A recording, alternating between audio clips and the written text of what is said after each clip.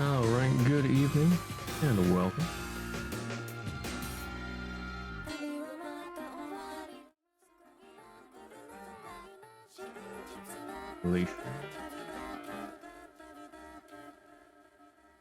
Hey there, Tavia.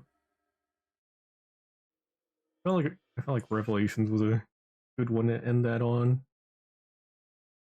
The journey ends once more, and all that remains is the tale of the truth.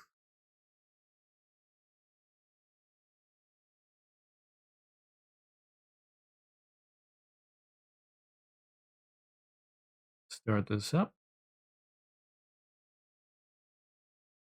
There we go.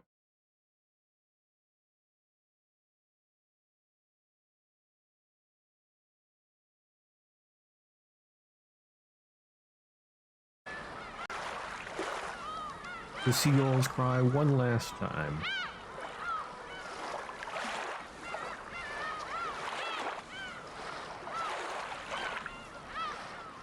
A little loud.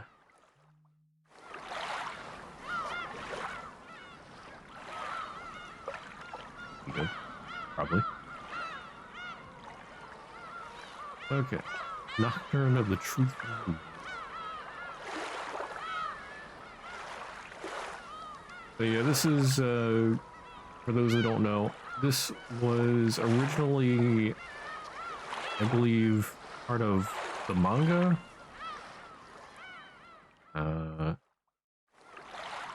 Yeah, because, yeah. Please for the original manga release. My person here, yada yada. But they made the VN with fan resources. And here we are.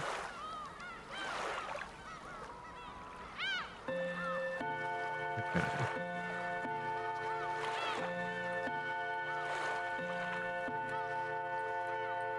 Confession of the Golden Witch. Good morning. This is not a game or a challenge, but a simple answer sheet. In truth, it was my desire for this tale to remain uncovered, but the difficulty level is low. After all, no more questions are being asked. Time to get my mind blown. Oh boy.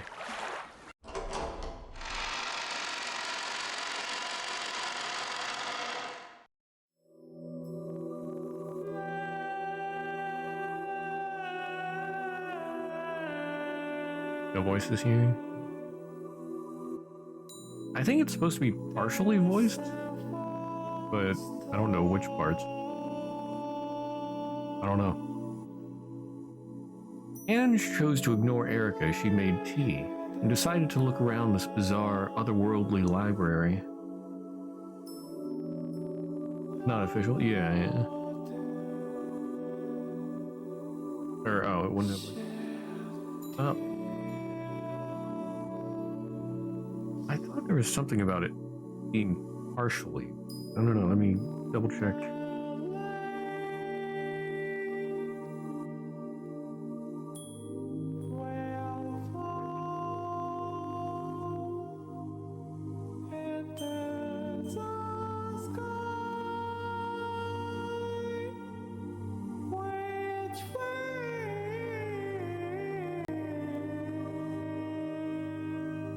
I don't know, I'm not really seeing anything about it.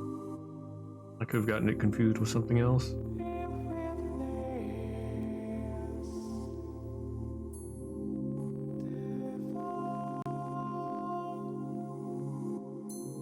Anyway. We'll find out.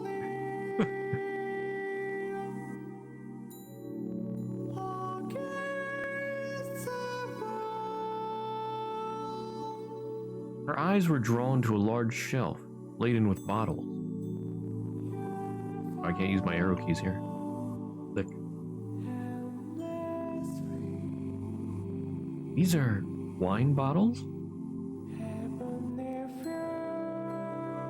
That's the shelf of Beatrice's bottled messages, as well as all of their fake.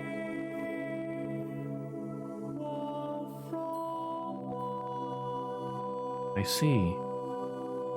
In other words, that means that all the titles I don't recognize are either undiscovered bottles or fake.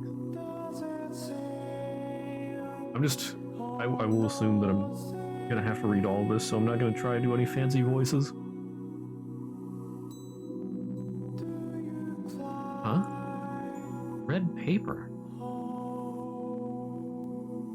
I picked up the bottle and read the title. O-N-F. I don't recall any of Beato's games having a title that started with a C. We're gonna do some quick errands back in 15 minutes or so. Alright. Have a good errand trip.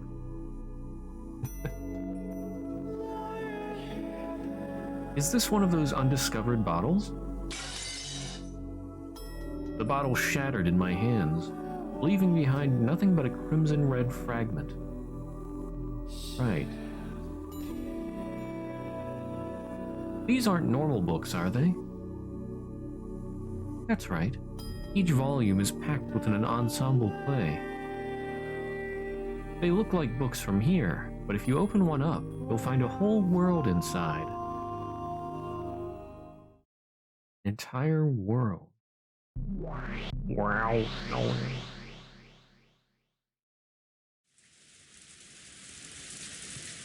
Back with Ikuko. Here, Ikuko. Oh, did I wake you up? No, I slept well. I feel refreshed now. And then Toya. Been pretty hooked by that computer lately, Ikuko-san. You find an interesting article or something? It may be juvenile, but I admit I find it interesting. Say, Toya, what motives do you think could drive a person to kill another? Is she planning a new idea for a novel? Status, honor, money, revenge, things like that, I suppose. In the world of mystery novels, that may be so. But in the real world, spontaneous murders that arise from simple arguments and odd, unsettling feelings in the air are far more likely. According to psychology, men often kill to uphold status, or to make a lover eternally theirs. Women kill to escape those who keep them trapped in place. Many indiscriminate killers have a death wish. Commit murders to make themselves irredeemable and worthy of death, so that they can finally bring an end to their own lives. Are you thinking of a story where the motive is the main purpose of the mystery? It's just so interesting. This Rakanjima incident. Rakanjima? I told you about the Rakanjima mystery a few days ago, remember? Been really huge on the net lately. The discussions, theories, and even the forgeries have been quite entertaining. Forgeries are stories, all based on the premise that yet another message bottle signed by Ushiromi Maria existed, and drifted to one of the nearby islands. Here's one. The other day I found it on the beach where I discovered you. I was hoping we could read it together. This one is less of a forgery and more like a message bottle version of "And Then There Were None." Contents are simply fascinating. Maybe there's actually a dedicated forger nearby. Or maybe it's a message bottle from the real killer. Ikuko kept showing off her knowledge of the subject. However, a huge bell was clanging inside my head. The noise was so great that I thought my head would split open.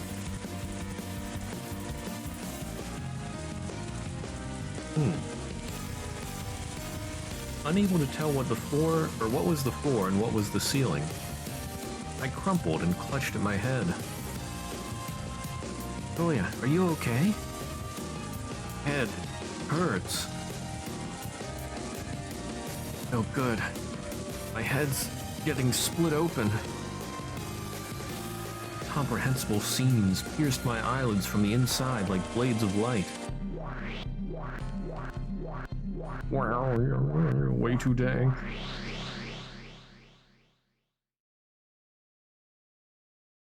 Confession of the Golden Witch.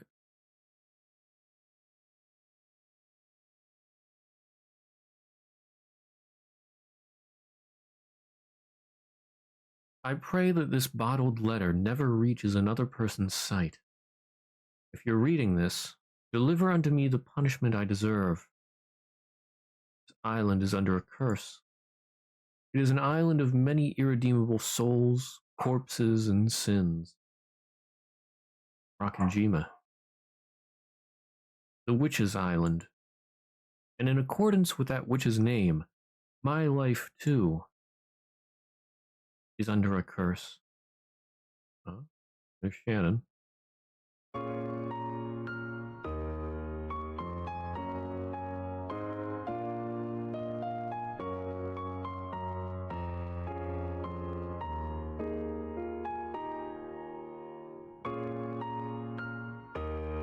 I was raised in an orphanage and started working for the Ushiromiya family as a servant from a young age.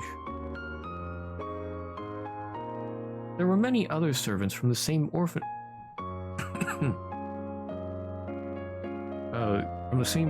there, but I was by far the youngest, and I was often picked on for my comparative lack of ability. I knew we couldn't be friends, and I didn't want to bother trying. Instead, I interacted with imaginary friends of my own making. Welcome back. I interacted with imaginary friends, I already read that. Whenever I paid attention to them, they were by my side at an instant. What great information have I gleaned already? Well, it did occur to me that, it wasn't from this necessarily, but when we saw Toya and Ikuko again, it occurred to me that, at least, how should I say this? I had thought before that it was possible that, the Toyas wrote most of those, episodes. I think that's probably right, well, at least a few of them, because like now that we know Battler didn't want to see Ange right away,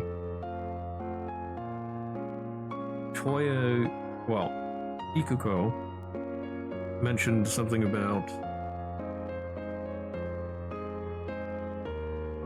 she wanted to write stories for that child or something in either episode 7 or 8, I forget.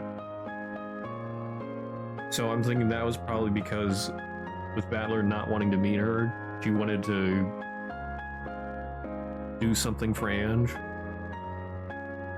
Something like that. Or well, I mean, could be both, or could represent both of them. I don't know.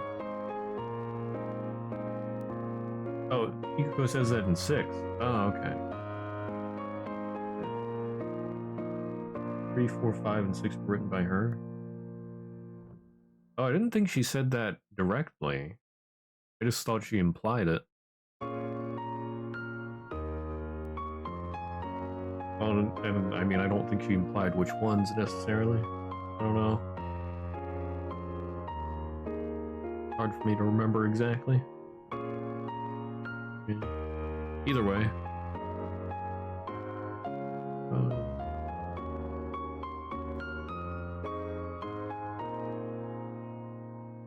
All of them were.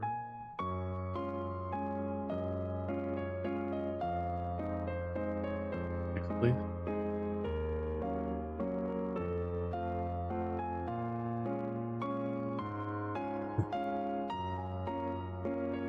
Yeah. I'm thinking, like I said, that was probably because maybe of the guilt of not meeting her right away and still wanting to do something for Ange. One of the meta layers is Ange reading her manuscript for it.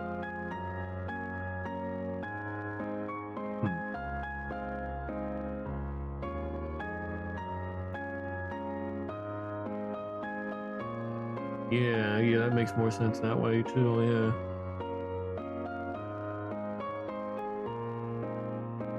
Yeah. Okay. But yeah, so Shannon seems to be Beatrice, as suspected. At least she was shown there at the beginning of this.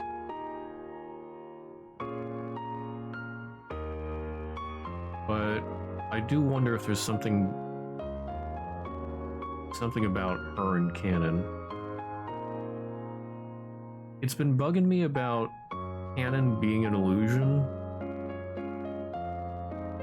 Like one of the goats said that Canon was an illusion. But I'm still not quite sure about that because with Canon interacting people at different points, I don't know. Anyway. They laughed and cavorted to make things lively, sometimes causing trouble, sometimes consoling me. They were irreplaceable friends. Even on lonely nights, thanks to them, I had nothing to fear.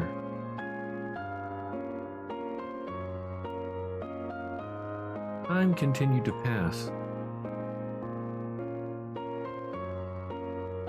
And even though the servants changed, I still failed to befriend any of them. One night, I decided to play a prank. Yeah, with this, I can finally make Barun-san work harder. First, I took one key off my keychain and threw it into Barun-san's locker. Then I switched my ring with hers when she left them lying around. I wonder, was that going overboard? Whatever do you mean?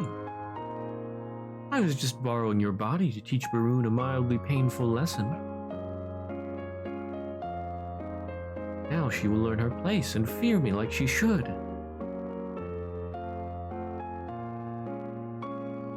It's interesting that Claire of Bernardo is one of the ones that show up here. Yeah, I think we did, well, we went over that a bit when it happened. I had an idea similar to that, I think. I'm not sure if it was exactly that, but it was pretty similar. It was something that didn't break the rules set. But yeah, it involved switching the keys and whatnot.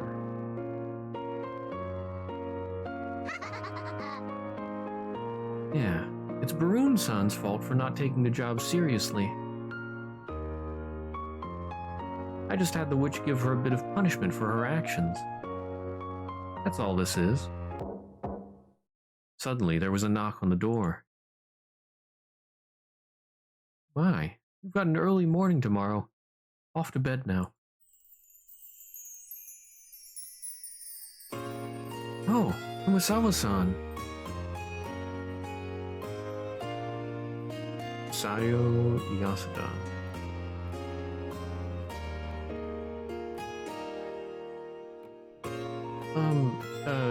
Thank you for your help earlier. Hmm? When I, broke the master's vase. Okay.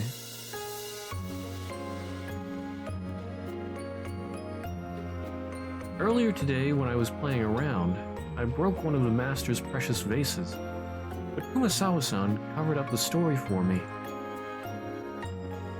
Oh. Don't be silly.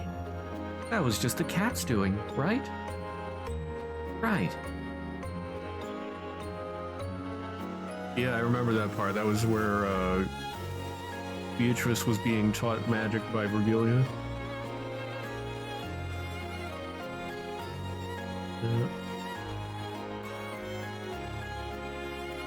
They were like, my endless magic is not enough to permanently keep the vase from being destroyed. It'll still break eventually. And then they blame the cat.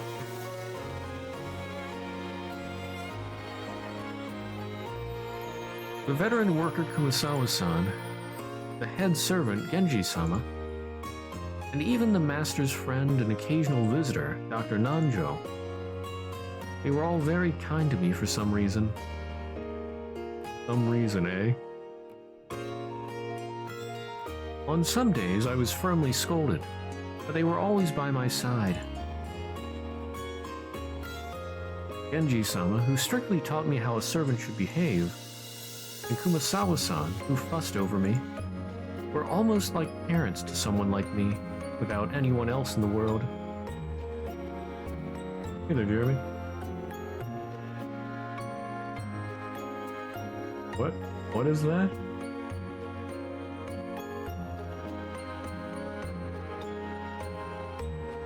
What is going on here?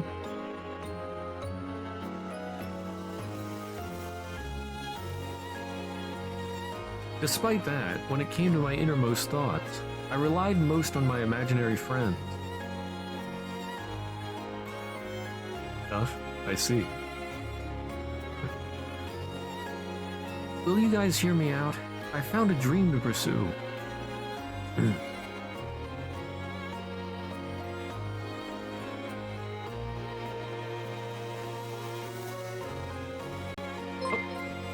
Hey there, Wamba and Raiders. Welcome. Thank you for the raid. Shout out the Wamba.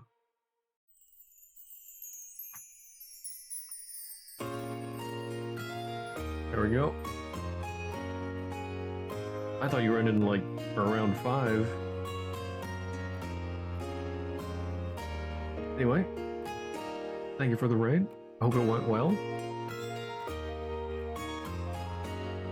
Yeah, we're reading the basically what is the answer sheet for Umineko.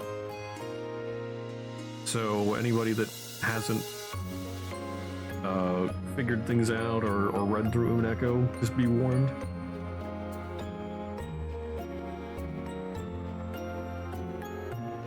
We just started here not too long ago.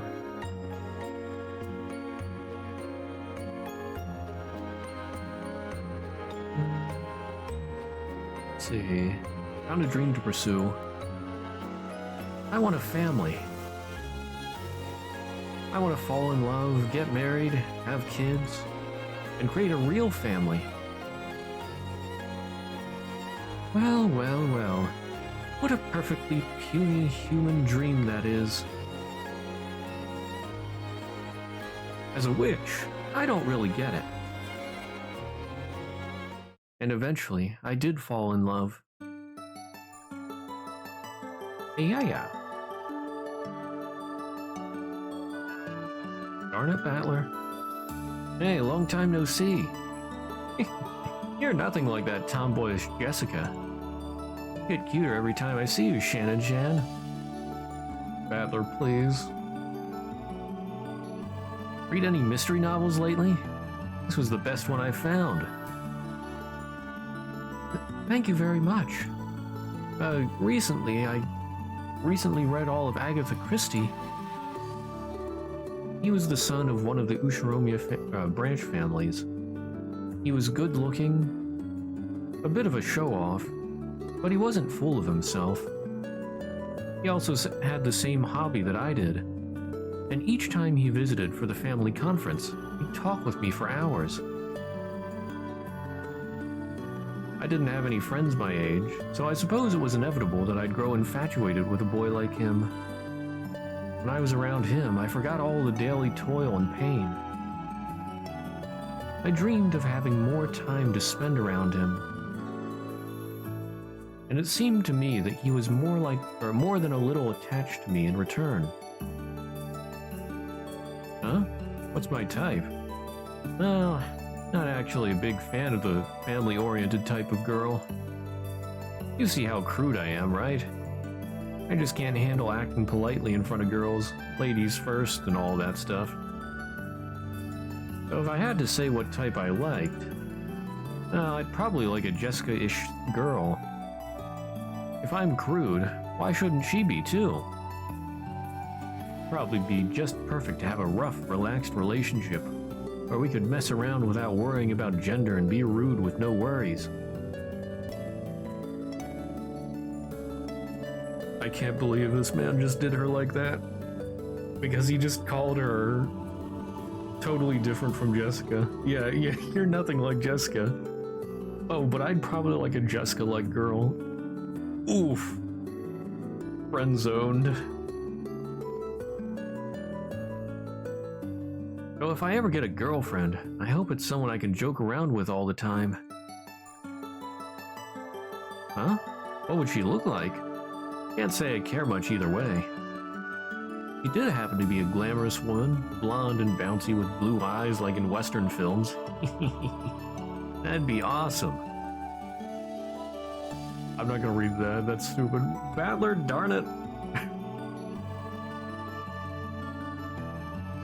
Darn it, Battler!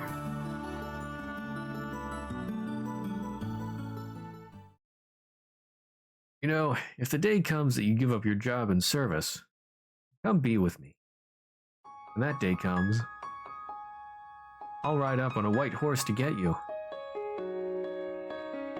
I felt my heart explode. Does that mean you'll be my Prince Charming on a white horse? You'll come and spirit me away from this island? How happy I could be if I lived with you. I wish I could be your wife. If I were with you, I know that my dream would come true. I'll do my best to become the ideal girl you envision, as I wait for that day you come to take me away. I'll wait forever. Pain. We made a promise to meet again in the same spot 1 year later, and parted ways. When we met again, we'd know for sure if it was meant to be. In waiting, I kept practicing, trying to shape myself into his ideal. No matter how I waited, how long, he did not return. Servant A. I hear Battler-sama renounced the family name. Servant B. Well, they say Asuma-sama's husband was cheating on her while she was alive. I'd leave the family too. Rudolph-sama's always been a womanizer. Didn't he sweep you off your feet once too, Hamachi?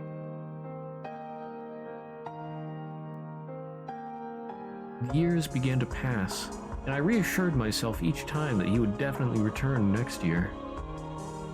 Oof, the copium. Today we get Estelle to skip. Rip. Yeah, I don't have enough gems to even try. By the way, I did get Millam's weapon. I got it just in time. Like the last few minutes. Well, maybe not the last few minutes, but the last few hours of that day. You serving on another anniversary here, you think? Another anniversary here? Huh. Water range. Interesting.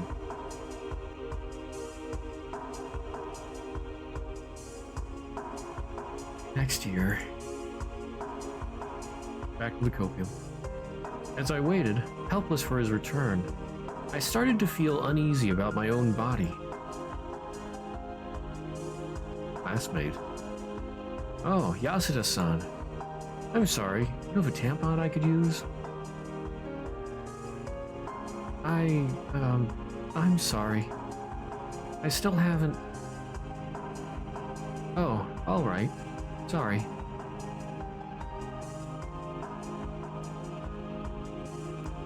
I still haven't had my period. All the other girls have had them by now. Male body, female body... I don't...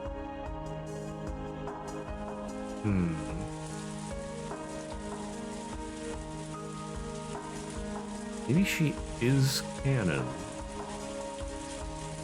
How would that work?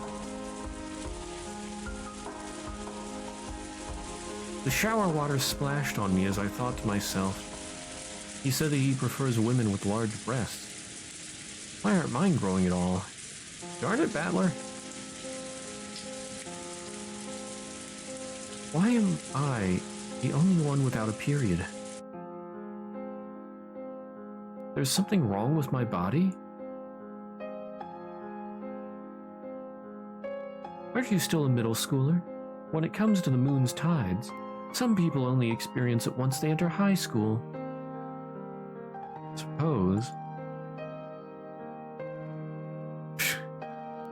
Darn it, Claire. Oh my. By the time Battler returns, yeah, okay. Yes, breast growing magic. Baseball.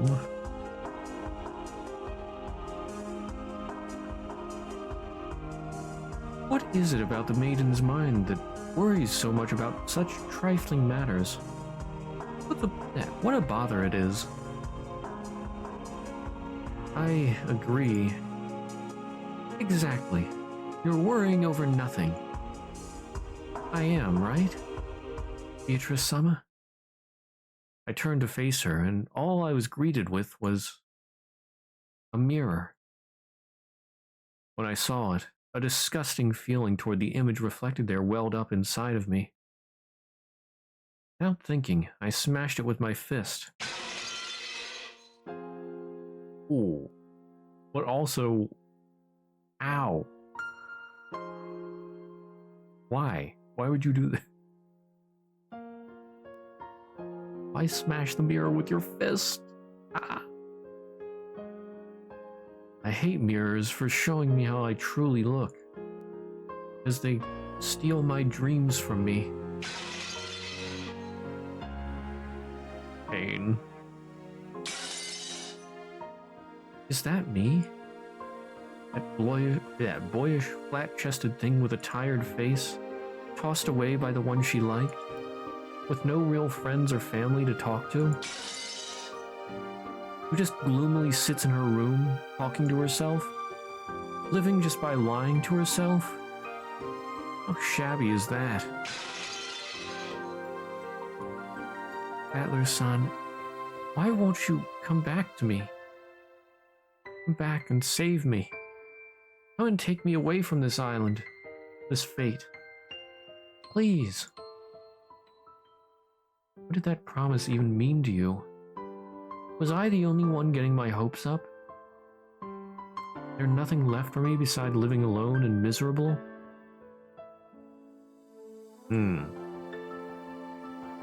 I wonder, I mean, I know this is just like the same sprite or whatever, but I wonder if the mirror smash is supposed to be a representative of Sayo. I want to die. If only I could forget about you and my past and just live a different life. A different life. As I sobbed and wailed, an idea entered my head. I ran my fingers through my hair. What an outlandish thought. Such an absurd fantasy. Different life. Life as a boy?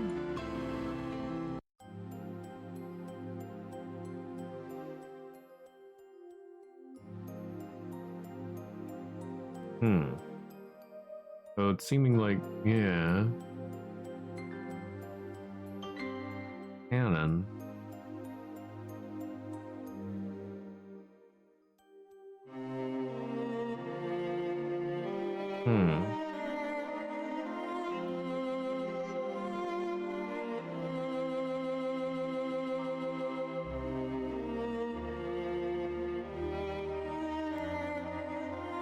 I guess when Shannon and Canon are together,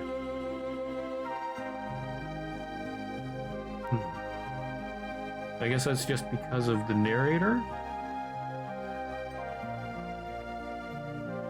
Obfuscation from the narrator?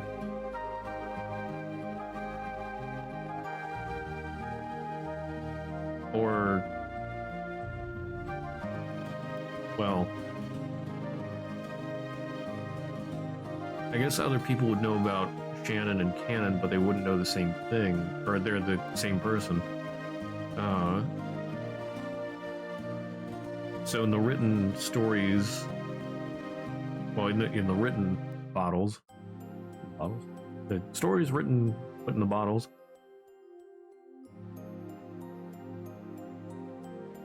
they could just be, yeah, writing without knowing. Yeah, when Shannon dies, Canon vanishes forever. That's what happens when Shannon dies. Yeah, that's been sticking with me as well.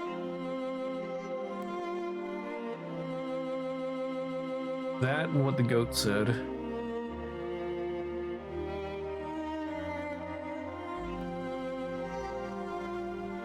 Yeah, and then when Shannon is the one that somebody's talking to, well, I mean, it doesn't have to be that they're not.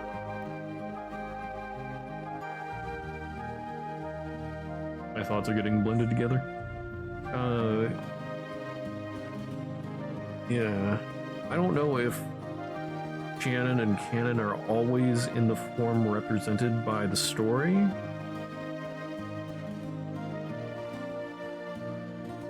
Sometimes when it's Shannon, it could be Canon, or vice versa. Maybe? I wonder?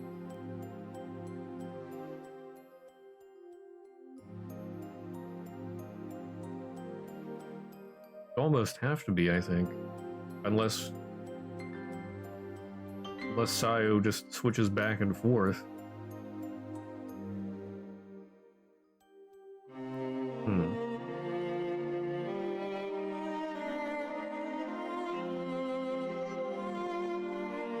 Sometime after that, I began acting as Canon. I thought that if I could find happiness as a boy, I could eventually phase out of my old life as Shannon. It couldn't happen all at once, of course. I had to split my time between Shannon and Canon. Kurosawa-san and Genji-san treated as make-believe and played along. They covered for me and adjusted my work shift.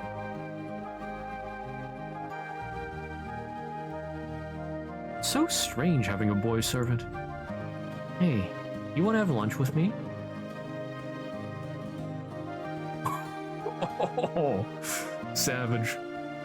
Food tastes worse if the company is bad. Ooh. He was silent, cold, and insulting when he spoke. I'm sure that's how boys were. Yeah. Canon was the opposite of Shannon. They stayed out of the way of people and rarely talked. With only 2 or 3 servants working regularly at the island, and with the assistance of the older servants, no one would figure out my secret if I played my cards right. This strategy paid off in unexpected ways. Canon-kun was a way to exorcise my daily woes. while the witch within me lived out my mischievous side, and my romantic feelings.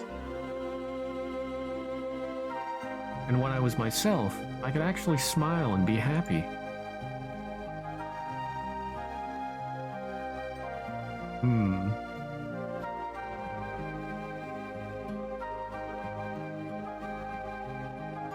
Wait, but then was Shannon and Canon, or rather, was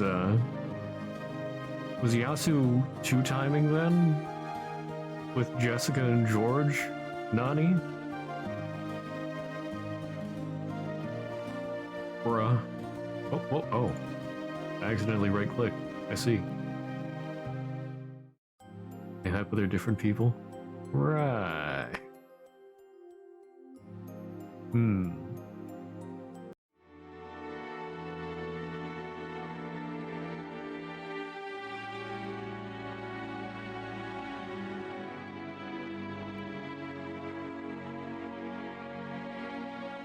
Time passed once more until... I believe it was when I was serving the master his meal. Ah, it's hot. Hurry, some ice. I felt a bowl of soup slip from my fingers, then the sensation of the hot liquid burning my leg. Aye. We need to cool off the skin. Shannon-chan, take your socks off. I removed my socks like Kumasawa-san commanded.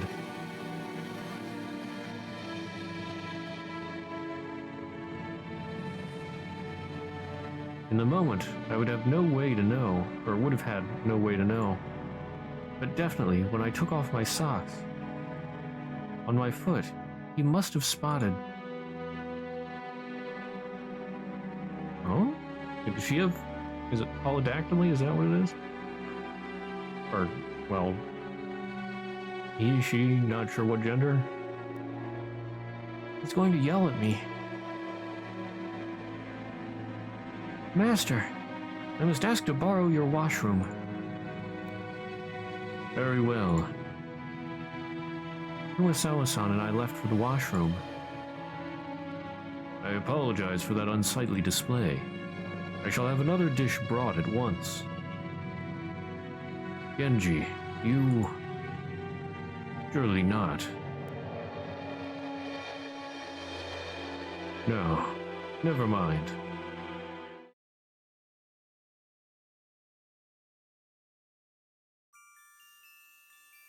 Huh? Master, what is...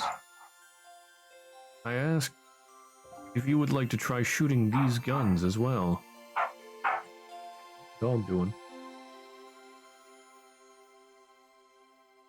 Oh, isn't that wonderful, Shannon-chan? Shannon-san? Not even Ava-sama and her siblings are allowed to use the Master's guns.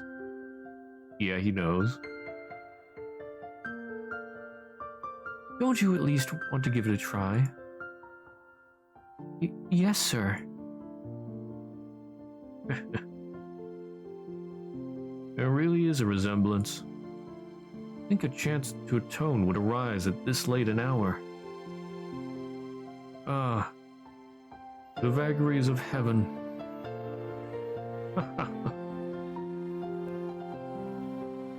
I suppose in retrospect that these were the happiest times of my life. I grew closer to Milady Jessica, and rapidly became good friends with Maria-sama too. Wait a minute, oh my goodness.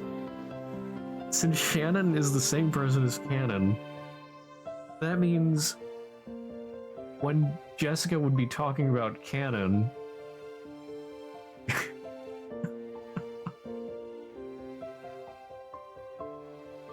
oh my goodness.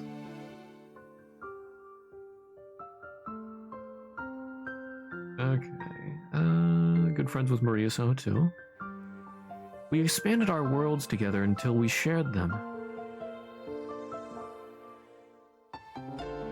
Magic. And Maria Caesar's Beatrice. Yep. Don't worry, milady. I know Canon has that day free. I'll make sure you can invite him to the festival. Yeah.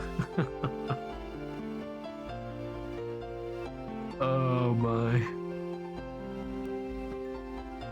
And orchestrated our very own world, just for the two of us. And then, I found a new love. Initially, it was a way to finally forget about my first love. And I did feel guilty that I was simply trying to replace someone else with him. But my time with him was so gentle and kind. And I loved that he treated me like a girl. Best of all, when he spoke of his ideal family, it overlapped with my own ideal. More and more, I found myself getting close to him. Perhaps it was just my figure that was destined to never fill out in that way. But even if it took a while, I was sure I could eventually bear children. And then I could build my future with George-san. Even though there was no chance that I could have a happy future.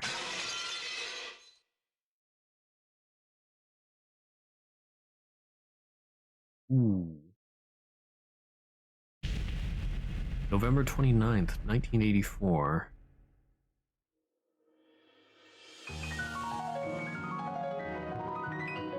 After a hint from Genji-san, I was grabbed by passion and resolved to challenge the riddle of the epitaph. With my experience reading mystery novels, I knew it could be solved, and that I could solve it. I went about it completely oblivious of what it truly meant to solve the epitaph.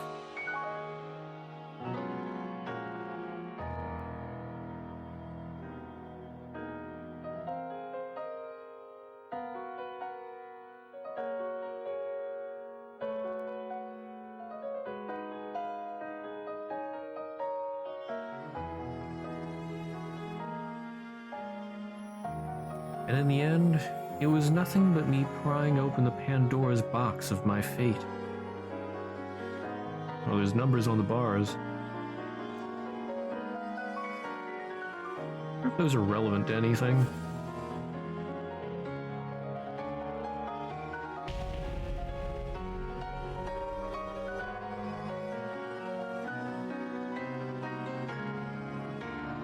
Oh, forgive me, Beatrice. Leon, just once, call me father, just once. Father?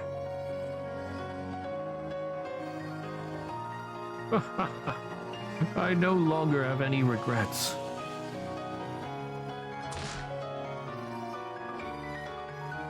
Without so much as a sound, Kinzo's body crumpled on the ground without a trace of life left in him.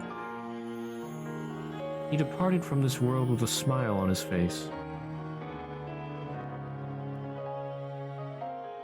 He's passed away.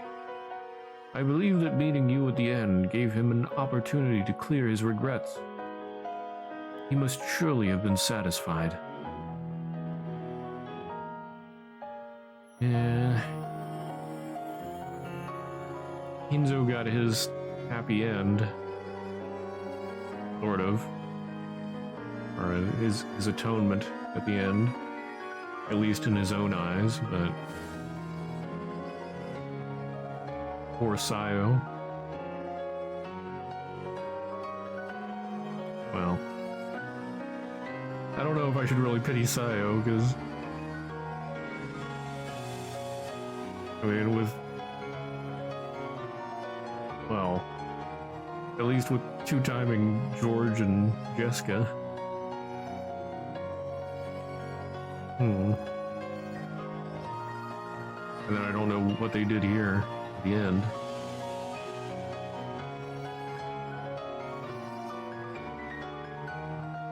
My true name is Ushiromi Leon.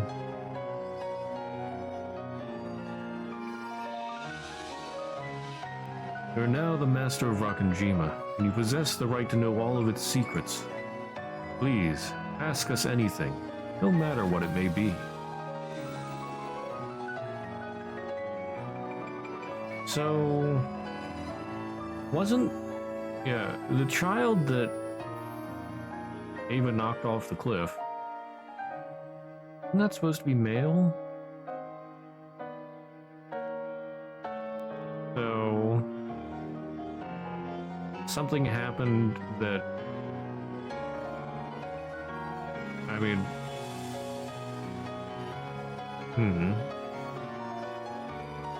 must have been, what did, is this the child? I guess we just don't know that for sure. If it is, then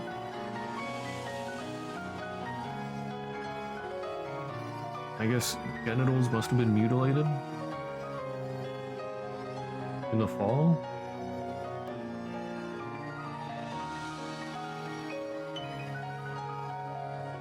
Or for some reason afterward? Because, I mean, they don't know what gender they are exactly, or they're not quite sure. Well, they think they're a girl. That could just be... Oh yeah, I guess the boy thing was like a whim. What if I'm a boy instead?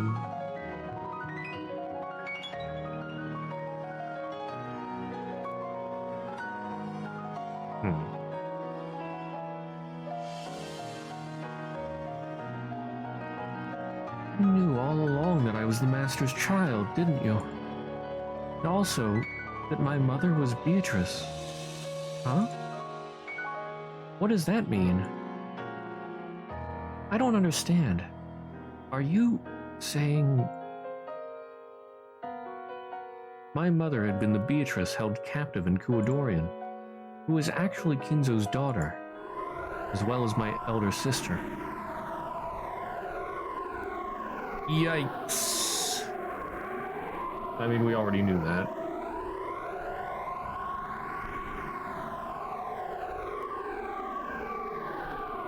The Master deeply regretted pushing his misguided love toward the deceased Beatrice-sama onto her.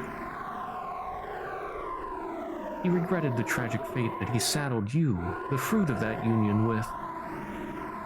So you see... Wait a minute. Wait a minute. So I am Ushiromiya Kinzo's youngest child? Rao-sama and the others are my elder siblings? The child of the child he had with his lover? Way too dank. Bang, bang, bang. Good old patchwork chimera. So Milady and the others are my cousins, and my nieces and nephews? Sweet home Alabama. Oh my goodness. I guess that does make, yeah, I didn't really think of that before, but that is a little concerning. Marrying second cousins is illegal. I have more of Ushiromiya Kinzo's blood than anyone else. Meaning, I was never supposed to be born? After your mother died, Kinzo-san planned to introduce you into the family as a foster child. Wait a second. But Natsui-san, driven neurotic by her years of difficulty bearing a child, my ears won't stop ringing. Thanks to the gun, mine won't either.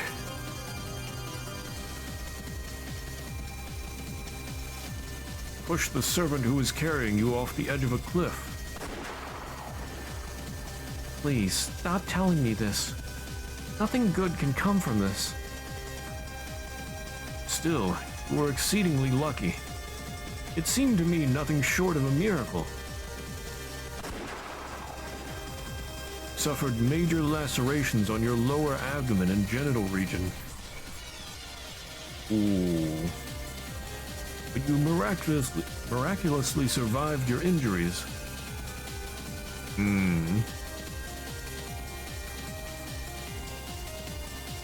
Dr. Nanjo did everything in his power to save your life. We were unable to save your poor mother, and for that, we at least wanted you to live. Why haven't I had my period? This flat, boyish body.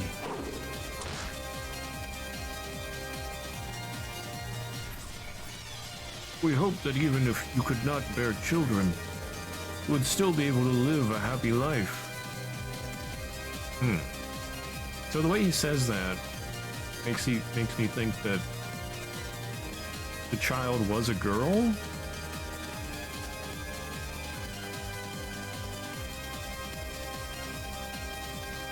Or wait. Okay, tell it to me straight, Nandro.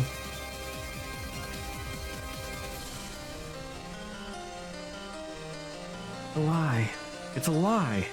This has to be a lie. I'm just Yasuda Sayo. Yeah, an orphan. I'm not this Leon you speak of. You have the wrong person. It's not me. It can't be me. No, you are indeed Leon-sama. Can you prove that?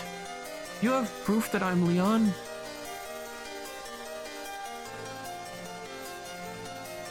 Yes. On your foot is a scar left from an operation to treat your polydactyly. That alone is proof that within you flows the blood of the master. I suppose we were careless, and it left a scar. Okay, so she did have polydactyly, it was removed. No, but that's... There is voice acting.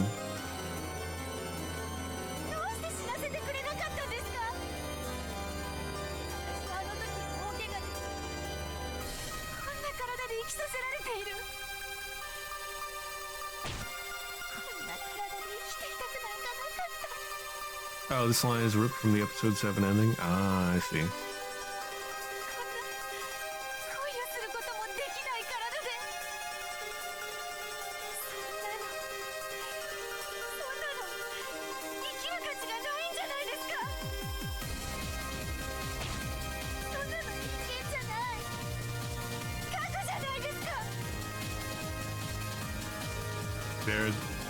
There's the furniture part, yeah. Okay.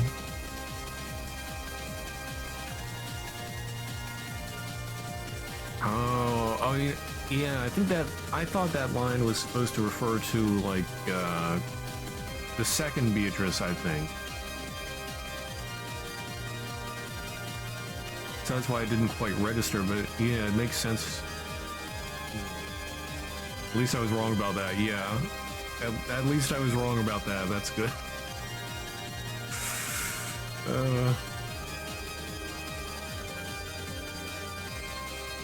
Hmm.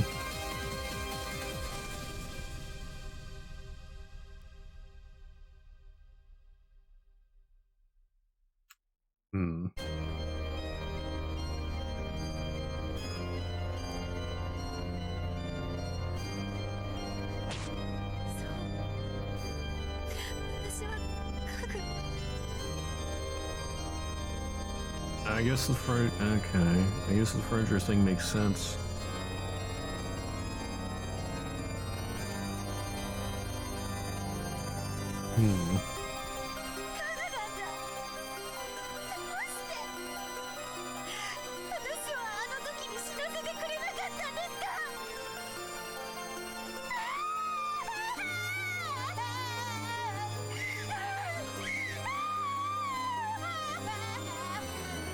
Pain. It's a lie that I can't have children. It's a lie that I'm a bastard. A lie that I'm related to you.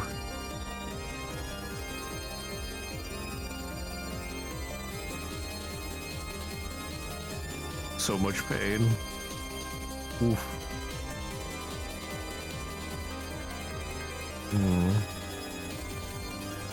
Yeah, and then all that stuff about, like, not allowed to love because of furniture and all of that.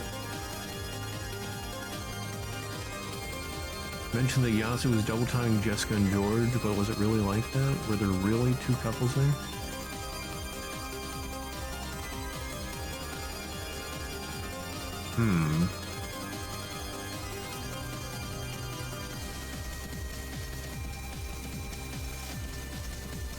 One couple and one almost platonic relationship.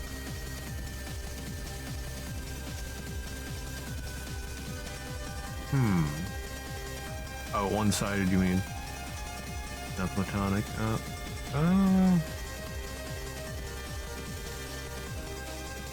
That's true. Because for most of the time we saw Canon not accepting Jessica's advances. I guess there was only a little bit near the end, and that could easily just have been imagined, where they actually seemed close enough to be together.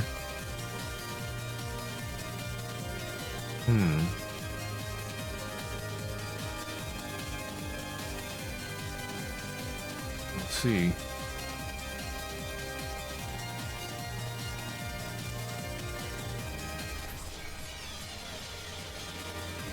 It's a lie that I can't be happy with the person I love. Surely from the very moment I was born, I was never given a chance for a happy life. Oof.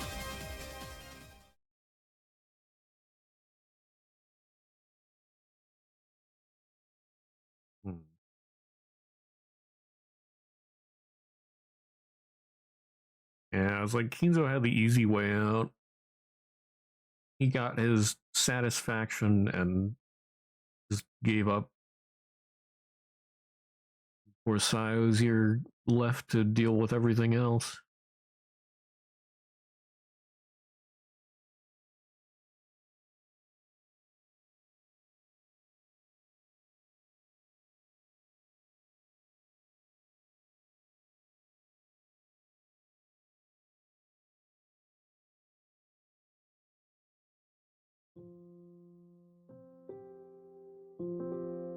After the study, I returned to the gold room.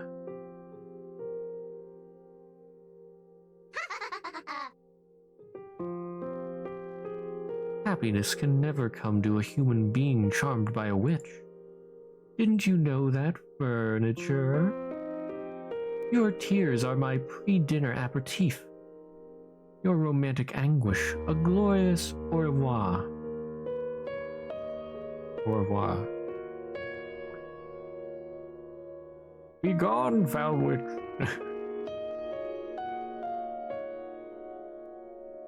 Okay. Conversation going on.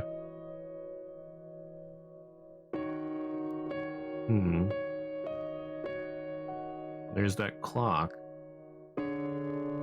Canon chivalrously stood between the witch and I, and turned to speak to me.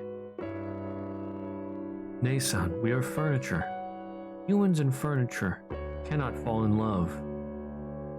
You need to tell George-sama as much. You mustn't try to get closer to anyone. As furniture, you have a furniture's life to uphold. Canon-kun. The noise of the bell cut through the silence, briefly dispelling my internal conflict. Right. Work. It's time for my shift.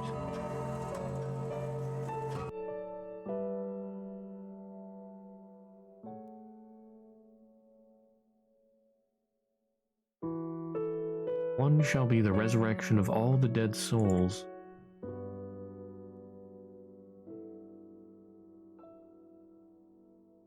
One shall be the resurrection of the love that was lost. One shall be to put the witch to sleep for all time. It's so simple. Just by returning the mechanisms to how they were, I can just hide the gold I found. You shall bestow 4 treasures? What a joke. I gained that gold, but I lost everything else. I decided to live my life the same as I did before the incident. Solving up the epitaph, inheriting control of the family, and even the story of my birth. I kept it a secret from all. I ordered Genji-san and the others to treat me the same as they always had. I was too frightened to reveal the truth. It felt almost as though admitting it out loud would only make my misery all the more real. No amount of gold could save me from my accursed fate. It was merely another source of pressure, compacting me, forcing me further inward. The master's death was tidily covered up by the others, as though the witch inside me had cast a spell to make it happen. Rao-sama had a phenomenal amount of debt. Because of that, they claimed that they needed to delay the matter of the inheritance's distribution. What an arrogant woman. He claims she's protecting the family honor, but she just wants to maintain the status quo. Horrible. Completely destroying any chance to properly mourn the patriarch she claims to respect. Huh. It's simply what he deserves for violating me so.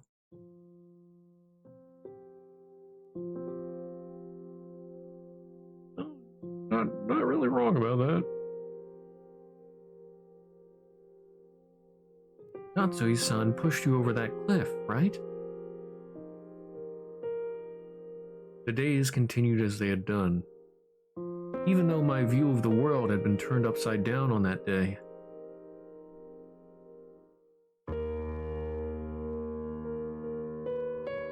Is it just me, or has the smell around Gramps' study been extra weird lately? I wonder what he's researching in there.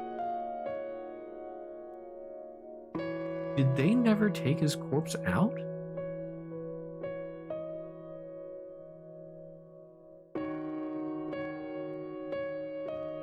He seems even more withdrawn than usual lately. His mood is often foul, though it's probably for the best that you attempt not to visit him in his study. I'll have to ask Genji-sama about checking the freezer and adding more preservative. Freezer? They stuck him in the freezer? Yeah, it's either, yeah. Huh. I mean, yeah, I guess that makes sense. That would also explain why they're able to put his body in the incinerator well, not the incinerator, the furnace. In the earlier episodes, because it was still there.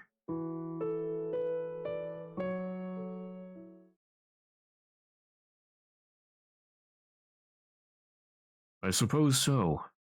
I will discuss purchasing a new freezer with Madam. Genji-sama? Why are there so many skeletons underground? Rockenjima was once a military base. The first Beatrice-sama arrived here on an Italian submarine. The sailors with her and the Japanese soldiers stationed here had a terrible battle, I was told. Bones. They were gathered into one room, piled atop one another in a mess, not organized into bodies. Bones wearing Italian and Japanese uniforms, all thrown together, like trash at a garbage dump. Yikes.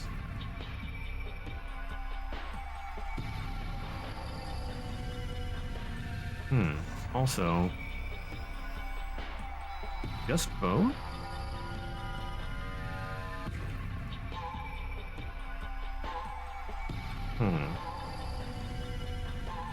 what did they do with the stuff on the bones? Because I don't think that's quite enough time for everything to decompose. I mean, it'd still be a mass of yuck in there.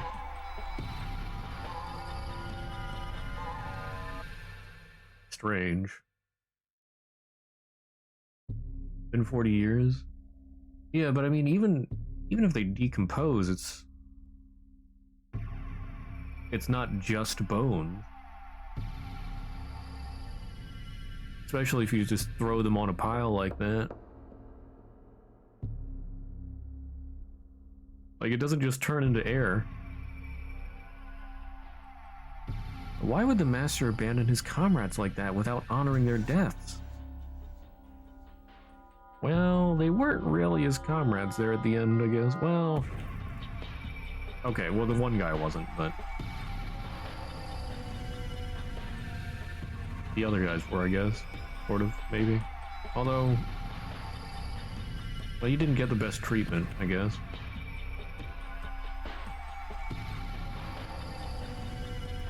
Why did he hide them by building a mansion atop where they died? Because of the gold. Because he killed them all, didn't he? Also, he could have Beatrice and the gold to himself. Did he kill them and then move them there? Or did he...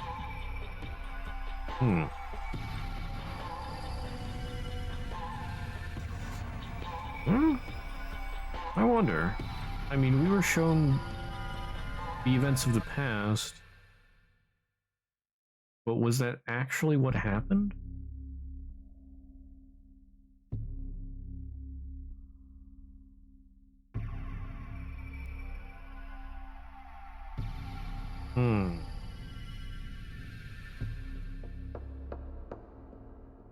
Things could have been a little different, maybe.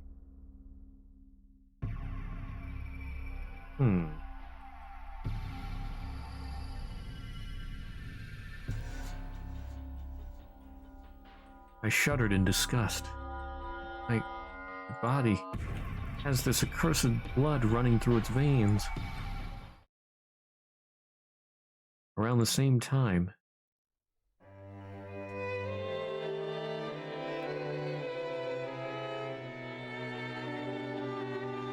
hey Shannon, what's up with you and George Nissan?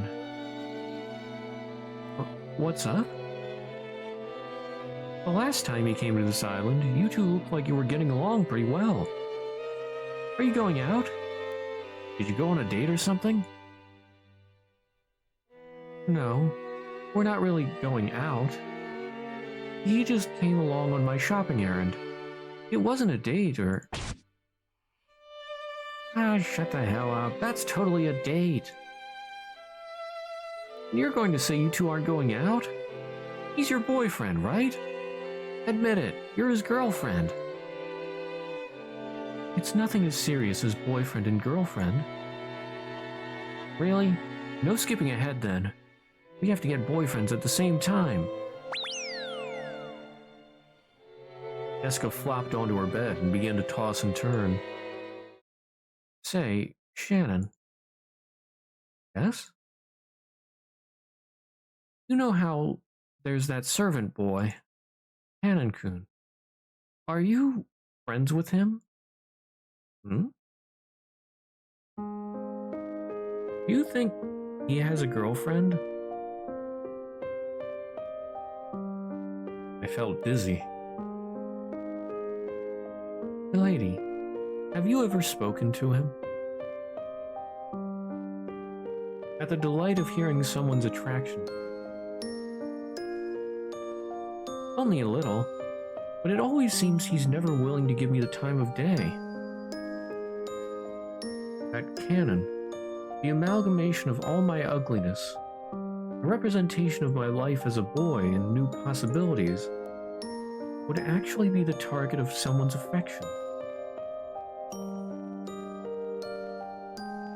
Hannon-kun's always, like, looking sadly into the distance. It makes me wonder about him. I don't mean that I like him or anything. I feel like if I could really talk to him, I might be able to help him enjoy life more. I felt as though I'd been given permission to live. Yet at the same time, I silently shivered with disgust at the Ushiromiya genes deep within me. I don't believe Kanon-kun has a girlfriend. For real? I mean, all he does is spend time alone. I'm sure he'd be able to, or he'd be happy to hear from you. And Inzo's blood flowing deeply within my veins, happy about the affection bestowed upon me. The only people who love me are my own blood relatives. Time passed, and I told my truth to neither of them. Their attraction to me only grew deeper by the day. Yikes. This is what you need when you're feeling down. It's a mixtape of pick-me-up songs. Give it a listen if you want.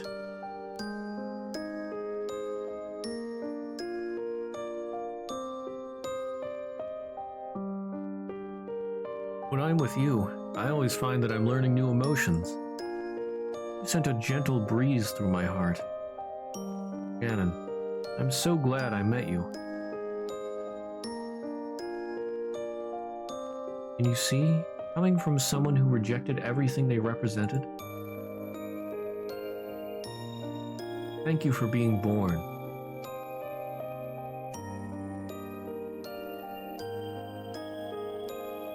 How much bliss I experienced, being able to feel that I was loved, that it was okay for me to live.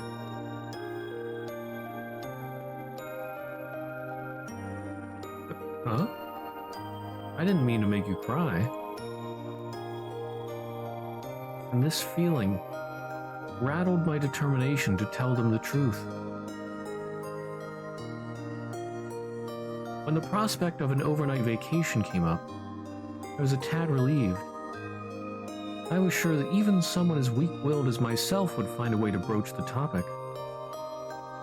If George-san truly loved me, I hoped he would have been able to accept me even after learning the truth. Sadly, I didn't find the resolution in the moment. Instead, he raised the topic of engagement. What did I do? I can't lie to him anymore. I have to tell George-san the truth. I'm sure that George-san will accept me. Will he?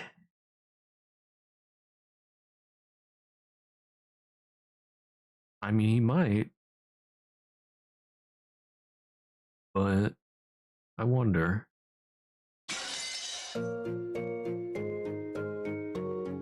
Stop wasting your time with daydreams, furniture. Love is about sexual desire. Its worth can only be measured by bodies sharing physical passion. George will be so disappointed when he learns about your body and your birth. You cannot make his dreams come true. What makes you worthy of him? It's sinful for you to even imagine being with George. But George-san is so faithful. His love for me wouldn't be broken by... You dare claim that? If George is honest and faithful, then his love for you will fade when he realizes you betrayed and lied to him in order to leech affection you did not deserve. There are plenty who can take your place. He has no reason to choose you above them. But I wanted to be loved too. I wanted to love someone. And it just so happened to be George-san. Is it a sin even to hope that I could experience love with George-san? Oh, I just had a thought, yeah.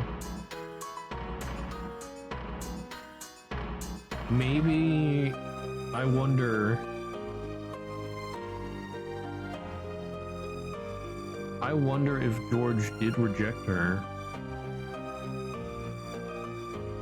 And then maybe she just went and flipped the switch. I don't know. It's a possibility.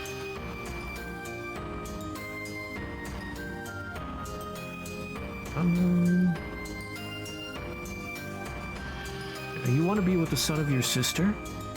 You have reason to hate Kinzo's sins, yet you are determined to repeat them. What will you do?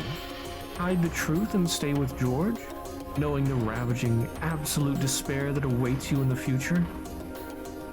No one will allow the inheritor of a company to choose a life partner whose background is a complete mystery. And if your identity is known, then George may even be disinherited for his grievous decision. And you have not placed your entire soul into this bet. How can you possibly have the right to love George?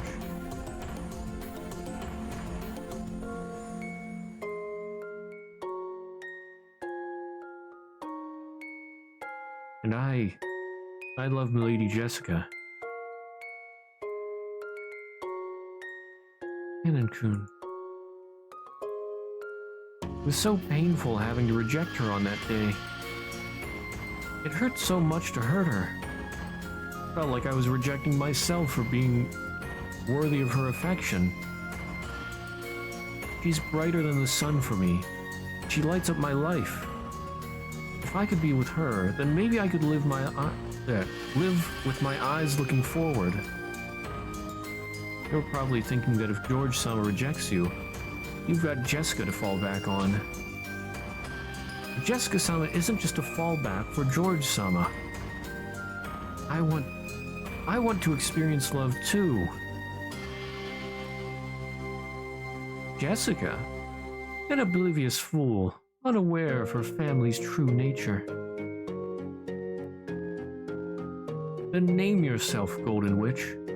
With your gold, you could solve all of this family's financial troubles. You think so? It is not nearly that simple. If I reveal myself, those greedy rats will become obsessed and start to squabble. Only ruin will await you and Canon. Stop. Just stop it.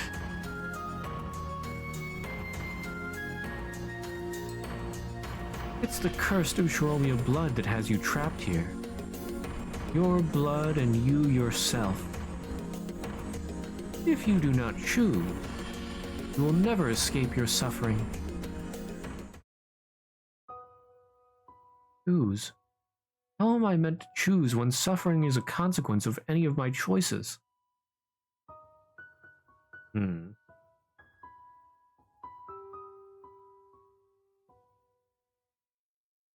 Oh, I understand. I understand now. The choice. The, preference apart. And especially that duel. Canon wins the duel.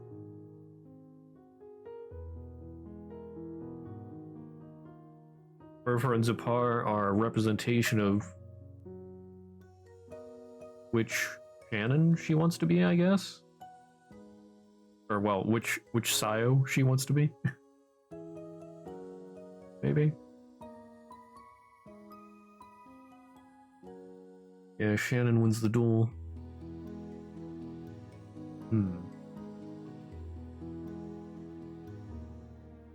I was in the hardest possible place. I had to choose what I wanted to do with myself before the day of the family conference, when George-san would be giving me his ring. It was obvious that my life would change forever on that day. Just tell George-san everything. I'm certain he will accept me. I'll leave the island and abandon the me that is Canon, and the me that is Byato. I will live a life as Sayo, where I am loved for being Sayo. I probably won't find the conventional happiness George-san desires, but I won't ask for much. Oh. Well, it started to say something and then it just switched to this. Oh. Stay away from me. You disgust me. You were lying to me all this time? Did you really think someone like you could marry me? How horrifying. Get out of my sight. Is this what actually happened, or is this her thought? No, okay, that's her thoughts. I rose from my nightmare with a jolt, my breathing heavy. After all, my true self had never been accepted by anyone before. No, George-san isn't that kind of a person. He's not that kind of person. If I could avoid telling him the truth forever, then my happiness with him would last just as long. George-san, you will accept me for who I am, won't you?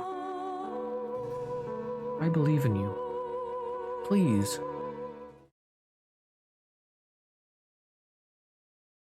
Despite the nightmares that plagued me, that day drew ever closer. Shannon, are you even listening? I'm so sorry, madam. I assigned you to clean the entry hall. The family conference is approaching, so it must be done thoroughly and properly. As I said earlier,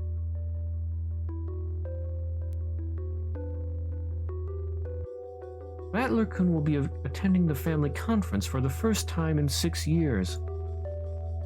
Begin your preparations at once.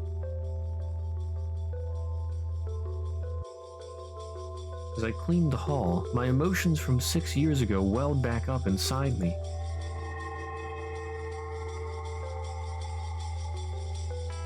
Baby Shannon.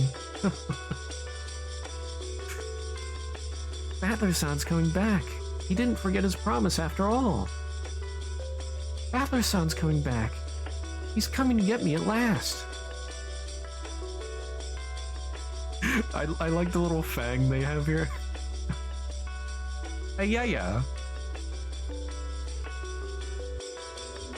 When life is hardest for me, he's going to show up and save me from the hell of my fate. And this time, I'll be Battler-san's wife for good. Creepy Beatrice in the background, yikes. I love Battler-san more than anyone else in the world. Please go away. You are my first love. I parted ways with you. Battler-san isn't coming back for me now. He never so much as sent me a letter. Oof. There's no way he remembers a childish promise like that. You doubt Battler-san? Even though you love him? The only person on my mind now is George-san. Liar. Also, yikes.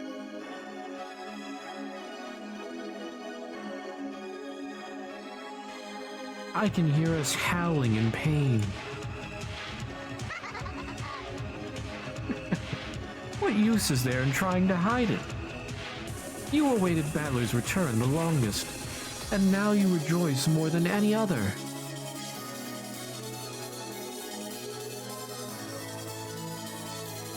What excellent timing. Will you use him as a backup plan for when George rejects you? Or will you give up and switch to Battler now?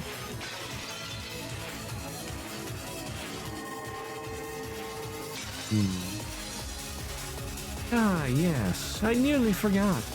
Regardless of your choice, you're the owner of a ruined body, unable to love another.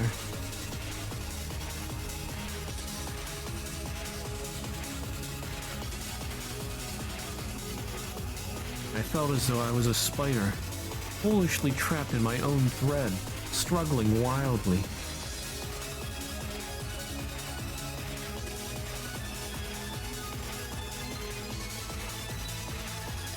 I was always thriving and twisting, attempting to escape my fate.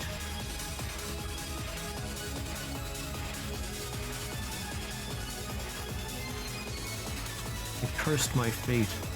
I cursed the world.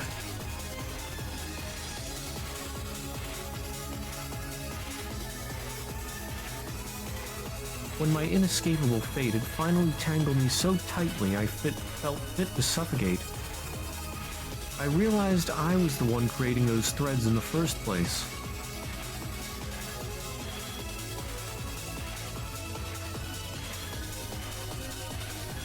If instead of trying to escape my fate, I had chosen sooner to stand up and actively decide my own life, would it perhaps have never come to this day?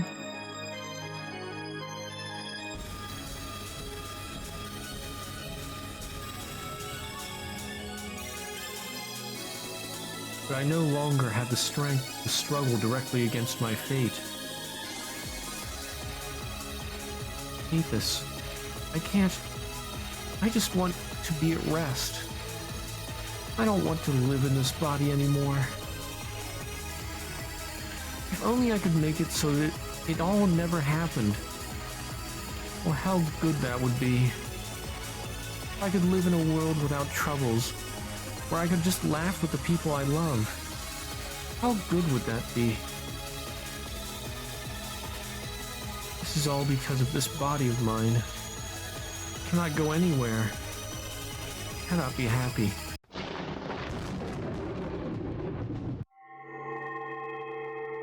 If only I could be free from this cage of flesh I inhabit, and my soul could be united with everyone else's. But it's so simple, for I am now Beatrice, the master of Rakanjima.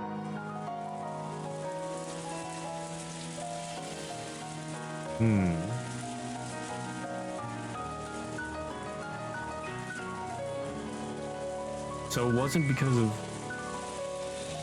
choosing or being rejected. She's so indecisive that she just decided to flip the switch and go with everybody?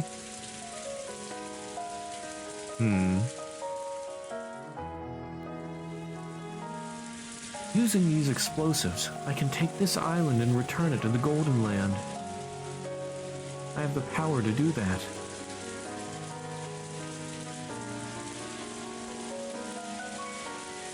They must have been prepared to blow up the whole island rather than let it be taken.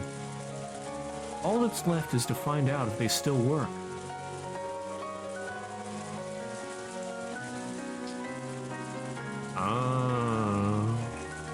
Blow up the shrine? I'll carry it out on the day of the family conference.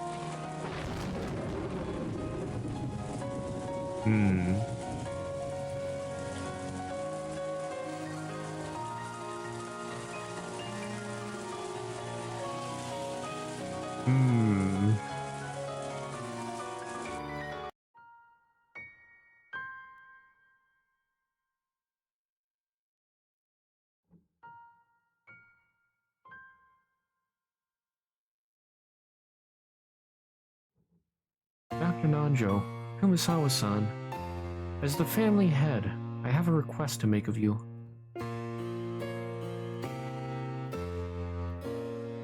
We would do anything for you, dear. We don't need any gold. For as much as you have suffered in life, we only want you to be happy. Oh? A pretend murder? Of course we'll play along.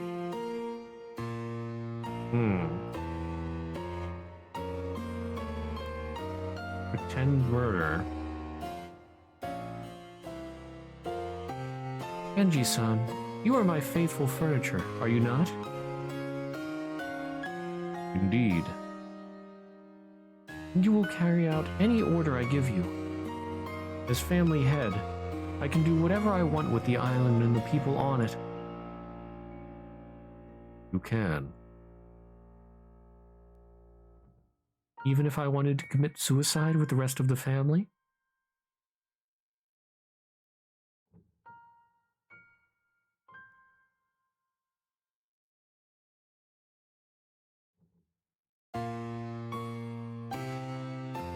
Even then, it was my fault that you were placed under such incredible pressure in the first place. I, Genji, will serve you until the very end.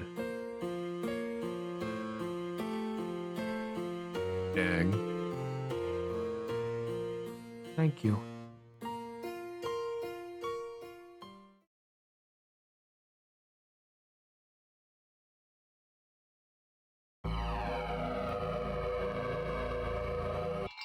Rule X. Different accomplices each time. All of the adults are in need of money. Buying their cooperation is easy. Huh?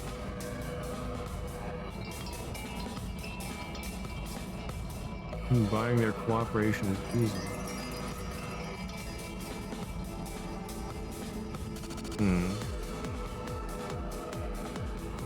So do they...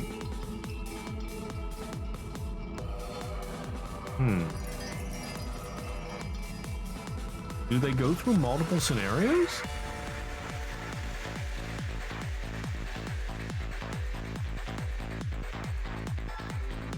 But then on the second day, they all blow up.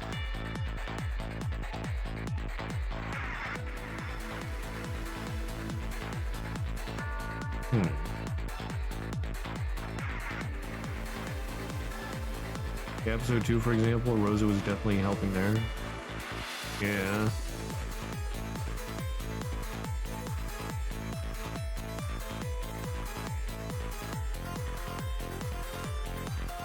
Rule Y. Any lies agreed upon by the majority are depicted as reality.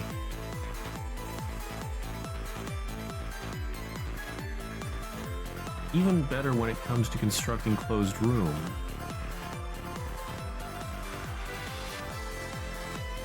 Any lies agreed upon by the majority are depicted as reality.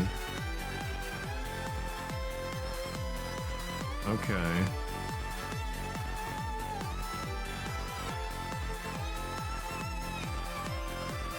Those who see golden butterflies are either on the culprit's side or dead.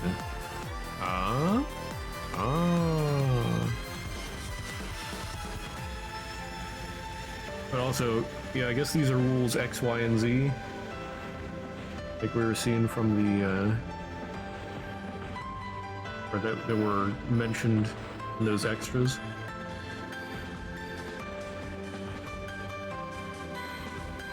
Those who have not been bought off will not see butterflies until 30 minutes before their death.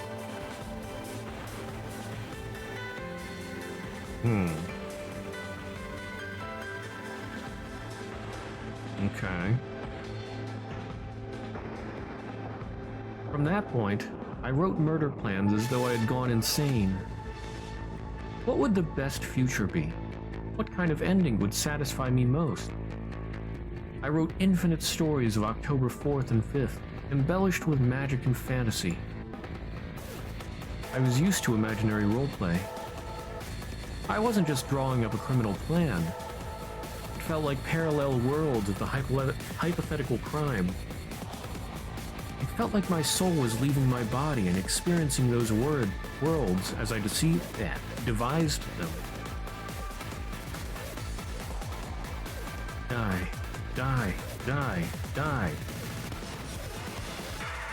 The act of infinitely killing my relatives began to give me a dark sense of satisfaction.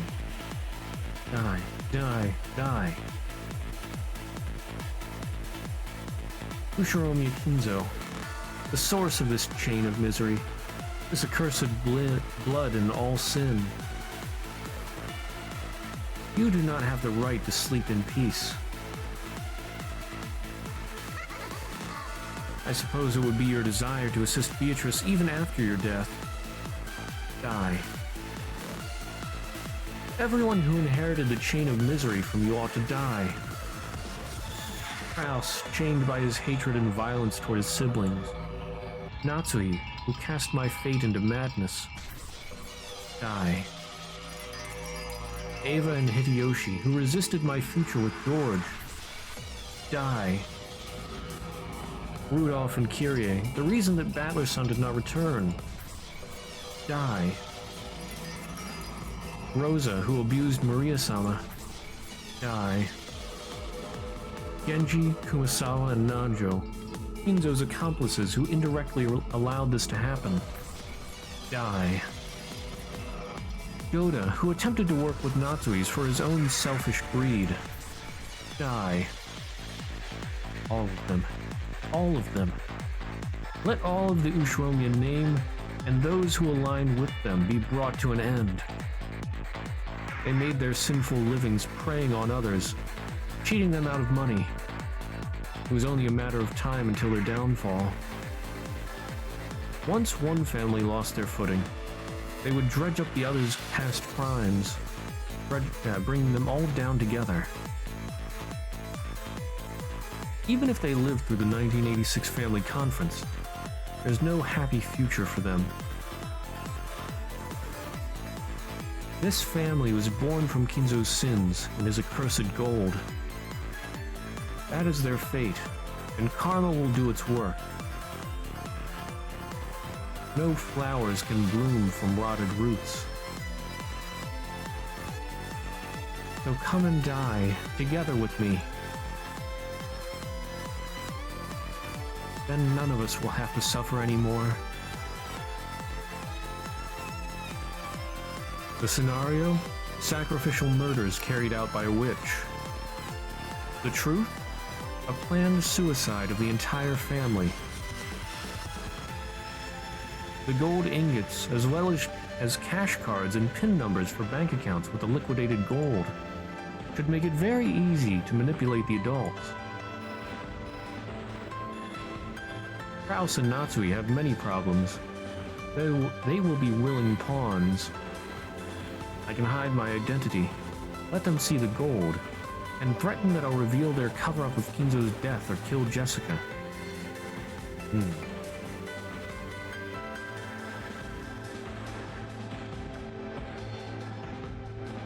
Wonder... Nah, I was...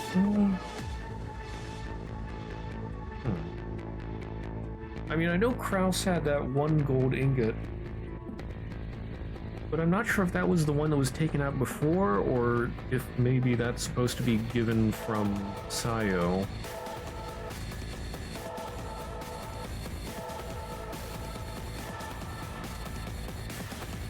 But Natsui is quick-tempered and might give it away. She might not make a good accomplice. Kraus's ingot was given away before. Okay.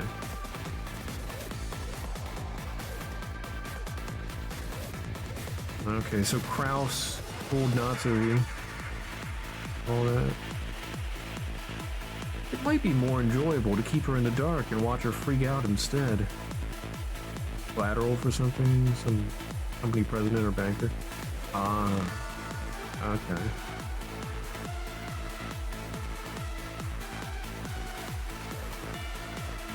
Ava and Hideyoshi will be easy to buy off too if I use George as bait.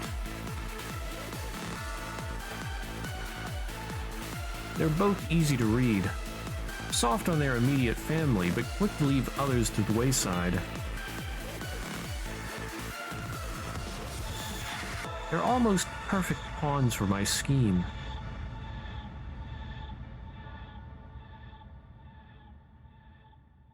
I can buy off Rudolph, Kyrie, or Ava.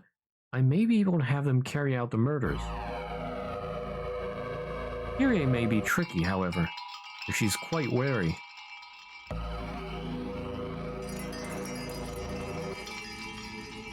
If I can't get Rudolph and Kyrie on my side, I should get rid of them as quickly as possible.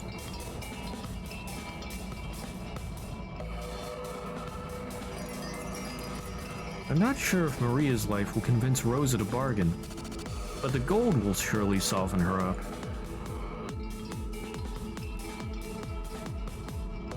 And a petty villain like Goda should be easily bribed and made into a valuable member of the secret agreement.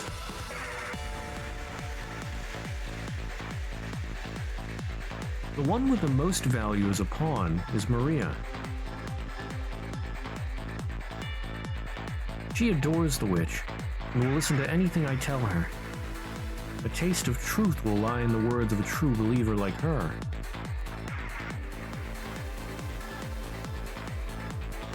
She will surely confuse the others, as well as make the presence of a real witch all the more real. Or presence of the witch all the more real. Yeah. Yes, Maria is the most precious accomplice to me, whom I promised to take to the Golden Land. Her eternal sleep must be peaceful, and undisturbed by anyone else.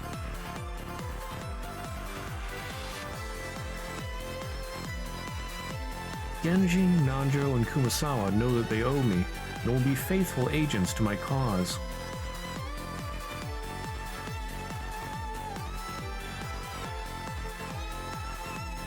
As longtime confidants to the family, their allegiance will be a huge advantage. Nanjo in particular can declare people dead when they're faking. Yeah, okay. And provide any chemicals or poisons required for the crime. It's a common trope for the doctor to be involved in the killing, but there's value in following old customs. If I buy someone off with the claim that the deaths are fake, or will be fake, they'll be rattled if they see a real body. In that case, I can simply claim that it was a high-quality mannequin, prepared in advance, or even say that someone else is actually killing people. If it proves to be too inconvenient, then simply kill them.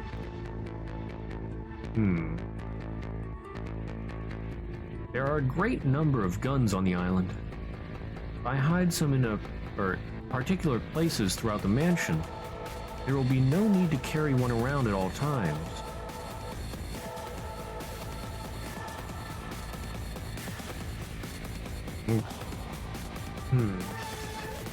So, in the first game,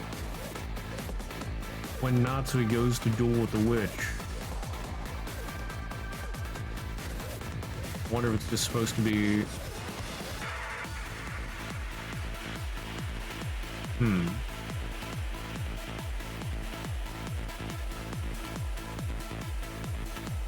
Well, I wonder.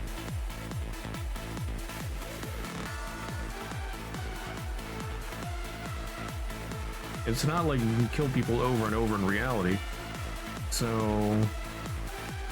I wonder if, like, some of the deaths in each episode are true, but not all of them.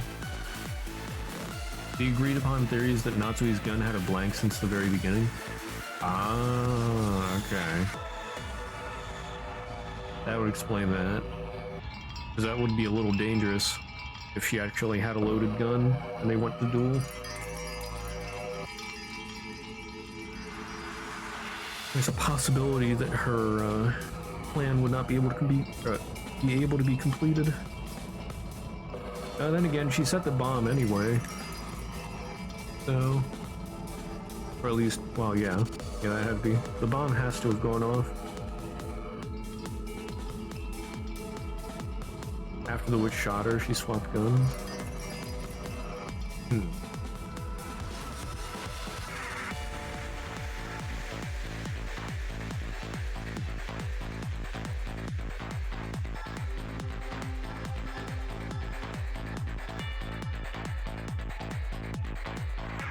And then again, maybe...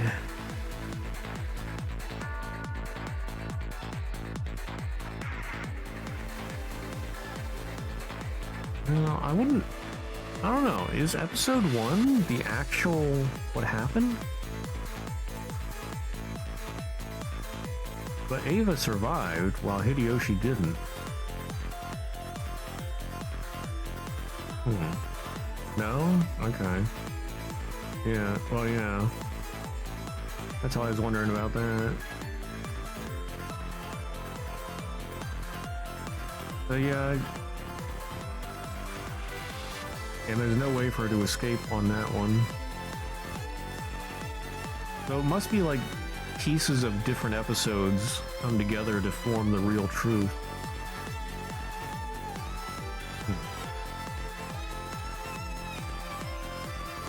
The corpses are always real.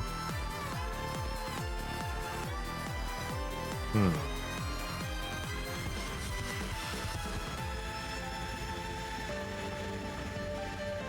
Hmm.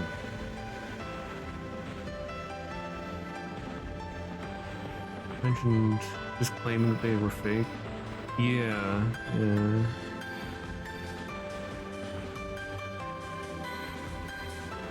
Hmm.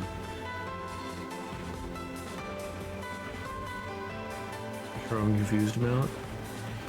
Confused by that. Oh, well, I'm just. Well, I mean, there's multiple episodes, and like it would make sense if she dueled Natsuhi, but Ava also has to survive. So I'm just thinking, like, how that would work. How to cut off pieces of different episodes and put them together.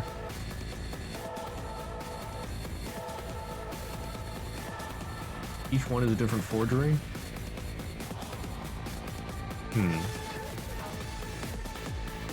Well, like you were saying earlier, well, yeah, that's true. I mean, there's still forgeries. Am I wanting to cut pieces of each? I thought there was some truth in the different forgeries. Maybe. Like little bits of truth. The first two are actual message bottles. Why? I mean... I don't know. This sort of... seems like it would make sense, maybe? I don't know. I don't know.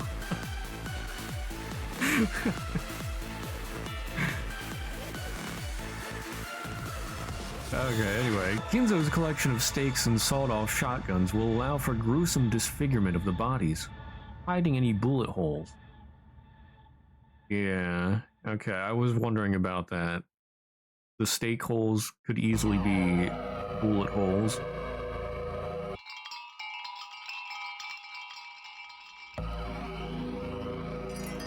Remove the switchboard and the phones won't work. All the power and means of communication are under my control. All of it caused by Beatrice. All happening in the palm of my hand, as ruler of the family.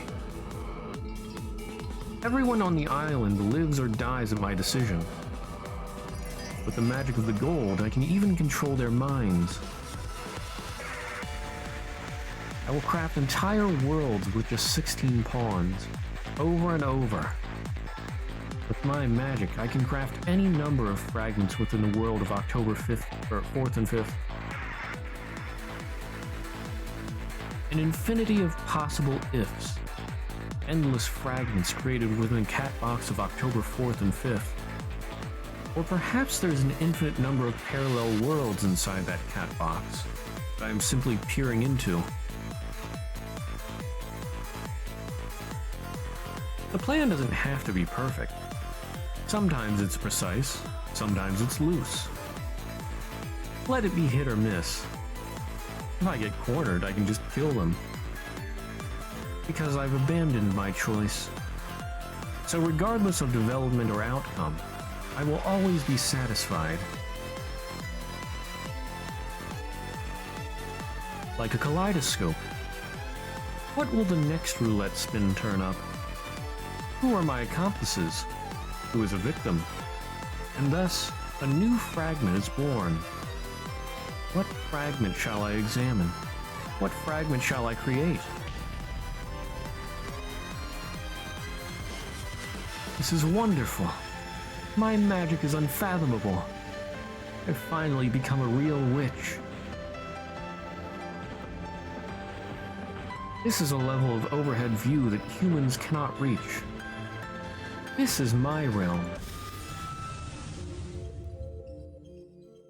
You claim that you are a witch?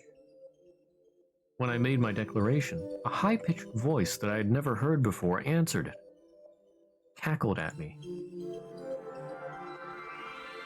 That's right, I am already a witch. But in order to prove that I have transcended the human plane of existence, I will need a being on a higher plane than mine to observe and verify it. If you would happen to be such a being, please turn me into a witch. And if I say no, then I'll just have to convince you. I am already a witch, regardless of whether or not anyone agrees. Us witches are those released, cast adrift from the physical human plane, to walk between the fragments. And even beyond us are omniscient, all-powerful creators, gods, free from all restrictions whatsoever. You humans are nothing but twigs and leaves at the whim of the fate that we create for you. And now you, a mere leaf, claims to stand among our number? The other witch's face contorted into a devilish grin. I haven't been this excited since the one who swore to me that she would become a god. I like you. You and your magical system would become a god. Is that from Higurashi?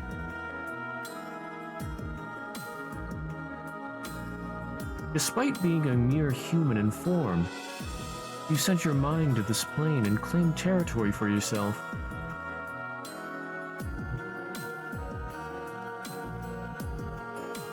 Your cat box has perfect, endless possibilities. Ah, yes. For how long will you stave off my boredom?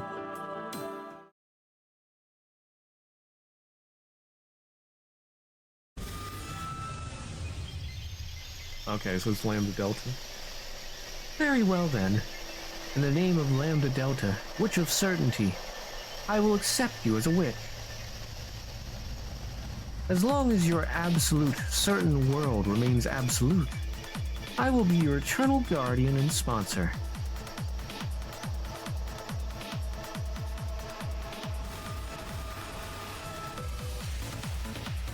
And I shall write an endless slaughter of October 4th and 5th until I am entirely satisfied.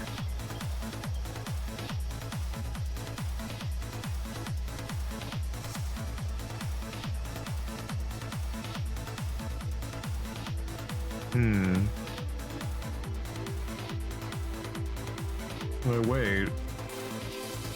What if they... Yeah, what if it is real? What if there's... Darn it.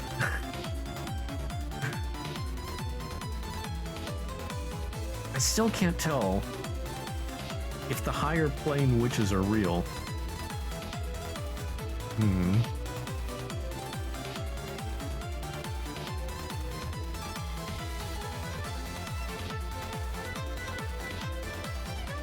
I mean,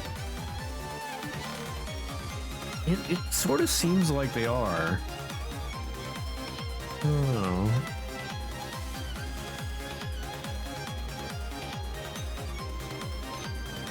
There's nothing really to contradict that they exist and that they're doing this.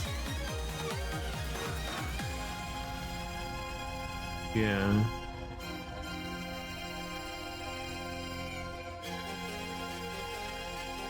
And some of the stuff with Ikuko did seem a little strange. Even when it's revealed that it's Ikuko and Toya. I don't know.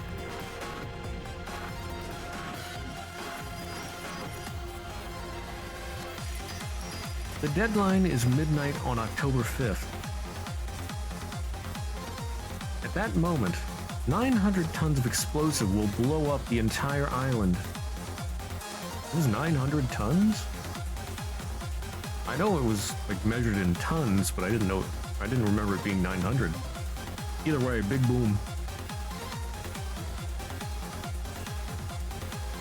Now go ahead and try to stop me.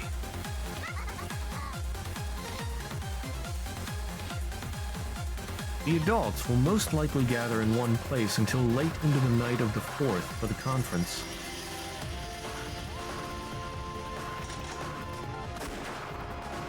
Killing them will be easy.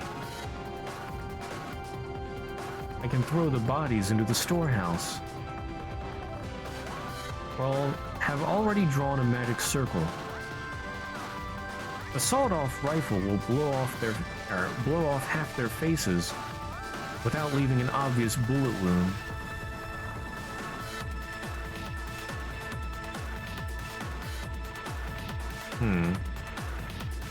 Of course, the quickest way to kill them would be to poison the wine they toast with. Making the first twilight as ghastly and occult as possible, or making it seem like an impossible crime, will draw his interest and get him to try solving it.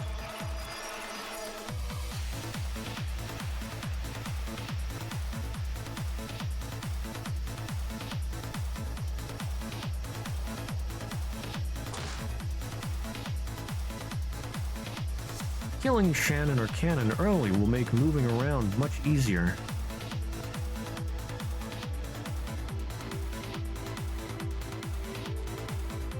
Yeah, that's right. Then, I mean, does she use a mannequin? Of course, it may also be fun to appear in the flesh as the living Beatrice.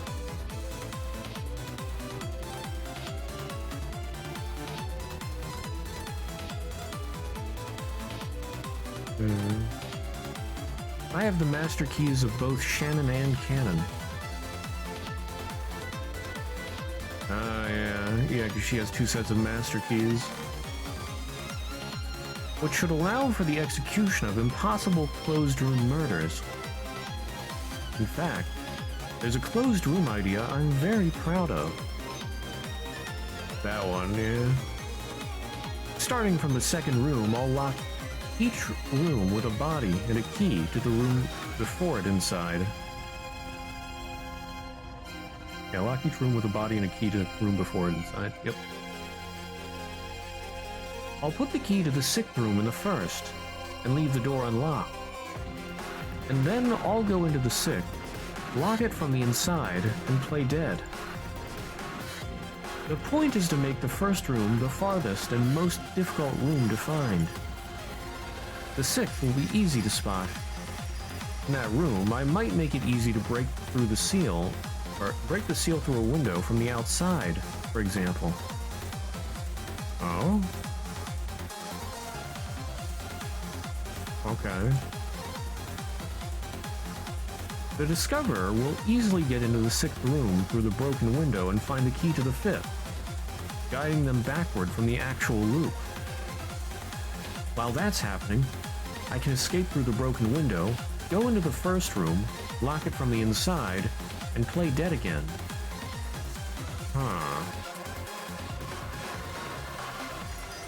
Nanjo's cooperation will be vital, but it's worth trying out.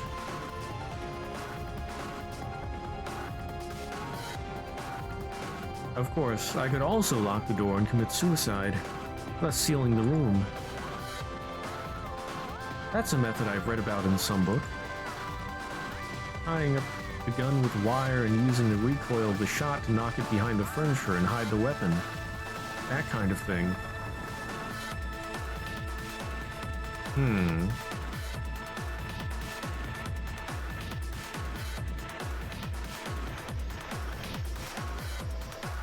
No one would argue that a coffin is a closed room.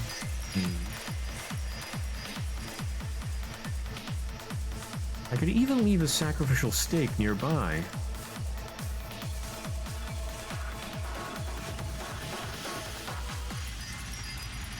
That way, even after I die, the witch's illusion will remain. So I guess...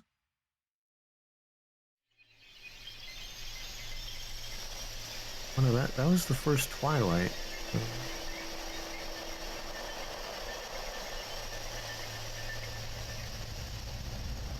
Well, I guess she could still activate the bomb. And then even if she... confusing things. I'm trying to think about how she would still activate the bomb if she commits suicide. Like, actually. But I guess it's still in that same day, so... Agree, Shannon was found in the parlor. And Cannon was found in the chapel in the very end.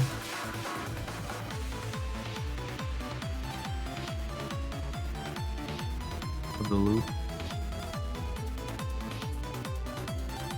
Aww.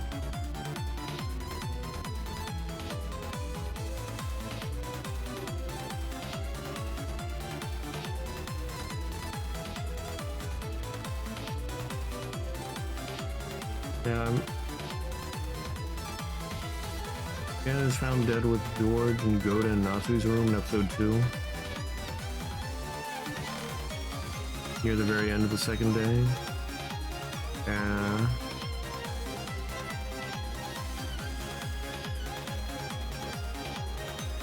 Yeah, so I guess she commits suicide? But yeah, but then before that, she would activate the bomb and then she'd carry out her plans. And then even if she died, it wouldn't be a problem.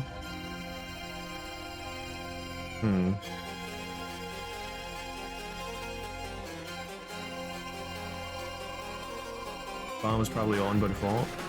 Well, I mean... It only goes off on the second day. Yeah, since barely after midnight, yeah. But somebody would have to trigger it because it would trigger every day, otherwise. So it has to be turned on. I was just thinking...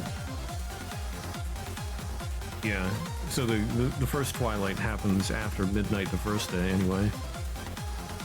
Or close enough or whatever.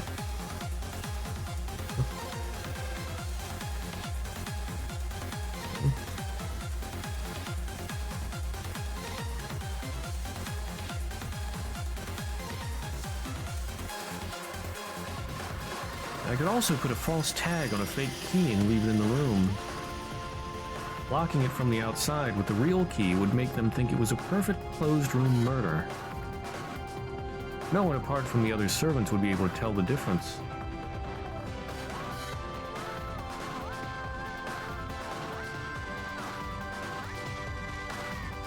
All of these tricks I've come up with, which of them should I test out?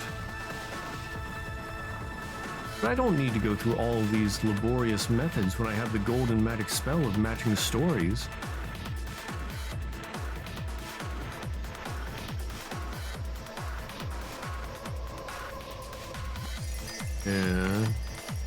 Yeah, Cannon, Maria, and then Cannon with Genji. With my magic,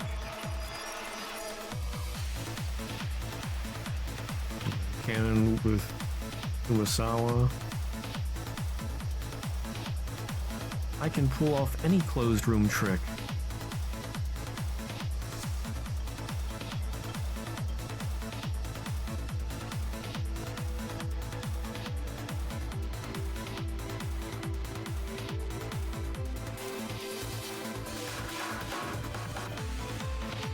Any trick of disappearing corpses.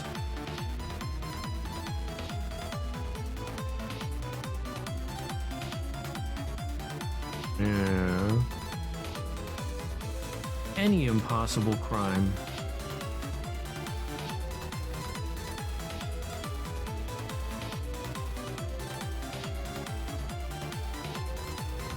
And frame anyone I want. What should come next? Orthodox mystery? Ghastly horror? How will my pawns carry out my moves? Shall I carry out the plan myself without accomplices at times? Should I turn nearly all of them into accomplices in a fake murder plot?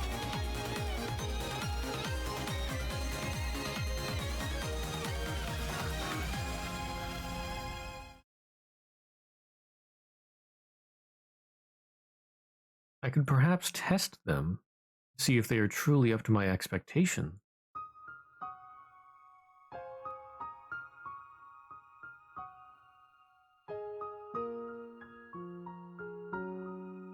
Thank you, my loved ones.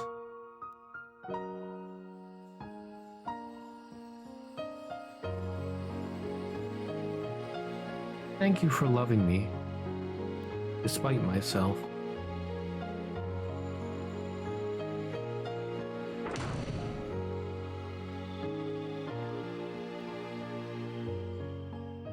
You will be with me forever, when we are nothing but souls.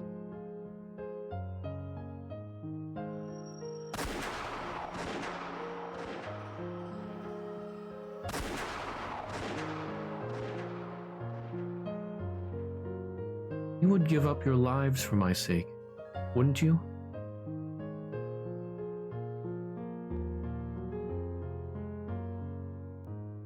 Hot, wet tears dripped onto the page. My hand quivered to a stop. Could I be doing this? This horrible, awful thing? Could I really? Taking down those I love with me, along with their families? Is that what I want? Is this going to make anything right? That's right. Did she actually do that stuff, though? I thought there was something that indicated that she didn't actually carry out her plots, but she did write them down. And that, yeah, I mean, that's what caused trouble for Ange. Oh. True. Did any of these actually happen?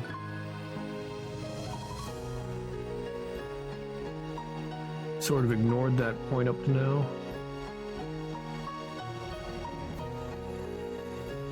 Yeah, only Ava knew, and took it with her to the grave. Yeah.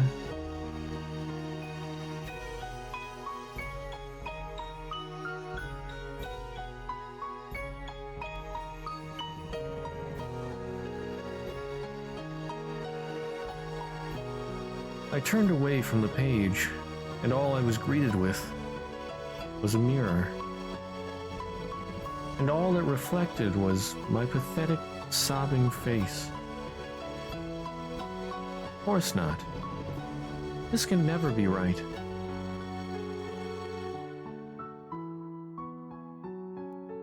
I want the people I love to live. And the truth is, if possible, I want to live and be happy. What's this? Even at this late hour, you still believe there's a chance you can be happy? Furniture. Of course. I decided this was the only way. Therefore, I cannot stop myself. Only someone else can.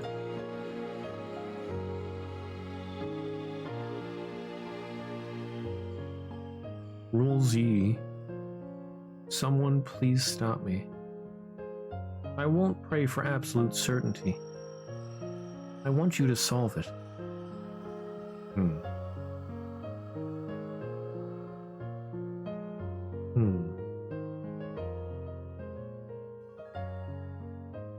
So I won't put too much pressure on you.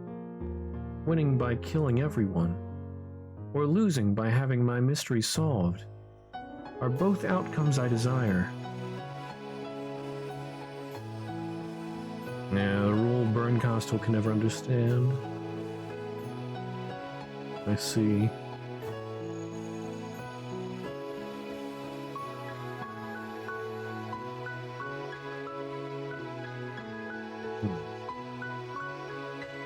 Wonder... Oh, is that what it referred to when it said about Battler realized too late?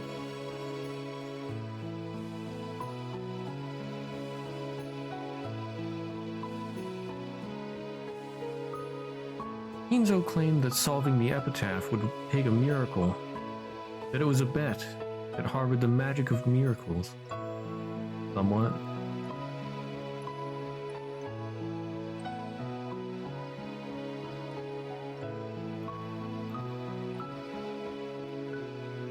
I guess that makes sense then. So she did carry out some kind of murder plot. Battler realized, but it was too late. Ava got to Kuadorian somehow. And somehow Battler was in the submarine place.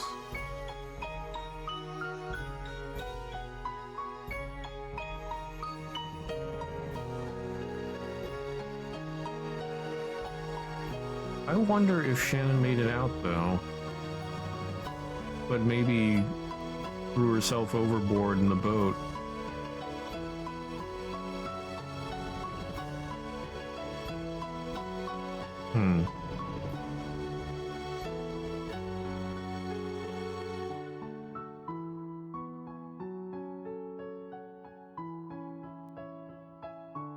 That someone would solve the epitaph and find this room and switch off the bomb. So we would survive. I decided to make that bet, and if someone I loved solved the epitaph and took the headship from me, then I would submit to that miracle, erase my other loves, and dedicate myself wholly to that person.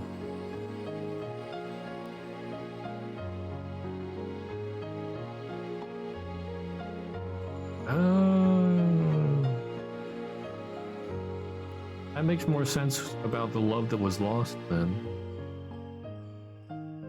Although it was already in the epitaph, so it's not really. Also, I guess there wouldn't really have to be a murder mystery? Or rather, there probably, maybe there wasn't murders? But there was the switch. She could have just turned the switch on.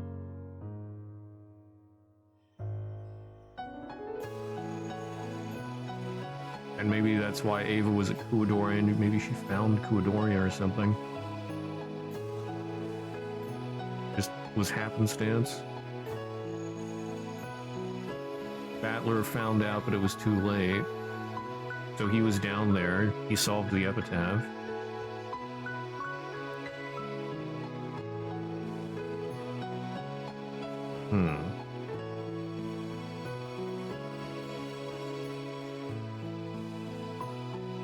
I would stop the murders and admit to my crimes. That way, no matter the outcome, I could accept it and work with it. That must be my punishment. And you'll solve it, won't you? You'll realize that I'm the culprit, and you'll stop me, won't you? Oof.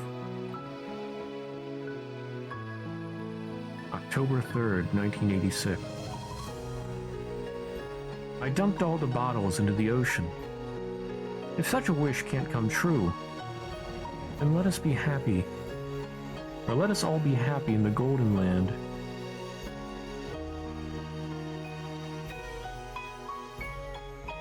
All of the bottled messages are designed so that if you follow the rules, you can always determine the culprit. So each and every bottle is a confession of my sins, my penance for my sins that cannot go unwritten. As a meager apology to those left behind, I have sent you a tiny little golden land of my own. Though I know that this is not enough to earn your forgiveness. Once I have Maria-sama read out the invitation she learned by heart to the rest of the family, the night of slaughter will begin in earnest. Okay, well I guess she is going to try and do some murders. Or did. Everything after that is up to the whims of the roulette wheel. By the time the clock rings midnight on October 5th, we will all be ushered into a world free of earthly suffering. I'm the Great Witch of Rakanjima, Beatrice. Please, bring an end to this chain of accursed blood and misery. And if it is permitted, may I be blessed with the miracle of laughing and smiling with the one I love. When the seagulls cry.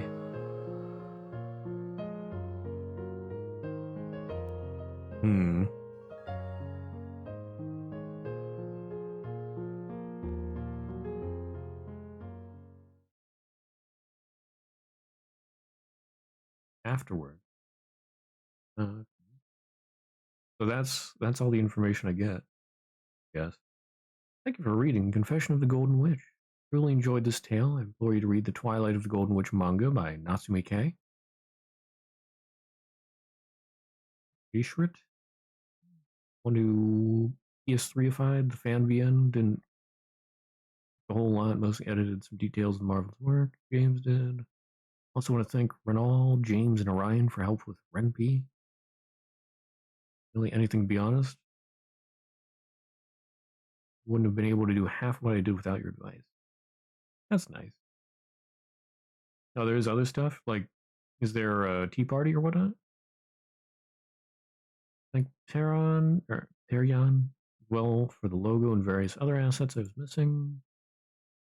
My sprite edits might be. There is a myriad of beautiful pieces of art. This format could not do justice. Oh, there are 3 new stories: Abuse of Power, Cage of Obligations, and When the Seagulls Cry. Okay. Second story follows the manga version of Confession, taking place after a certain major scene involving a certain someone in the Golden Land in episode 8, bridging the gap between the information revealed in Confession and the events of the rest of the episode.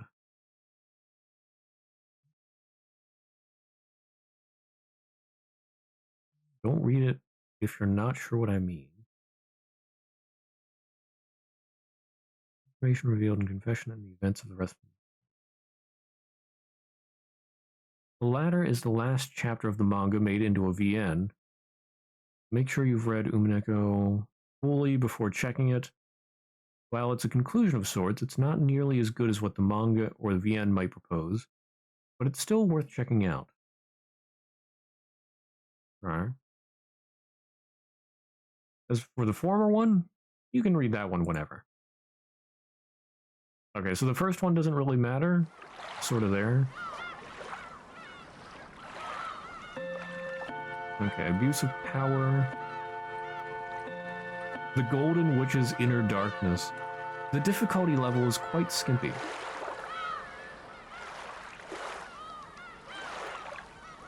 I mean, I guess I'll go through all of these. Start with Abuse of Power.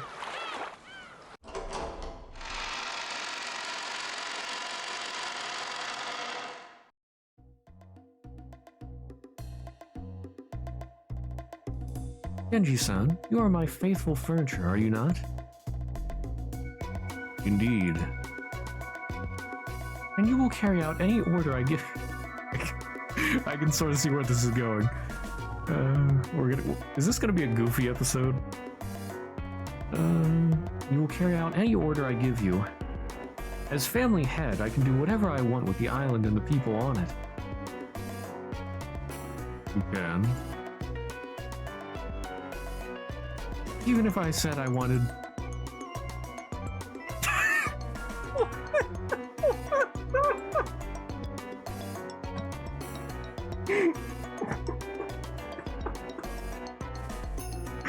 Oh, yeah. Darn it, Sayo. Even if I said I wanted the entire family to wear frills on their crosses.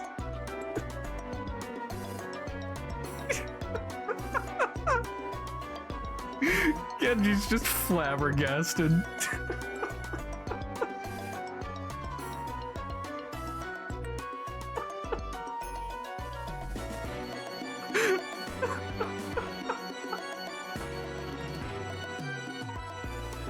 I'm dying. Oh, need air.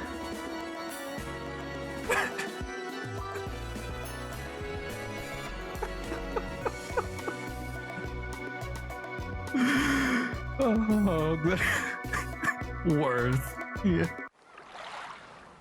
Absolutely worth. Oh. Okay. Oh my goodness. Amazing. It should have been make Genji wear Beatrice's dress. Why not both?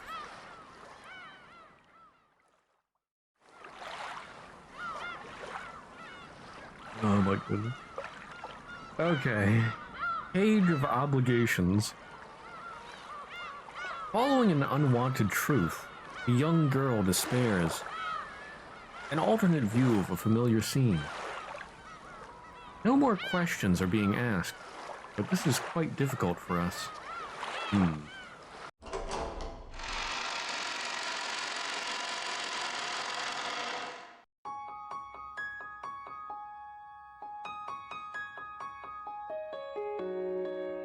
pair of hair accessories as well as various featureless lumps of flesh and meat aimlessly drifted along the waves of the sea of nothingness. Thank you for the clip. Oh my god. Oh my goodness.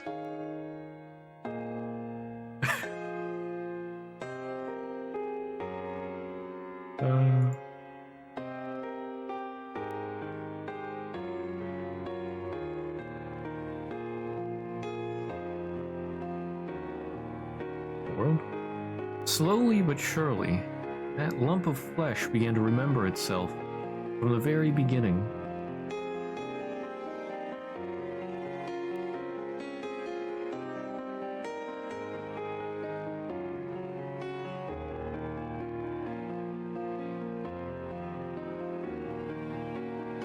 Well, it seems suited to Father's personality, but giving such a talisman to a baby girl like that is just... What the heck? Apparently, it's meant to ward off evil spirits. Yes, Ange, I know it's scary. So sorry, Natsuine-san. The crying must be giving you a headache. It is quite alright. It reminds me of when Jessica was a baby. Aw, I wish we had a baby girl of our own. Even when she's crying, she's just as much of an angel as her name. Look, Mama, I cut you some flowers. Maria, where did you... I'm so sorry, Nissan. Don't worry, the roses will grow back. Look, Mama, you're like a princess. Oh, this girl. Here, a flower for Ange, too.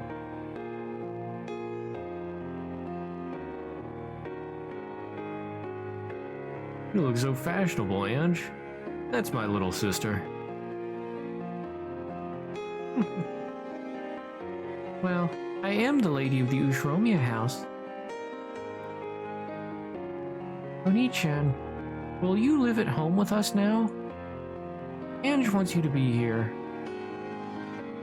Ange wants everyone to be together.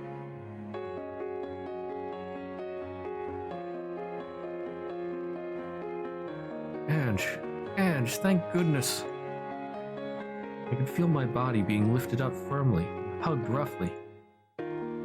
Mom and Dad were hugging me. My eyelids have been open for a while now. I can feel the light slowly returning to my eyes. Just like when your eyes get used to the dark, my eyes got used to the light, and bit by bit, the scene around me came into view. However, it was an unusual sight, which seemed to be very far away. My body was being hugged by Dad and Mom. Dad was sniffling, his face covered with tears. There were tears in Mom's eyes too as she held me tight. It was so strong that it hurt a bit. As my eyes adjusted, I could see other people beside my parents. Everyone was there. George Oni-chan, Jessica One-chan, Maria One-chan.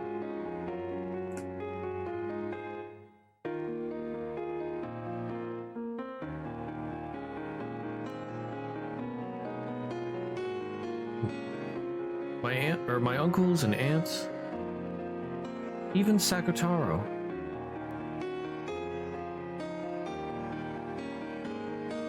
And there was the witch Virgilia and Ronave and...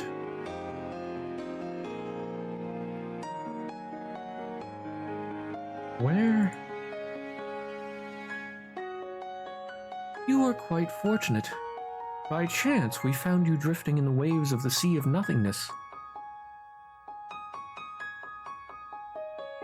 You were in a terrible state. It took quite some time to make you remember your true form. Beatrice. So this is...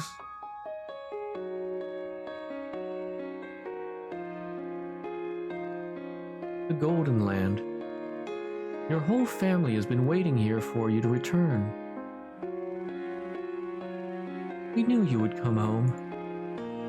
Did I come home because I was supposed to? I've gone back to how I'm supposed to be, and now... No, you did come home. That's right. You made it back here because you wanted to come back to us. Dad. Mom. Oh. Concern. As Mom and Dad drew closer for another embrace, my mind was filled with horrifying images. There were reflections on the inside of that book.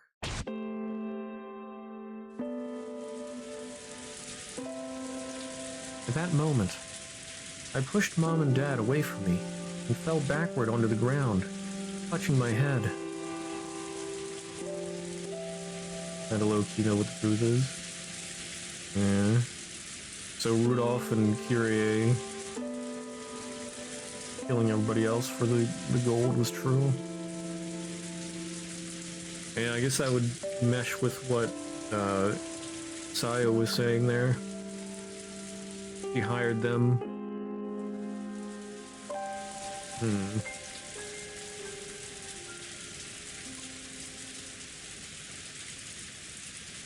That would mean Shannon, well, if the events happened as that said, I think was, yeah, Shannon died in the Rose Garden. Because of that, Shannon disappeared. That means Sayo was completely dead.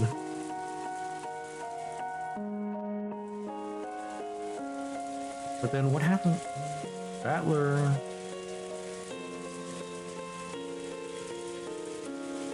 I mean, Battler's parents could have let him go. More like the episode 7 Tea Party. Wait, what happened in the Tea Party? I forget. I can't recall what happened where very well. I can recall things that happened, but putting them into categories is where I fall short.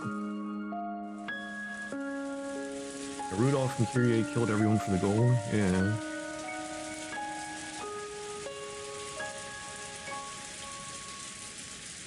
Oh, right. I was thinking of, that was a different scenario. Yeah, that was the discover your own adventure thing. Wait, so where... Oh, not discover your own adventure. Solve the mystery yourself thing.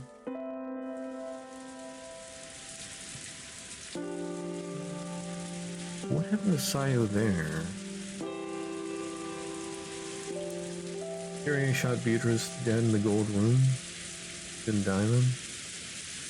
Oh, right. Right, because she was just sitting there. She had given up.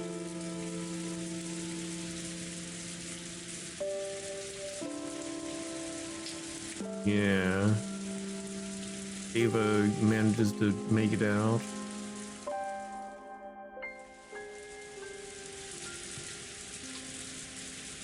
Survived to be with Battler.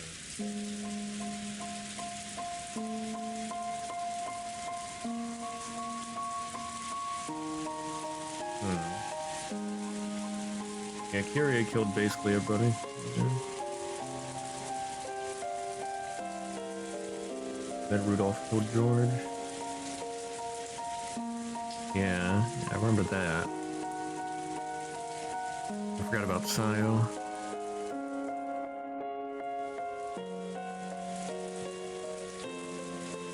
Oh wait, what?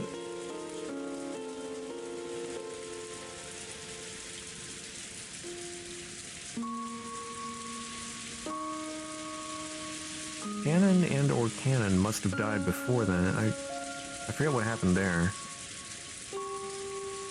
Ava killed both Rudolph and Fury and escaped.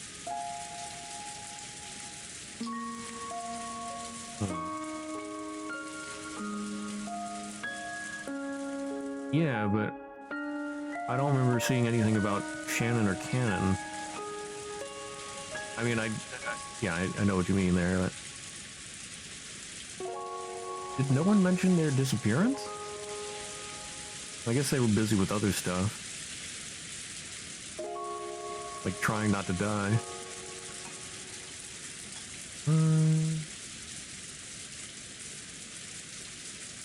So they've disappeared?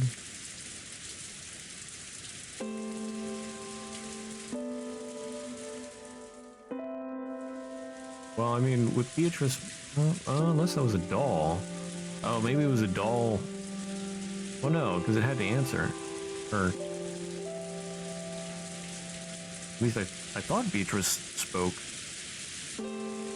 But maybe she didn't. I forget.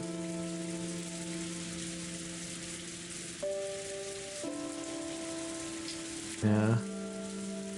I guess my memory isn't very clear on that one.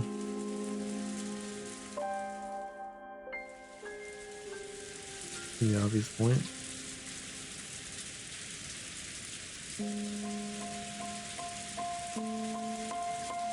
The adults figured out who Beatrice was when they met her. Oh, yeah. That's true.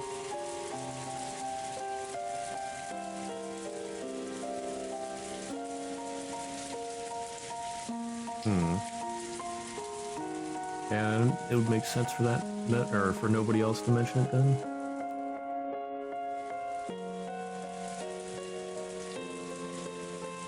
Fury shot them.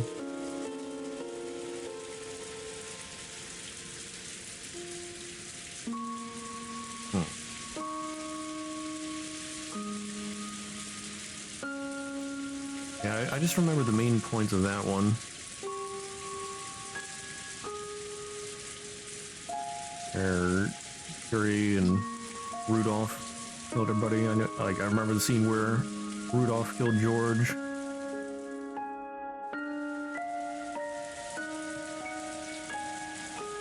And then Ava went blasting him.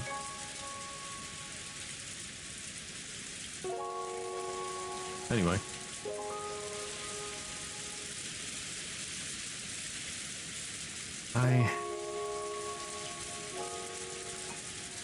So you learnt it. The single truth.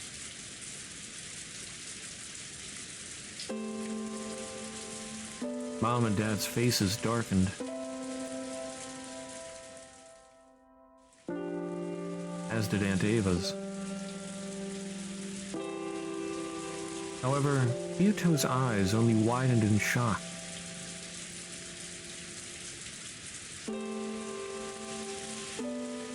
Ange, that red fragment you have, it couldn't be. It all just flowed into me at once while my mind was scattered. That horrible, shitty confession of yours. I see. For it to wind up with you of all people. The goddess of fate must truly hate me. I just don't get it anymore.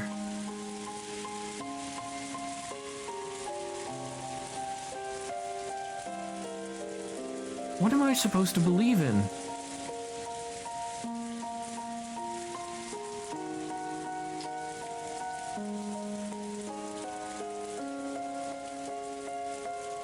What am I supposed to hate?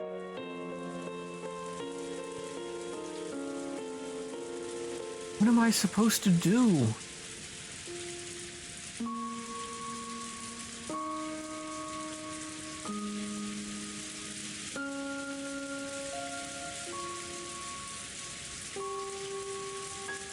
Shan, why are you so confused? If you've seen it, then you must understand. I am the one you ought to hate. It is my fault. I stole your family from you. Huh?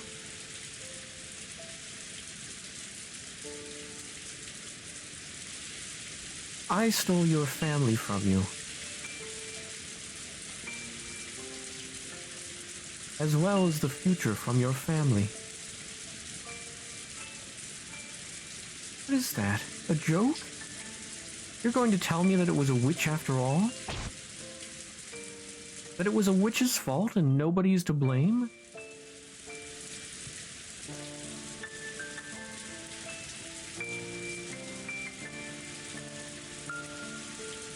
I'm speaking to you as the human culprit. I was the one who created that tragedy. I would have killed everyone regardless of how it ended. In countless fragments, I took their lives. In that particular outcome, I plotted a murder-suicide. I led the adults on, and enticed them to fight amongst themselves. Yeah, she did speak during that, because she told them about the switch. So... okay, so she was tricking them. She made them think that they turned it off when they turned it on.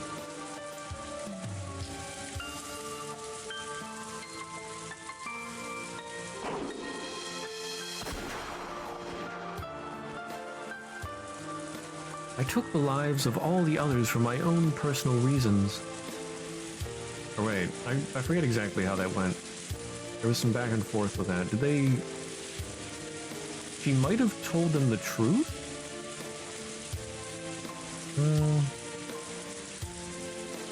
And then they doubted her and flipped it? I forget how that went. There was a whole lot of back and forth there. Like, do we flip the switch? Do we not?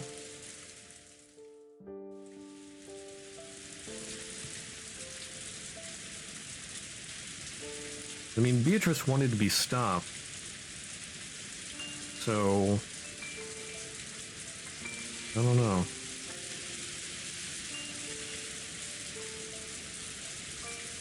I don't know if that was on purpose or not. Oh wait, well no, didn't they... That's right, didn't they intentionally turn it on then? Once they had... Yeah. Didn't Kyrie and Rudolph intentionally turn it on?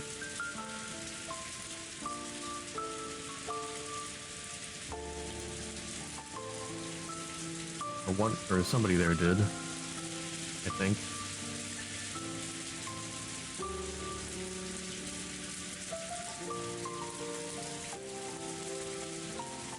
I don't know, I'd have to go back and check.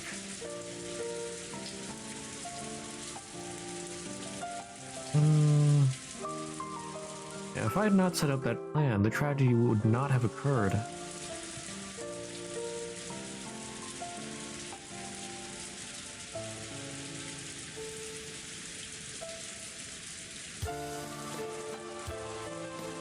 I think I could have saved their lives. If I truly mourned the world, I could have died alone.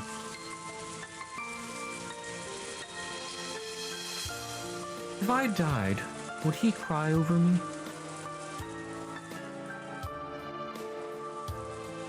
I'm sure he would cry until his tears dried completely. And then he would eventually move on with someone else, as if none of it had ever happened. I don't want that. I don't want him to go to anyone else. If I had cared for everyone, I could have chosen to take something so dangerous, that seed of all conflict, and destroyed it, or thrown it into the sea. As the master of that room, that was my right. That alone could have saved everyone. And yet, I did not do that. At the time, I never even noticed that it was amongst the options I had. I did not try to see it or think of it, because I had taken all my options, all my futures, and cast them aside. It's funny. This entire time, I believed that happiness was something that only God or other people could give you. I was always passive, indulging myself in fantasy. I ran from reality and chose to live in false happiness. I ran and ran. And because all I did was run, nothing in reality ever changed. I chose this to be my final escape.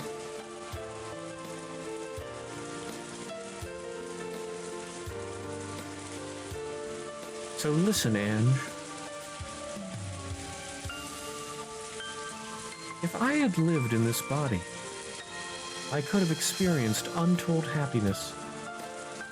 Had I searched for an option that I was unable to see, if I had been able to live in reality, if instead of clinging to fear, I had reached out on my own, I think I too would have been able to find a completely different outcome. Perhaps I could have grasped that moment when I found that living might not be so bad after all. Beato continued to speak, clenching her own hands. Indeed, the possibilities were truly endless. But by doing nothing, I pretended they didn't exist. All I did was close off the future. I crushed that possibility with my own hands.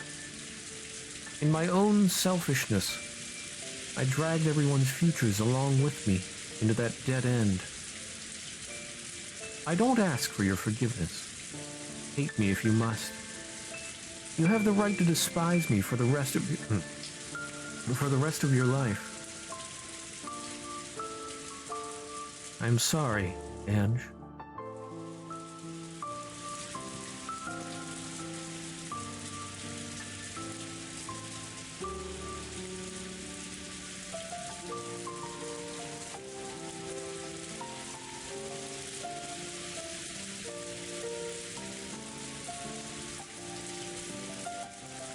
And you too, my one-winged family.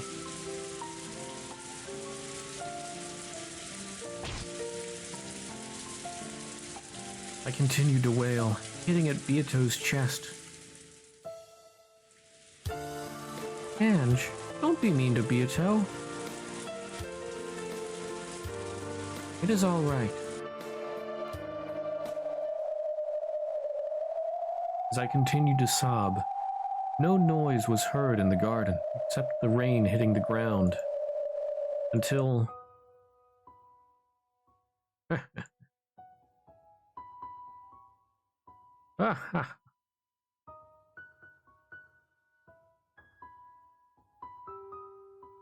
Father?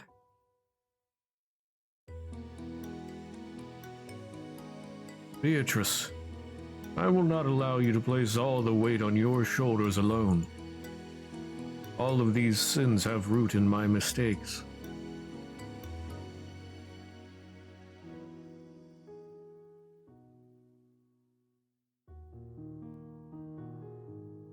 Darn it, Kinzo. Begging for forgiveness from the dead will not wipe clean my sin and its effect on my family.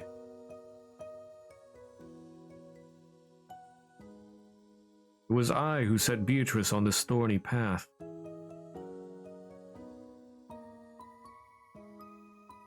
This outcome is a product of my mistakes. Kinzo, you... And I think many of the others agree. That may be true, but if I had been a better friend, able to call you out on your mistakes. And I am to blame that Beatrice Sama was unable to be saved from her thorny destiny. I was aware of everything. I should have protected her and guided her, even if it violated my oath as a servant. And I was the one who taught her magic as a child. As a mother, it is my responsibility for giving her the means to hide from the things that she did not want to see. You, all of you.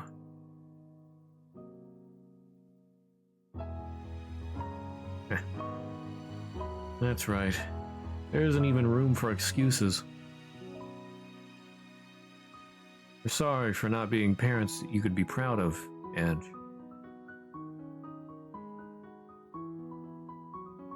Regardless of whether we were goaded into it, threatened into it, or bribed into it, our sins fed into this outcome. If we'd have been more concerned with being the type of folks who could stand tall and be proud for you, then it wouldn't have come to this, Ange, or Ange-chan. Ooh, if Maria had been a better girl, would she have gotten along better with Mama? No, dear. Rosa gently embraced Maria. It was my fault. I should have accepted you for who you are.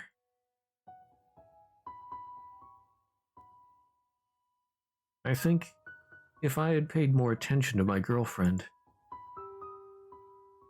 if I hadn't been afraid whenever I saw those eyes that seemed to want to tell me something, if I had not spoken of dreams just to avoid looking at those eyes,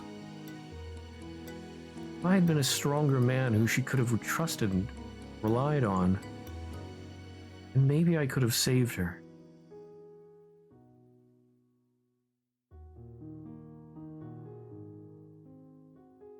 Same here. If I had been a better friend to... that Shannon could have opened up her heart to. Because I think what it comes down to is that she wound up in that dead end because of the mistakes and missed opportunities around us. That sin piling atop sin, building itself up like the bars of a cage, all mixed up and muddy, till there was no escape.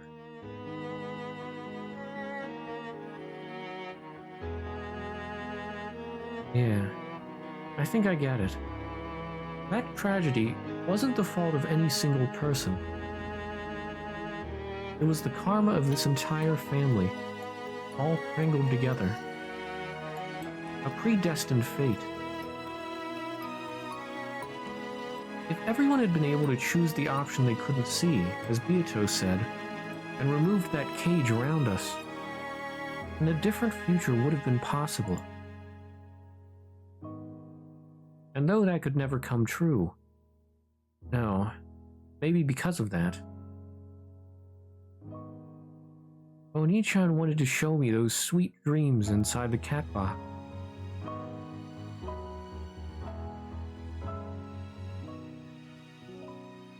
How ironic that we should only realize that at this late juncture.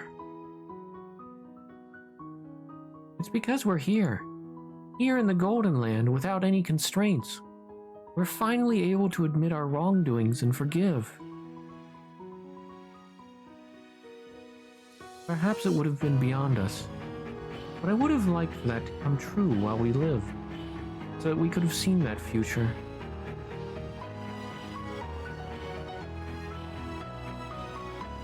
And surviving those 12 years must have been painful. Even after all that time, the chain of misery that we bore continues to bind and torment you. You once said you were a ghost, living off of idle fantasies, that you had no use for a life in a future where no one came back for you.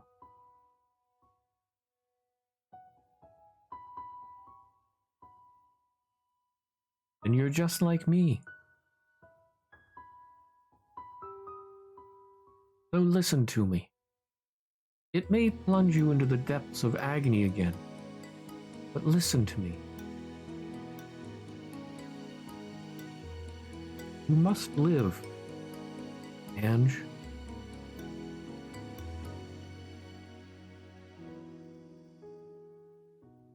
Laugh and love and experience all of the things that will move your heart. If there is no happiness in reality, then find and create your own. Live in order to make reality shine brighter. Because the place you reach when you flee from reality contains neither happiness nor future.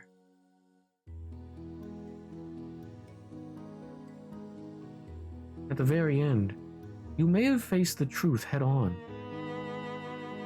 So stay alive and seize your happiness. Ange.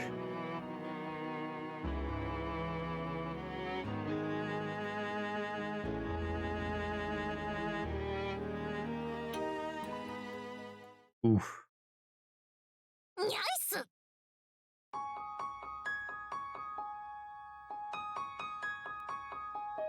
I'm sorry, Aunt Ava. For you having me of all people as your adopted daughter. I assume it must have been hell. And by not opening up about it even at the very end, you were just trying to protect me. You were always my strongest ally. I'm not a noble person like that. I did it all out of self-preservation, drowning in my own sorrow, and ended up not fulfilling any of my promises. But you did raise me. Had I not chosen the wrong path on that day, we might have been able to build a new future together. Ange-chan,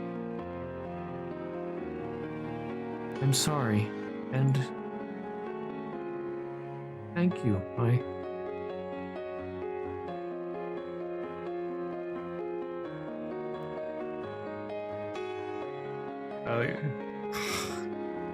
darn it.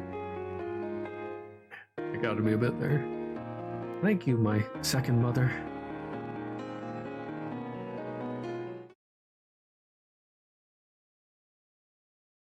The two of them hugged each other quietly, burying their faces in the other's shoulders and sobbing for quite some time.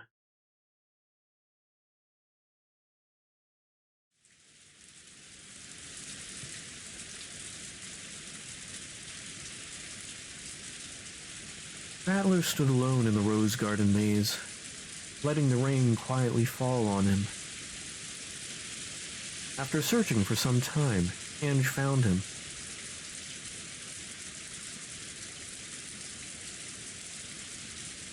Is he angry? I went against his directions and ended up reading the book. Rattler, Oni-chan.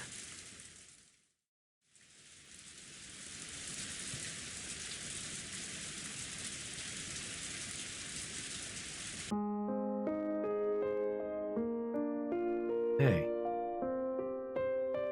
Rattler patted Ange gently on the head.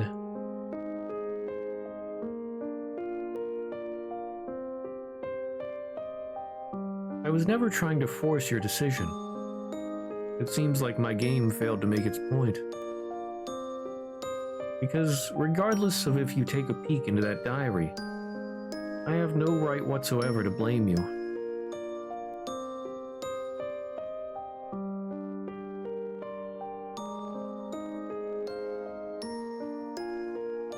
Erica and even Beato told me.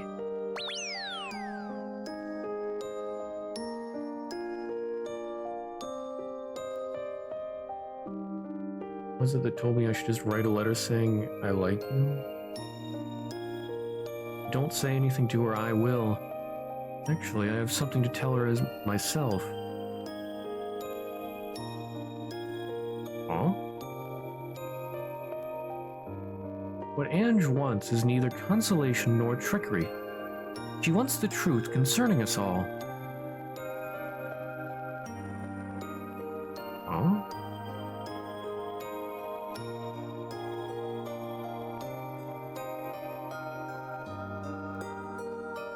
Live. Yeah. Beato's words had quite an impact on me. I get the point now, but I'd have liked for you to say it more directly. But maybe that's just me being a girl.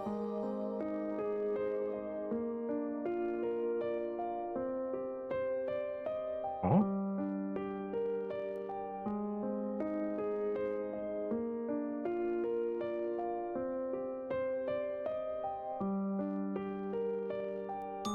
Hey, quit pretending to be an adult all of a sudden. This game of yours. What kind of brother would willingly show the ugly side of their family to his sister? I thought that if I made it seem as if the negative points about our family were just their image in society, I could wipe away the image you had in your mind.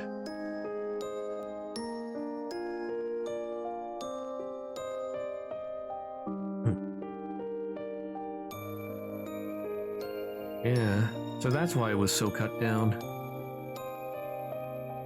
I was never trying to hide the truth or plaster everything with illusions, even though there was never any Halloween party that day. Yeah. What he prepared for me. If everyone hadn't been tied down by such heavy shackles, we could have all smiled like that. It was a game close to a heaven called the Golden Land. All of that is part of their true forms as well. Yeah, I remembered all of that as well. It was a gloomy and scary family, but there were also days you all made me smile, and when we all smiled together. You were neither pure villains nor saints. You were just...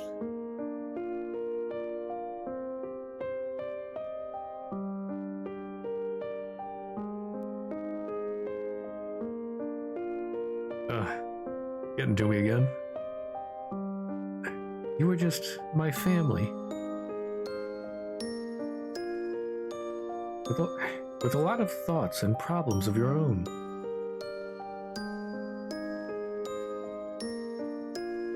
It's not like I've completely forgiven Beato yet. But I understand her. She too was a victim. In a certain way, so was grandfather. His life was screwed up by the elders. And you could call him a victim of that. All of you lived with all this twilight in your heart. And if the result of the chain of misfortune in this family was that fateful October 4th and 5th, then I want to understand all of them as one of them.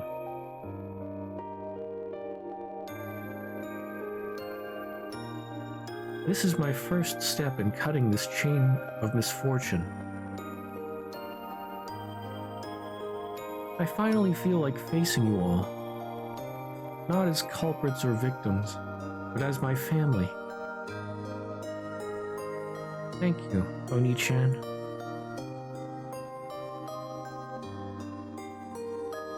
We're all already dead. Yeah. You learned that when you saw the single truth. That means that the source of your life these past 12 years, the hope that someone may still be alive, is completely gone. Yes. I'm sorry for not being able to come home. Yeah. When I reached the truth of Beato's game, and when I understood the nature of the cat box that enveloped us, I knew that I couldn't go home and live by your side. Yeah. But I also knew that telling you that would mean robbing you of your hope. I just couldn't bring myself to do it. Yeah, I know. I don't exist in the future.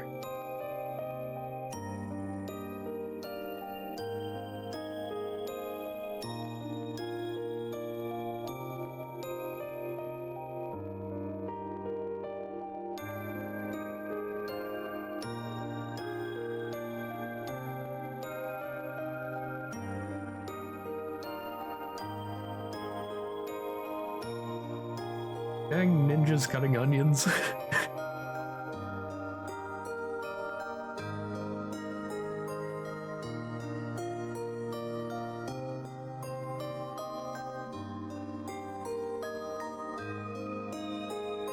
I'll always be behind you, protecting you.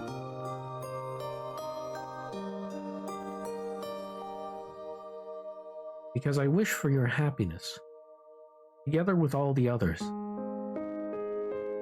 Yeah.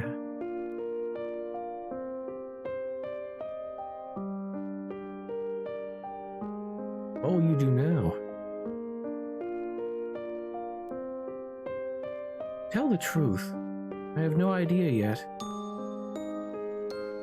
I know that I have to live, especially now that I've heard everyone's thoughts.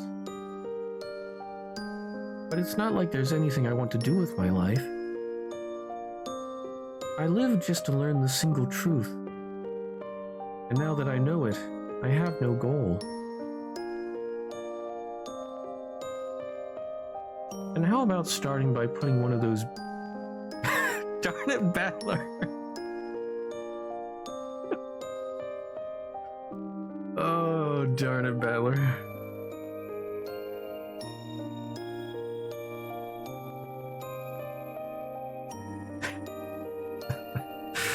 Oh, those puddings. Yeah, abuse of power indeed. Oh my goodness.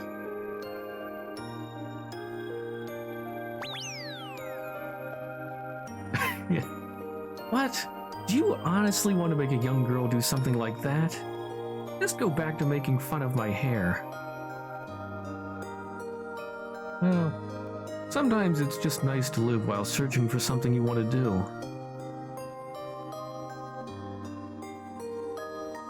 What I don't want to do is keep lamenting the fact that it might have been better for me not to know the truth. In the end, I learned it.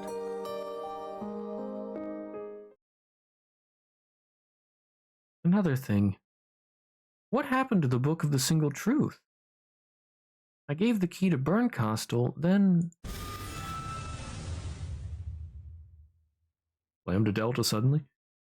Well, according to the program schedule, the final convention for the Rockenjima Mystery for guests and goats should be happening right about now. Lambda Delta appeared, nonchalantly munching popcorn.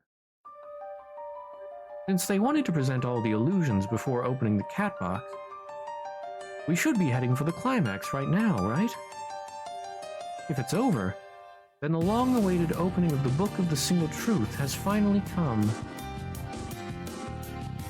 Lambda Delta. Both the key and the book are in Bernkastel's hands. Doesn't that mean the book could be opened any moment now? I was completely fixated on Aunt Ava being the culprit. That's why I wanted to make it public, so that I could have my revenge by revealing her sins. But now that I know the truth, there's no reason to do that. Even if it was made public, there's no one who stands to gain from that. I have to go back to the City of Books. Bernkastel forgot to take this back when she threw me away. Wrong through. Oh well. Ange fished through her pocket and pulled out a bell with a blue ribbon tied to it. Oh, so you got a temporary entrance pass instead of an invitation. With that, at least one person can enter. Well, if someone were to send you through the Sea of Fragments, that is. I'll go. I'll stop the Book of the Single Truth from being made public. Please, send me there, Lambda Delta. Oni-chan. I don't really care which one of you goes, but are you really sure? Right now, you're just a ghost, being given a momentary existence within Beato's cat box. As well as the spirit body of a human who's a half-baked witch that lost Burn's protection. The City of Books is pandemonium, a hotbed with monsters of monsters among monsters. For them, you're bugs even smaller than flies. They'll just smack you, turn you into a gooey mess, and that'll be game over for you.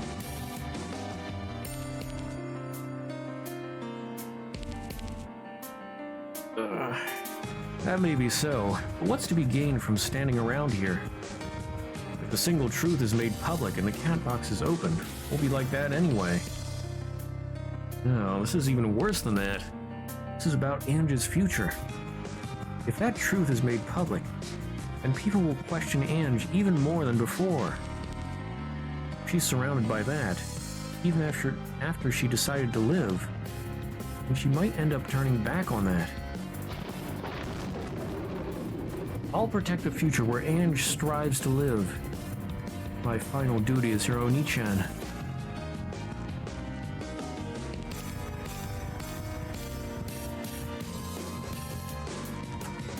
No, I'll go.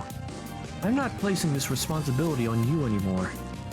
I'll take responsibility for the seeds I've sown. Let go of the bell, Ange. Let me at least have one last chance to be cool. No, this is my duty. I was the one who gave the book and the key to Bernkastel. This is where I draw the line.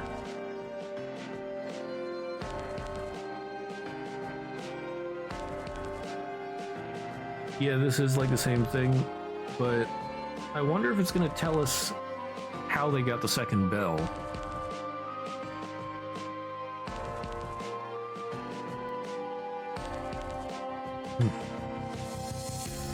Which one would I have to take along for the most entertaining development? You know how she got the second bell? You do? Ava put it on her? Well, we didn't know that, though. We had guessed that. It never explicitly told us what happened. At least I'm pretty sure it didn't. The Golden Land is already surrounded by the naval fleet. There's no way to run. It's a one-sided game where Byrne can destroy everything whenever she pleases. If everyone's just sitting around, waiting to be destroyed, it might be fun to make an attempt to take back the Book of the Single Truth. Anyhow, regardless of who I take, there should be a chance for me to sneak out. It's not like I wouldn't make enemies with that. The most interesting ones are clearly Battler and Anne. Just about who would weave the most dramatic tale now.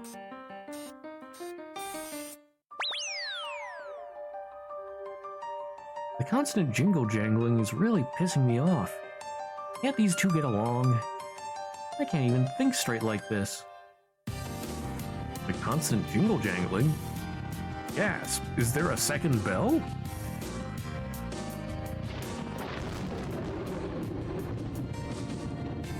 Stop, you two, just stop. Trying to have a brother-sister discussion over here. Just stop and let go of each other. Rattler has the bell, right? Try jumping. Rattler jumped, and a jingling sound could be heard from his pocket. Now, Ange, you try jumping.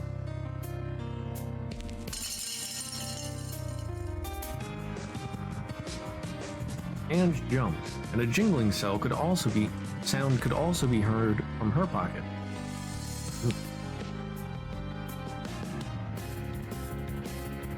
Why me too? I only received one. Huh? Ange reached into her pocket, and there was, without a doubt, a bell there.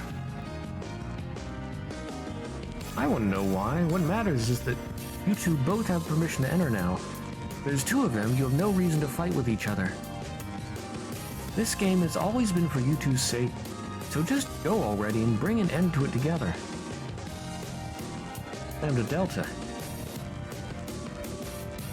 Alright already. I'll take you to the City of Books, alright? I'm only going to be watching on the sidelines to see how you fight and beat Burn Black and Blue. Alright? Lambda Delta, thank you.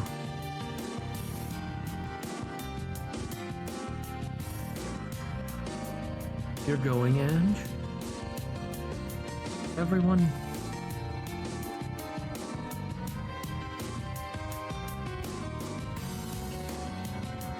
Don't forget, no matter what kind of ending you weave, they're always at your side.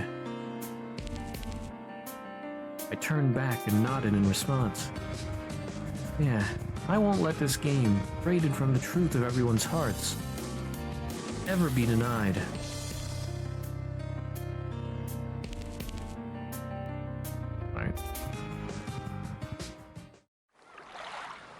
Oh, it does not explicitly tell us how she got the second bell.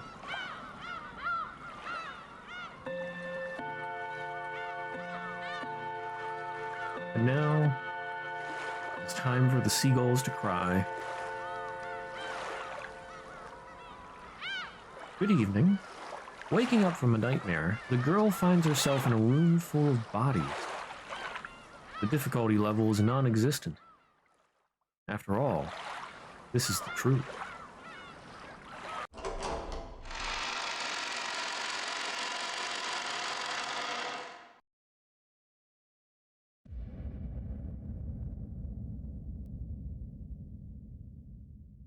October 5th, 1986.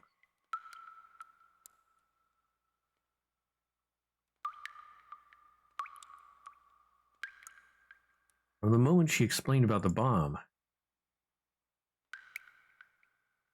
the entire notion playing nicely vanished from this island, and you failed to notice.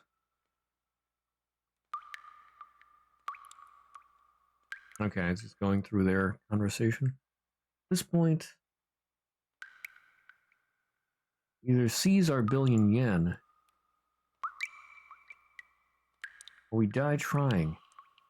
That's it. What about Battler? Can't convince Battler-kun. And I'm sorry, but I'm not taking any chances.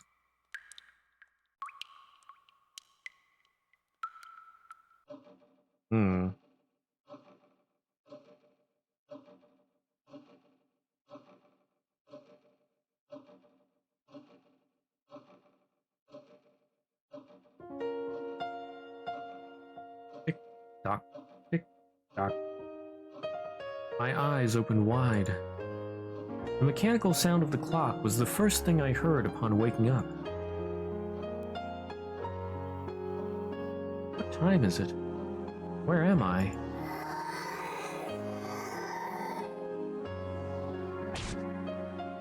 I am alive? Why? I was definitely shot.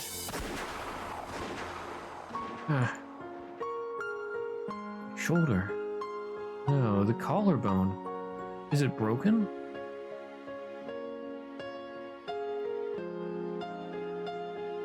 Did Kyrie end up with the gun loaded with blanks that I mixed in? Oh.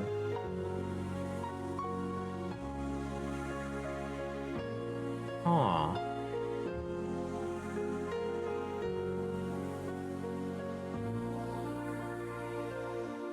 So that's why Ava survived. I believe Kyrie would miss both Ava and Beatrice. Yeah, that does make sense.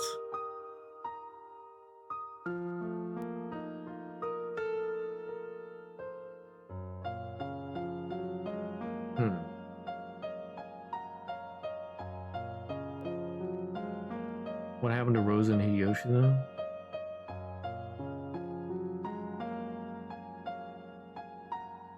All four were shot with the same gun.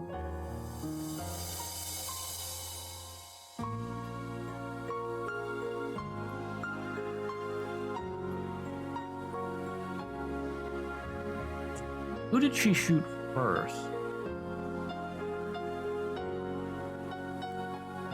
Or it says mixed in.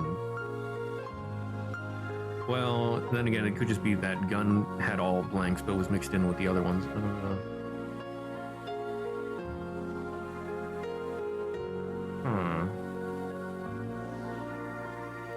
Rosa, Hideyoshi, Ava, Beatrice.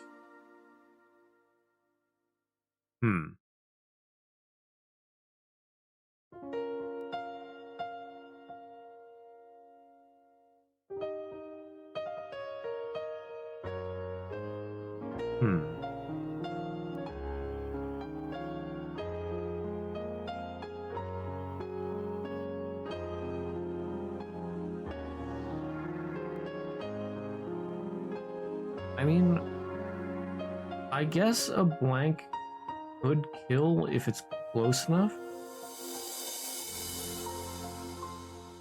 Maybe?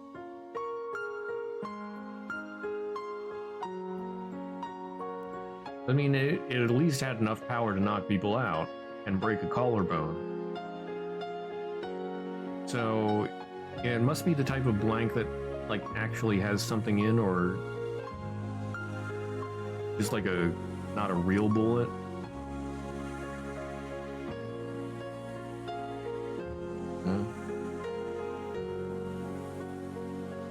But the air pressure can also do damage.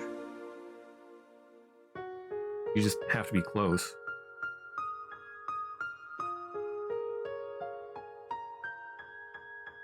But maybe that's what happened, yeah.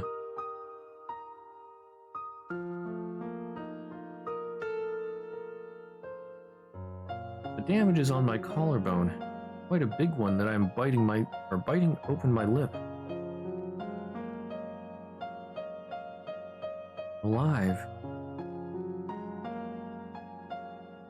In this chamber full of corpses.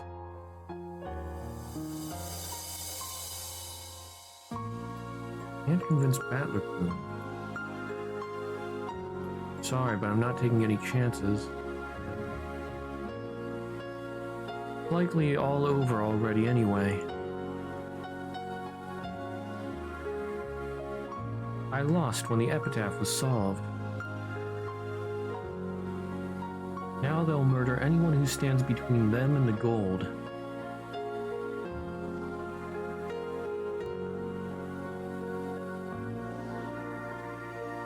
Even all those are so precious to me.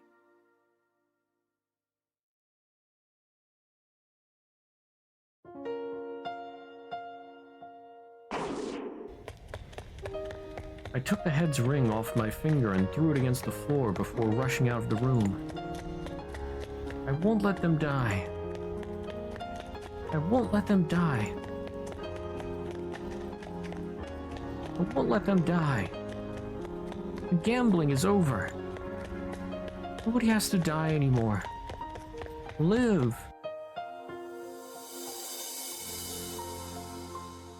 George-san.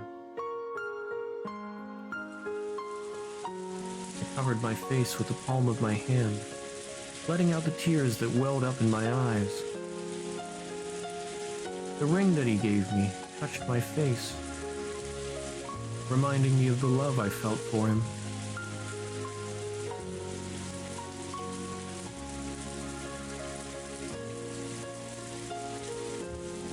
I swear that I will continue loving you for all my life.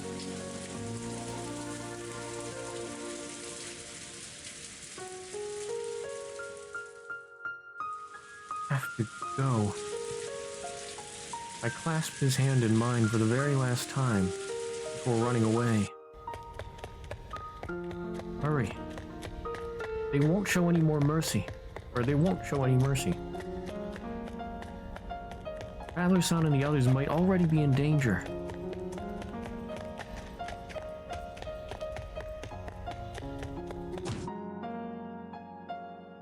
Lady.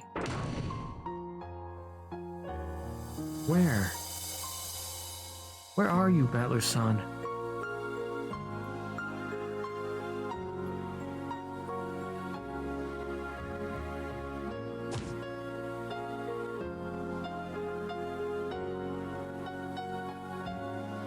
Even you.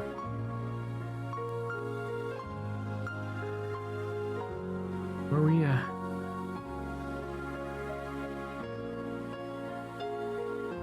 Did we pass by each other somewhere? Or might you already be... Adler-san? My strength was starting to slowly fade away. The pain intensified. I couldn't walk properly without using a tree as support. But nevertheless, I kept walking with all my strength to find Battler-san.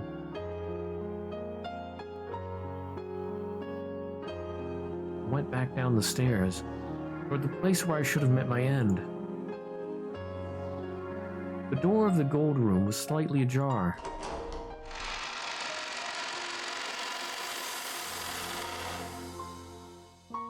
As I opened it, Battler was standing there, looking down on the corpse-riddled floor. Battler-san.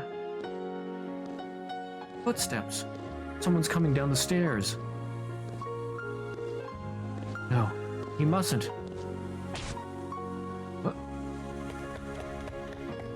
I took his hand and ran out of the room, dragging him toward the submarine base.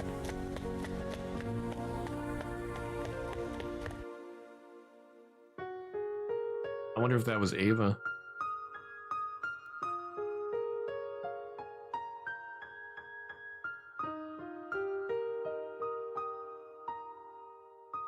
Yeah, it was Ava.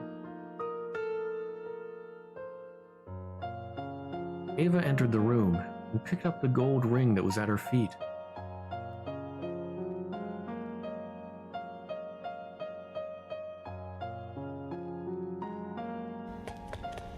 Wait, let me go. I said, let go. What? What is going on? What are you even...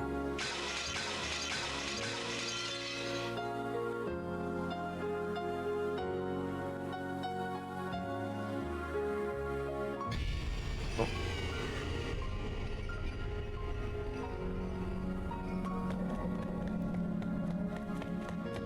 Dad, everyone, Noda-san, he's been...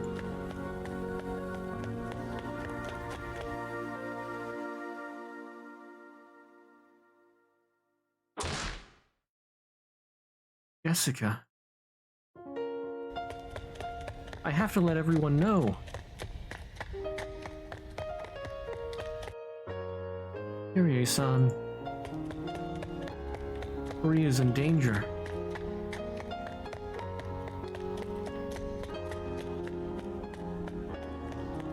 Shit. What's going on? What's going on? Is there anyone left alive? Anyone?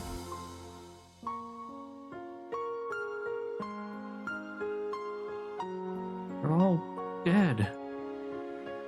They've all been murdered. A murderer has snuck onto the island. Must call the police. Are you the Beatrice from that letter? Did you do that? Did you do that to them? And me? You want to kill me too? No. No, Battler-san. I want to rescue you. You know my name? Rescue? Wait. That voice. Shannon-chan?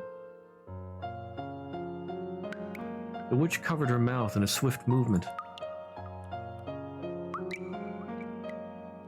Why would you dress up as the witch? No. Your shoulder. You've been attacked by the culprit too. Did you see who it was, Shannon-chan? Who? What kind of monster killed everyone? Gotta kill that bastard. You can't. Enough blood was shed in this family.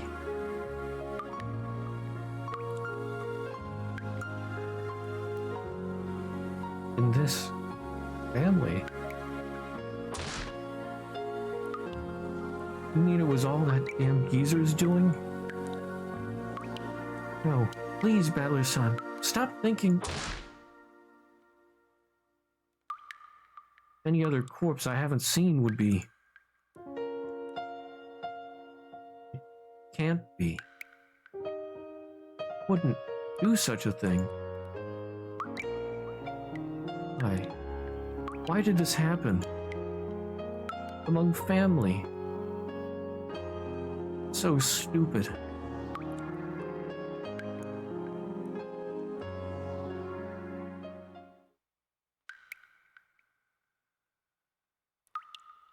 Battler turned toward the way we came from and took a step. We must call the police now.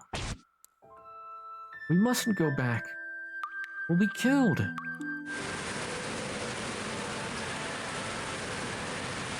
We can't call the police. No boat could come in this storm anyway, and we can't leave the island either. All we can do now is to hide ourselves right here. Beatrice was crouching in pain on the floor, then looked up at me with tears in her eyes. Please, don't go away. Don't leave me alone, Battler-san.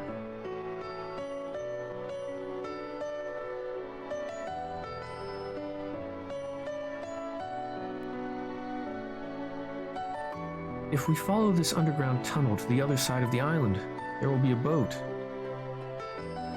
If we wait there until the storm passes, then we could escape.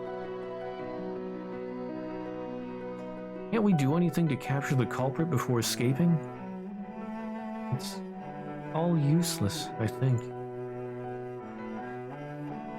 Our opponent has guns and no longer any qualms about killing people. Unarmed, we're easy prey. But that damn geezer and Cannon-kun might still be safe. No. On this island, there are now only us two and the culprit left. Battler sat on the ground, clutching at his head. I can't even begin to understand this. How did it even come to this? Shannon-chan, what and how far do you know things? Why this outfit? Let's walk a little further, Battler-san. They might find us here. Hope you will humble me? And believe what I tell you.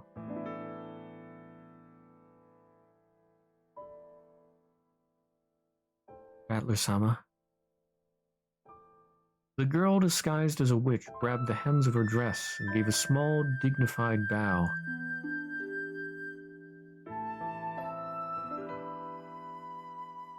I am the human who is Shannon, yet also Canon, Yasuda Sayo, as well as the third Golden Witch Beatrice.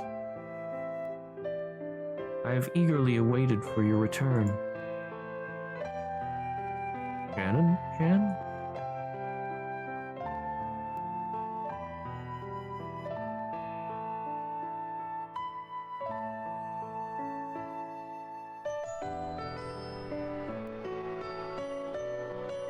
I have laid out there what was so hard to say. He would have never asked me. Even though I wanted him to solve it, why am I suddenly so open about it? Is it because all gambling is at an end? If that was the case, then I could have just stayed silent. I don't get it yet. So you were planning to kill us like you announced? Yes. But they, your parents among them, ended up solving the epitaph, and a dispute about the gold broke out.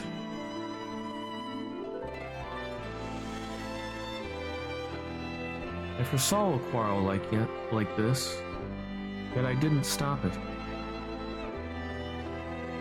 No. Even if it didn't end up like this, I would have killed them anyway. You hadn't come back. Things wouldn't have turned out the way they did. No, this is wrong. That's just an excuse. I'm the one who should be hated.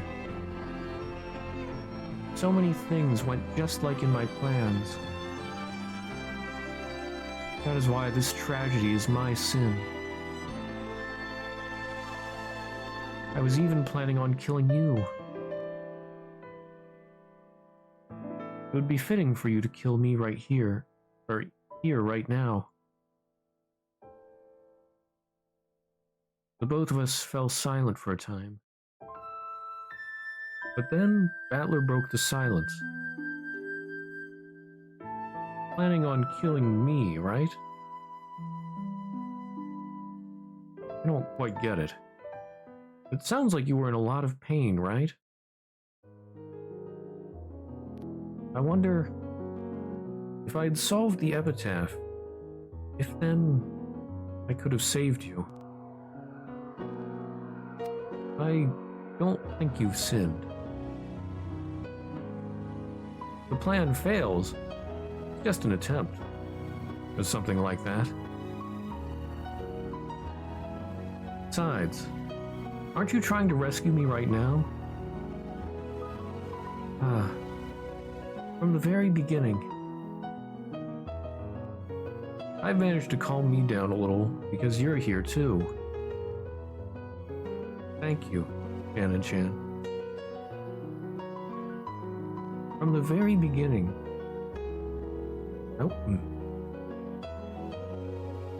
I wanted to open up to you and beg for forgiveness. I just wanted to feel at ease. Battler-san.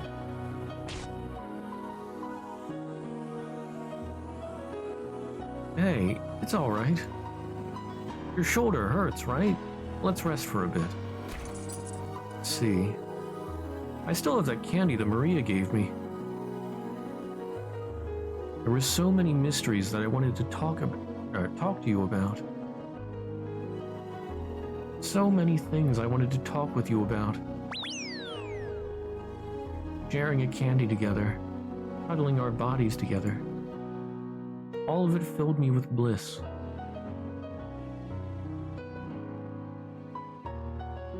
My consciousness gradually faded away as my body rested against his.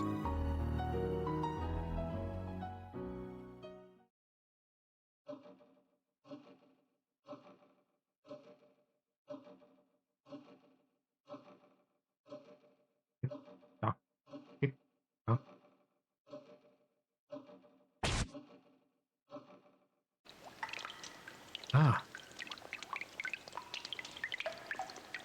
Oh, you're up. You're so tired you slept like you were dead. Rattler-san, do you know the time? Oh, let's see. It's just past 11. We did talk quite a lot. Not even 1 hour left before the explosion. Rattler-san, I still can't believe it. Was it really just last night that we were having fun in the cousin's room? Really gone, huh? Maria, Jessica, even Aniki. Really true, right? Not a nightmare, is it? Rattler-san. See such atrocities with your own eyes. Anyone's heart would break. Simply overdid it. Just like me last night.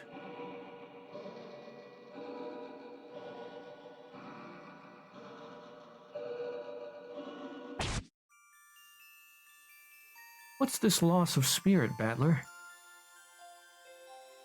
Shannon-chan?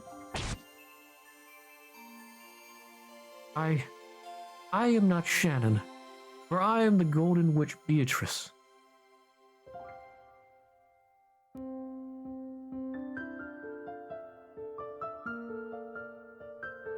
The House of Ushiromiya is the clan of the One-Winged Eagle. Do you think it suits an eagle to cower on the ground like this? Stand! The witch held out her hand as she said this. What? You... What's this? Show it to me. Your spirit. The witch looked down on me with a blush on her face.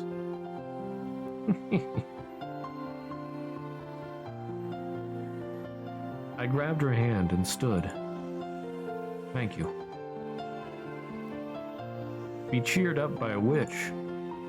That must be really lucky. We have to hurry. Come, Battler. I will lead you through the underground of my island. I grasped his hand once again and started running again. What? Okay. We have to hurry. It'll explode at any moment now.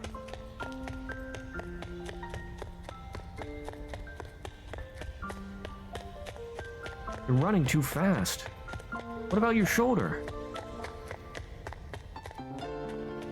This island will blow up at midnight. The explosion will cover a 1 kilometer radius. Been a bomb like that set up on the island? According to my calculations, we'll be able to escape the explosion at the far edge of the island. What? And what about everyone's bodies?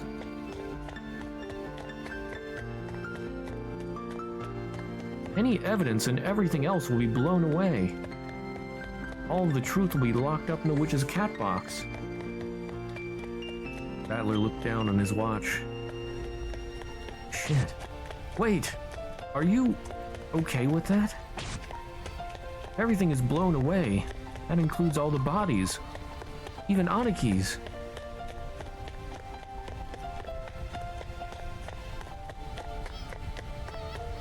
Why didn't you tell me this any sooner?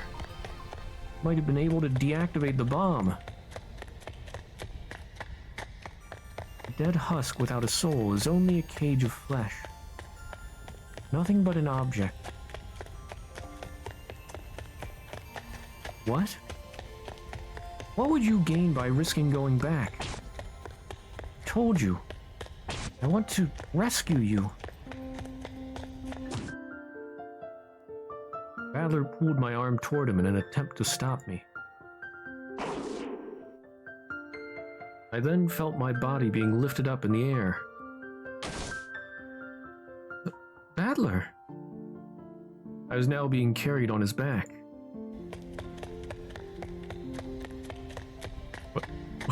What? It's... What?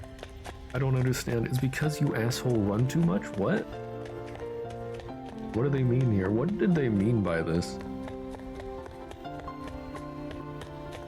Is this the right way? Yes, straight ahead.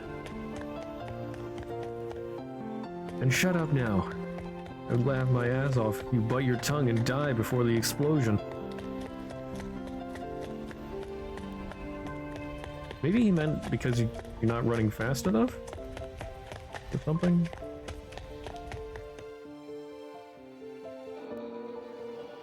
Tick-tock, tick-tock. Tick-tock.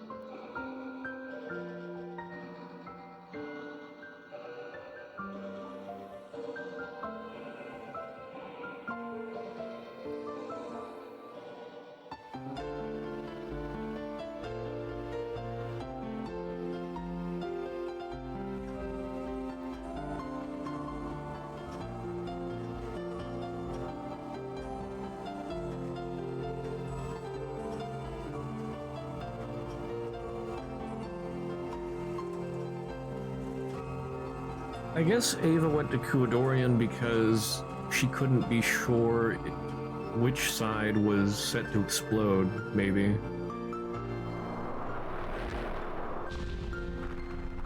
I don't know. Or maybe she wanted it to go off. Yeah, it all depends whether they knew. Like I said, I forget what happened. If they actually knew which side set it off or what.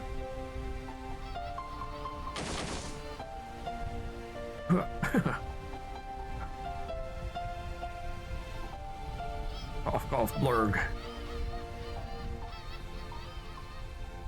The blast sent us flying for a few meters, and when the cloud of dust finally cleared, we noticed the ceiling of the passageway behind us caved in and blocked off the path.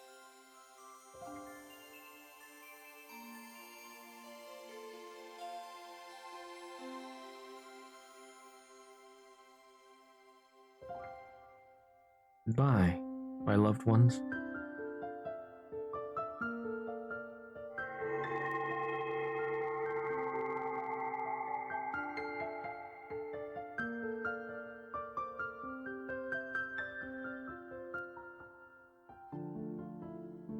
I will never forget you.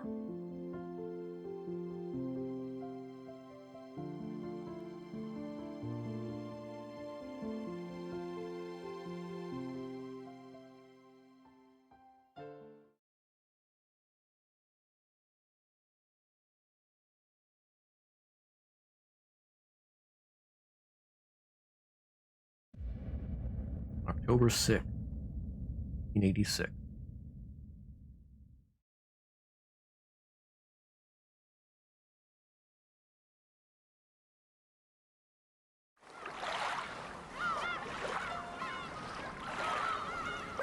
This is the ruins of a former submarine base. This is the place where you and I met 2 generations ago. What? I was confused about that before, and now I still don't get it. You and I met 2 generations ago?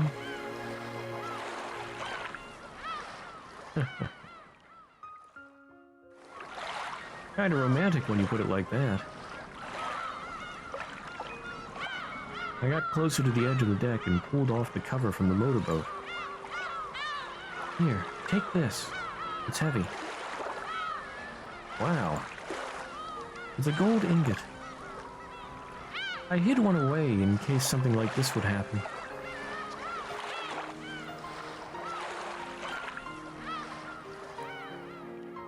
That's pretty suspicious. Hid one away in case something like this would happen? I thought she had planned to die.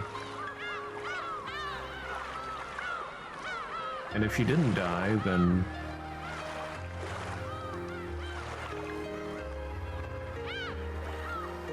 I mean, they wouldn't have to run away. So... why did she set up a backup plan?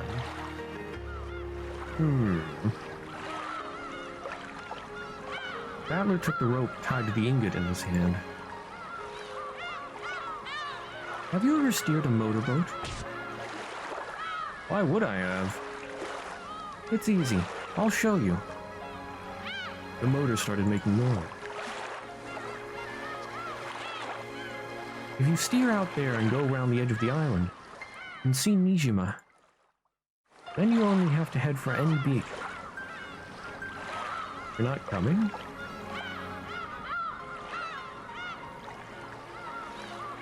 I cannot go, for I am the master of the Golden Land, so I cannot go. What will you do here? What would I do there? Living.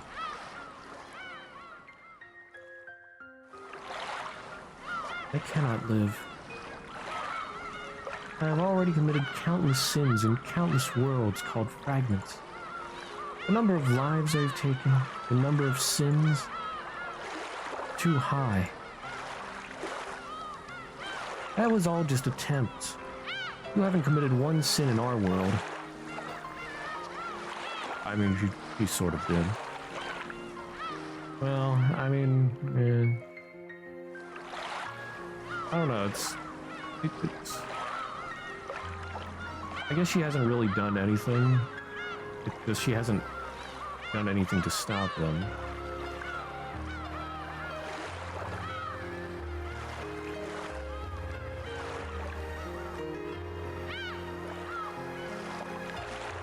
So I mean, yeah, she tempted them to commit murder, so she sort of has done something wrong in this world.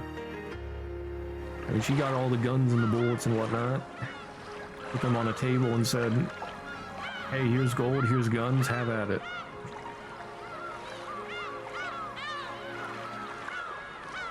You know that isn't true. This outcome is something that I've brought about. Go forth, as long as my mood is still good. Before long, I will shroud this island in a storm again. Well then, I'll take you home as a souvenir from the Golden Land. My body was once again lifted up in the air, but this time in a bridal carriage. But... Let go of me. This is dangerous. As I said that, Battler was boarding onto the motorboat with me still in his arms. I will run away with you. But... Felt my face getting hotter. If you have sinned, and I have done so too for leading you there, so I ask you to let me share the burden of that cross. I will help you share that cross my entire life. Leave the Golden Land. Together with me.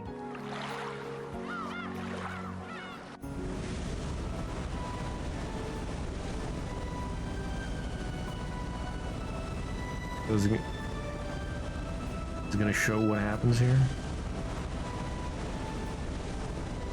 We were now together on the boat. Battler took off his jacket, feeling the wind against his skin and looking up at the sky. After a gust of wind blew his jacket away, we decided to take it easy. There was no need to rush. Nobody was waiting for us after all.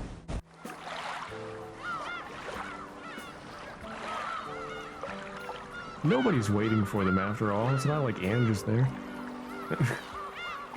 Will I be able to live, though? Sure. You might not have a magical butler. There are lots of things that don't exist on Rockanjima. First, let's get your shoulder fixed in the hospital. Then I'll show you the world.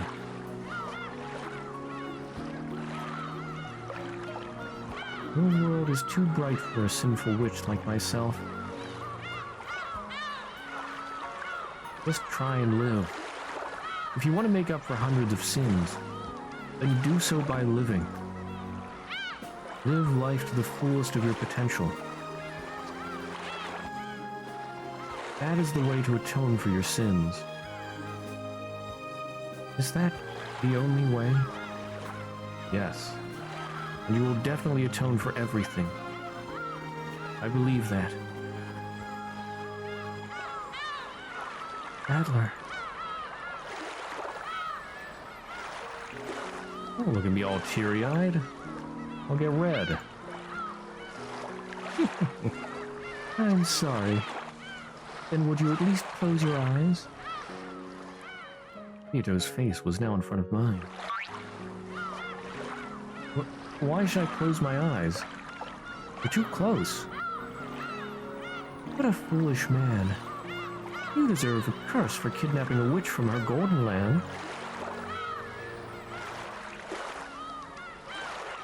I told you to close your eyes. It's embarrassing for me. Her face was getting redder and redder, and so did mine.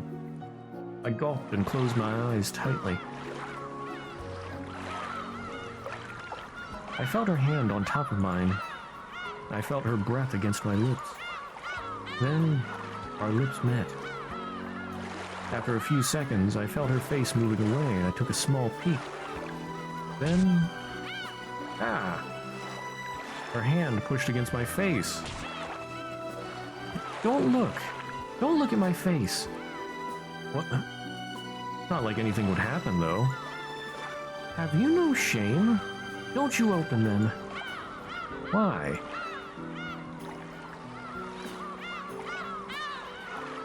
Because I want to kiss you one more time. I felt her get closer once more. This time she kissed my ear. Why? What's wrong with you? Embarrassing. Blew into my ear. Ugh. I'm sorry, Battler. Am I not an inhuman, devilish witch? That you are. You're the worst and the cruelest. I could hear her rising to her feet. That's why I won't atone for my sins. Instead, I will roll about, laughing about hundreds of deaths. I'm that kind of witch.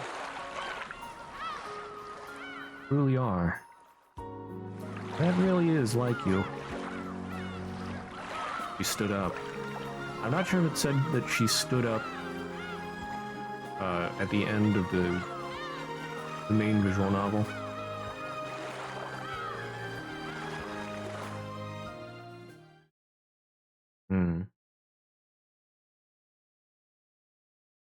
I accidentally opened my eyes for a second, and when I did, the witch was nowhere to be seen. The witch had vanished, like a dream or an illusion, and so had the single ingot they had carried with them.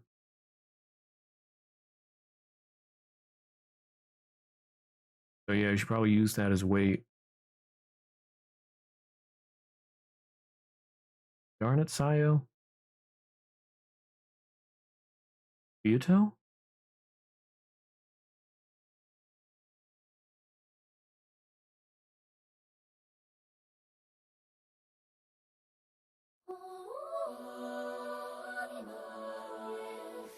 Oh, okay, so it's just playing the movie again.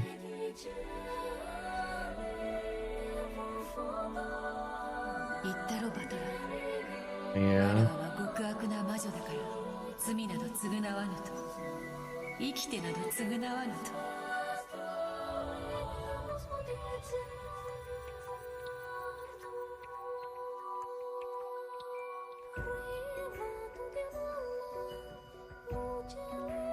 The Battler.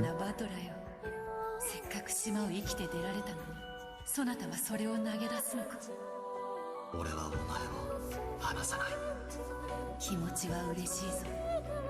だがわらわは幻想の住人。そしてそなたは人間。帰るべき世界は違うのだ。わらわは幻想へ帰る。そしてそなたも自分の世界へ帰るがいい。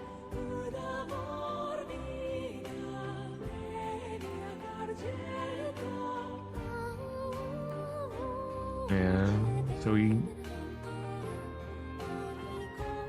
let go, but I guess Yeah, that caused some brain damage somehow. I wonder if he hit his head on the boat or something.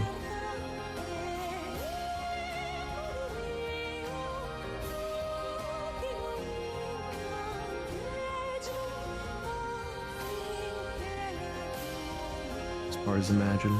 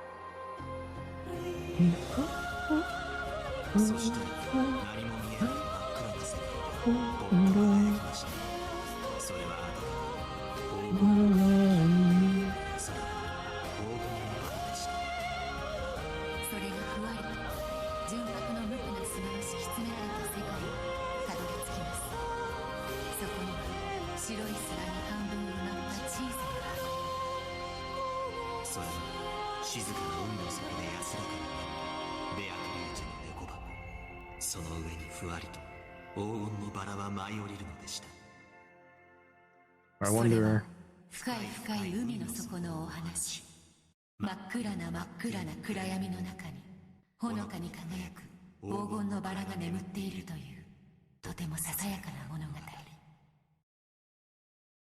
Could have been a. I don't know if he took any actual brain damage.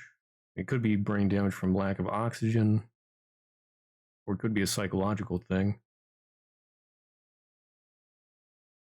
I mean, he would have taken lots of psychological damage. Oh. There's something after that. Okay. This is... the Golden Land? No. This is the world I desired. The world of the Catbot.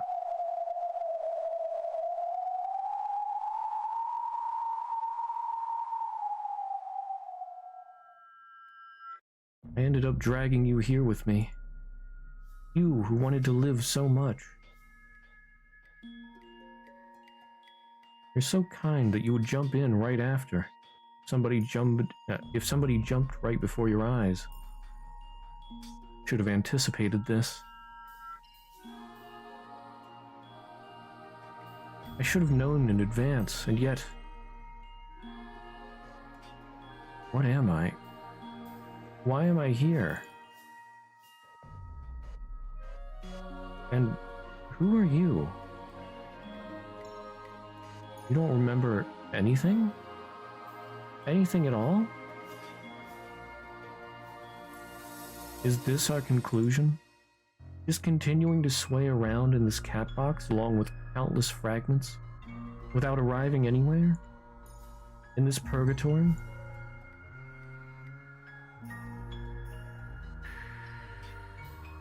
We'll keep on waiting for you, on the summit of this very Mount Purgatorio. So let us begin it here, what we could not bring an end to in our lifetime. A battle about whether it was a witch or a human. I will wait forever, until you rip the me that is a witch apart, and find the me that is our promise. This will surely be an eternal game, and thus an eternal torture. For you? For me?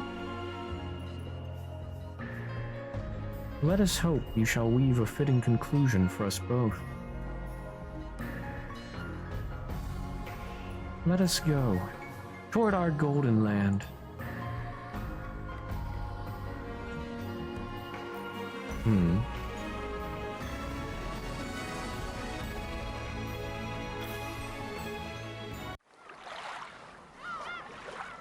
And that is the end.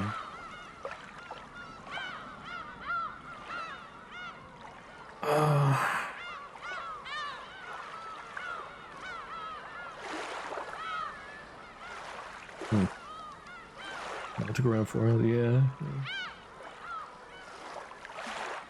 After this, we'll wind down with some Mahjong. Oh, 1 minute.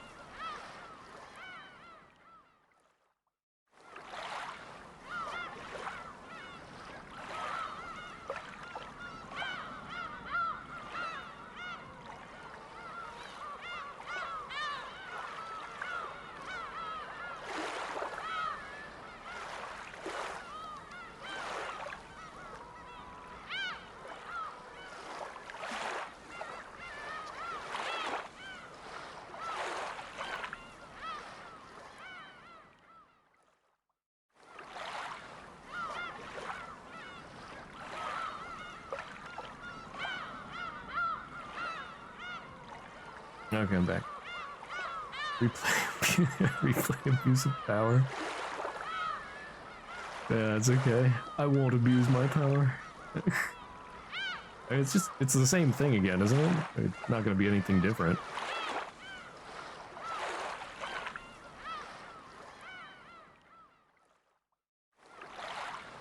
Same thing, yeah. Okay.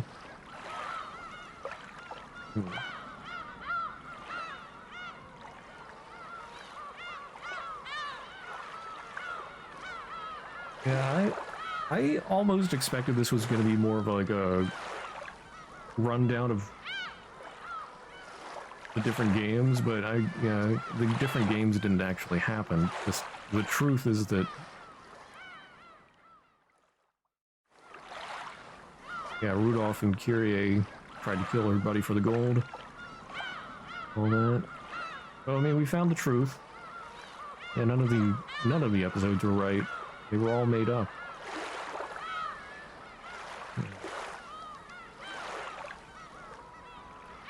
Well, I mean,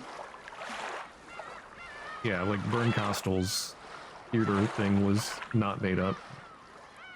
And now time to replay Umineko with everything in mind. I don't. Yeah, I'm not gonna do that, but I might watch some people play through it and see if I can pick up on anything I missed. Continue the Umineko spiral for other people. Oh boy. Man. Leave the game board. We hope to see you again.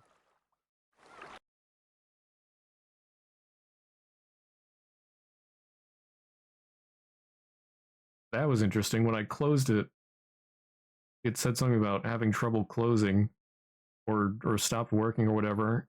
But it showed a picture of Ange and Erica in the City of Books together.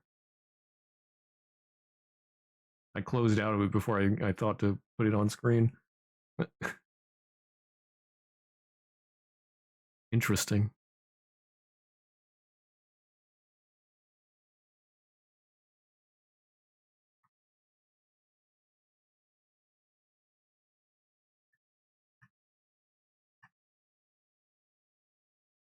Guess we'll wind down with some Mahjong.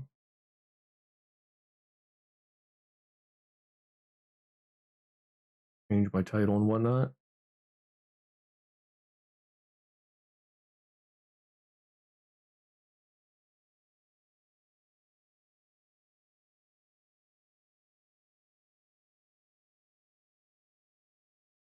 Start that up.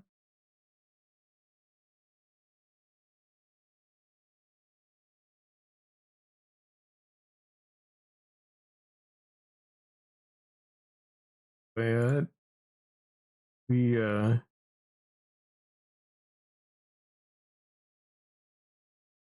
what's it called? Memories of the past, or remembering the past. Yeah. Coon of White Dreams, remembering the past. Byakumu no Mayu, Ricordando il passato. So powerful. When the riposta hits, it's just like, bruh. Oh, I was just saying the name of the song. Cocoon of White Dreams, Remembering the Past, the ending theme song. Byakumu no Mayu, Ricordando il passato. I might be butchering that a little bit.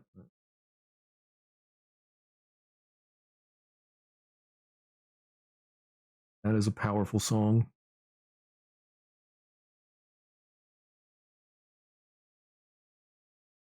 Okay, let's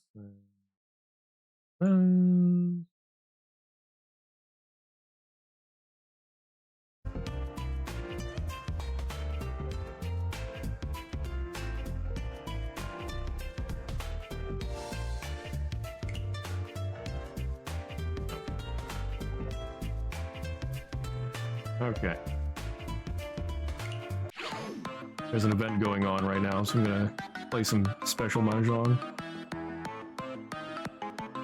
Although before I do this, I want to go use the bathroom quick. So I'm gonna leave you here and let this rot your brain like it has mine.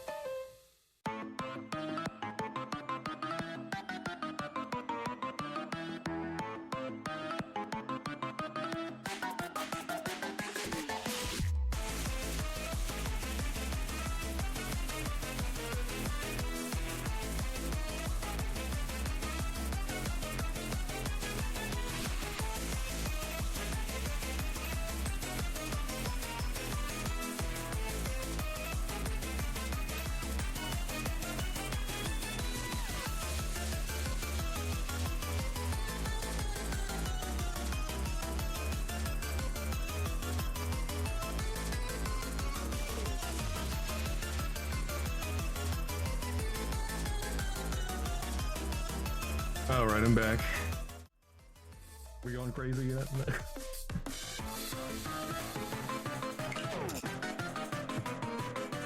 Okay.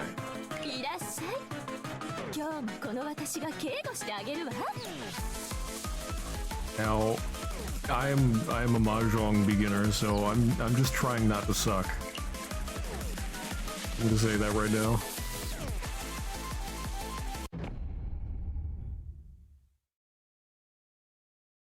I don't know the fancy combinations. Get Yaku and whatnot.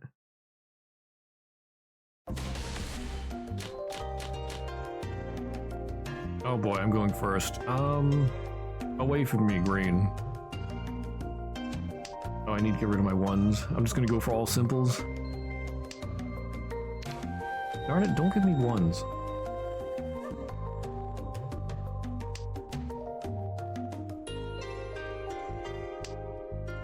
Don't even know how to play this already. Really? Darn it! Oh. And another green. If I'd gotten that earlier... Okay. So, Mahjong, you need 4 sets of 3 tiles they can be increasing, like from 1, 2, 3 of the same type. So you see there's different types here.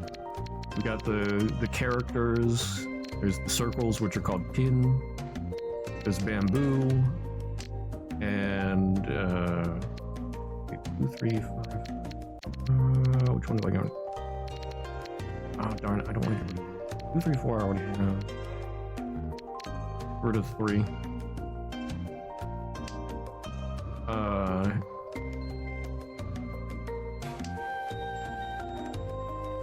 Yeah, okay, so it's...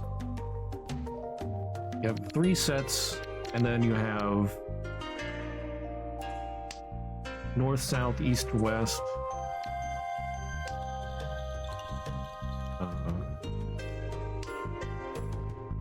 And then you see in the middle here it has east 1.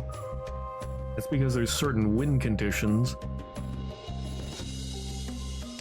You need 3 either of the same tile or an increment. Okay, that's good. Or increasing increment, whatever. So 6, 7, 8, that's a group of 3. They're all the same type. You could also have the same tile 3 times. I don't want to cheat that.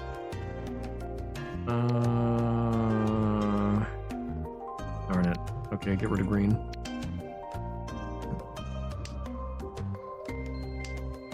So... Alright, what was this? Darn thing is timed. Gee. 5, 6, 7. Get rid of a 7. I need a 3 and I win. Or a bamboo 3. Pawn? No, I don't want to pawn that. Oh my goodness. Okay.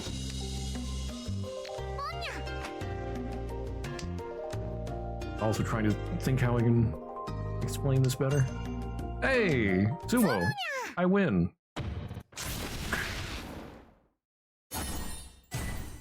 All simples. I don't get much for it. Oh yeah, I messed up. I shouldn't have put that down. South, white, east. I don't need south. Okay, so...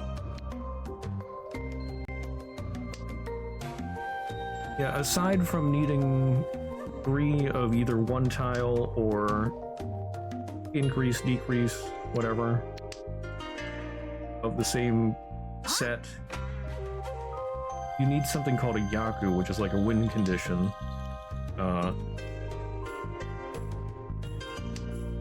Well, you also need a set of doubles. 4, 2, 3, 4. Get rid of the 9. But yeah, you need 4 sets of 3, doubles, and one of your sets of 3 has to be one of the special win conditions, which can be a group of whatever's in the middle here, which is currently east. So if you get 3 east, that's a win condition. Or, well, I'm also east. You see there's north, south, east, west on the players as well. So I'm east, it's east. I don't want that.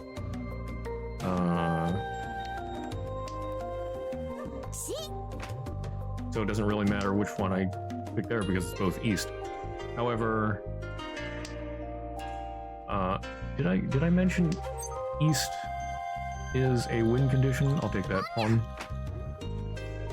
No, I shouldn't have done that. I messed up. Special game rules.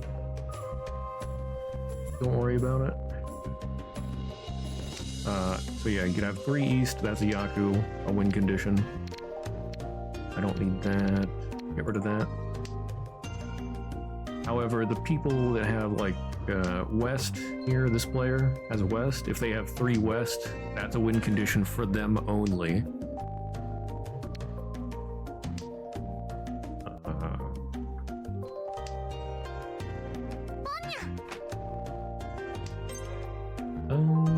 I don't need that. We draw a tile.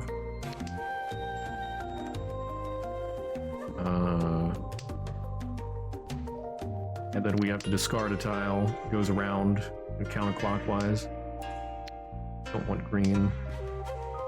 What I'm going for now is all simples, which is what I did last time. You can't have 1s or 9s. Ooh, perfect. I'll take that. Wait, I need doubles, don't I? Wait. Okay, if I get a 3 or a 2, I win. So I have a set of doubles in my 3 or 2, get rid of the 1. Then I have 4, 5, 6, 5, 6, 7, and triple 8s. Darn it, stop giving me 1s. Yeah, if I get 1 more for a triple, that's another win. Remember that. Now you'll see stuff like chi, pawn. Oh, Ron means they win.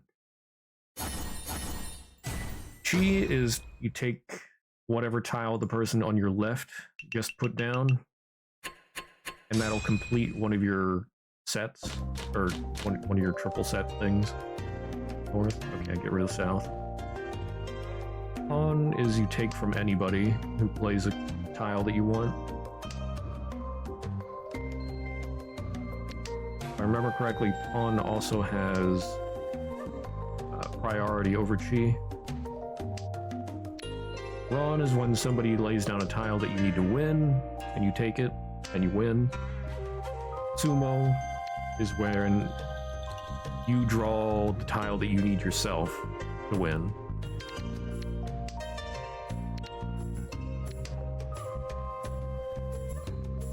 Anyway, I imagine you probably don't remember most of what I said because I'm so jumbled up with it. But really, it's not that hard to learn the simple stuff.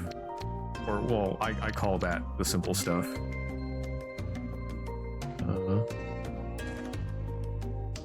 Just play a little, and it's fairly easy to learn. But there's all different types of ways that you can win. That's where it gets complicated. Different tile combinations and whatnot. And also it's timed.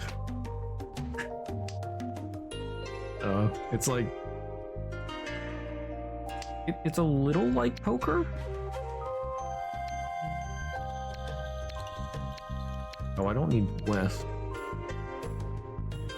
But it's like...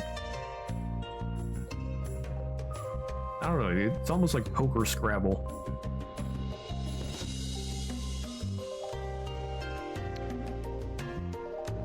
I need a double. Oh wait, no, I have doubles. Okay.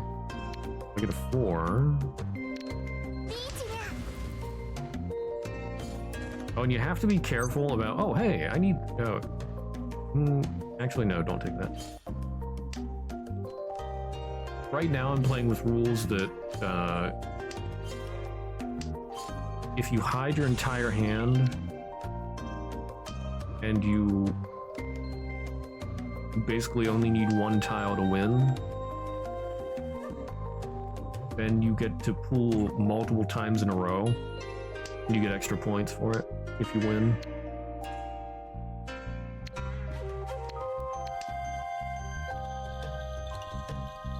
Called Richi. And thus, this is called Richi Mahjong. Okay, I got a 4, I can get rid of a 2. That gives me a group of 2, 3, 4. Oh, darn it.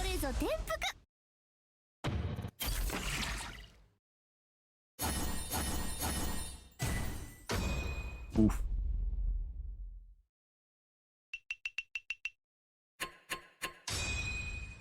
I'm second. That at least.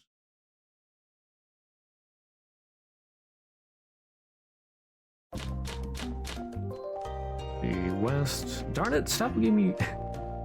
keeps giving me wind tiles that I don't need.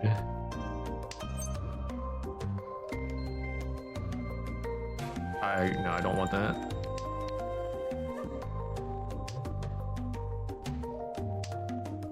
I could have made a group of 3 there, but you can't have wind tiles. I don't need that. If you do all simples. Like all simples, 2 through 8s only of the 3 main tile types.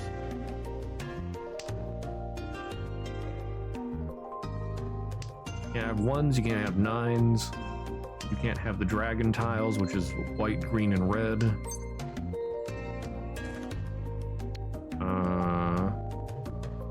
Somebody already laid down a white.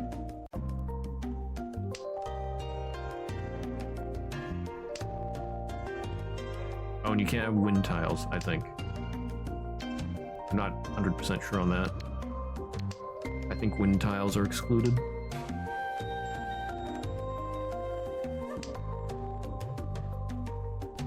And just to be clear, wind tiles are north, south, east, west. Darn it, stop giving me 9s and 1s. Game is trying to ruin me.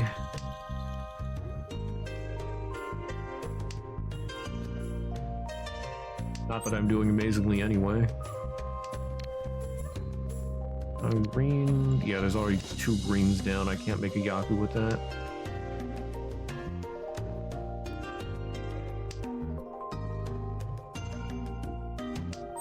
Reminder, Yaku is the win condition. Oh, hey, Ricci. Okay. I didn't realize Okay, well, I guess I'm not doing all simples. This must be a special type. Darn it, they interrupted my Ricci.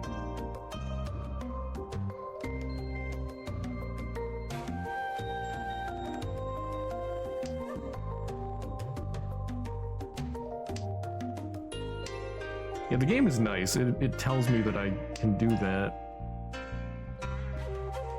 If I was playing IRL, I wouldn't know that.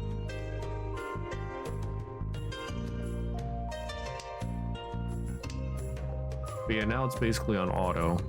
So I called Ricci, I put in some points.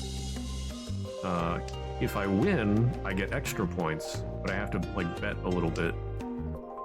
I don't even know what I need. What do I need? Do I need like an 8 or a 5? In?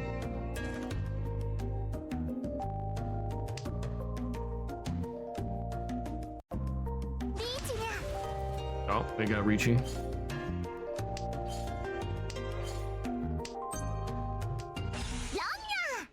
You've triggered my trap card.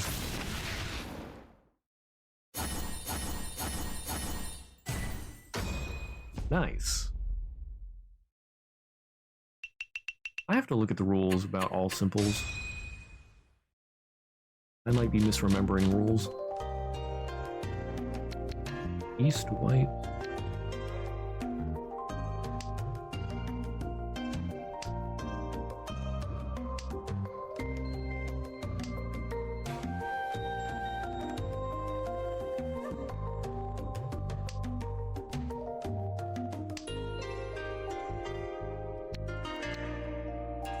We're that 9.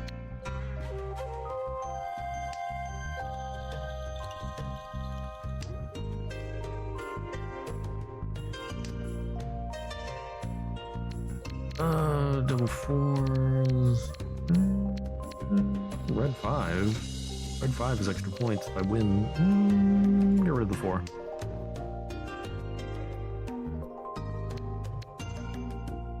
The east and the white tile are taking up space, but if I can get a second one, nobody else has laid one down yet.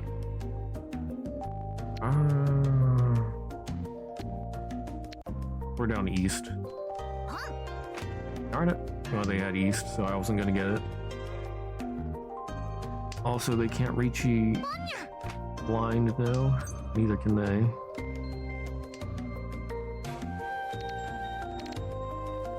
What the heck? Simple as it is. Oh, reliable.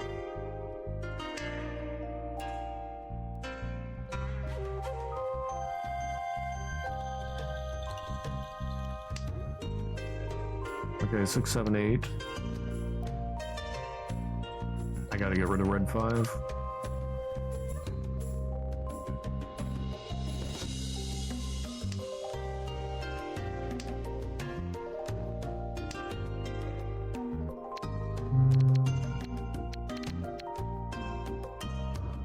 Let me get rid of the 7 there. Hmm.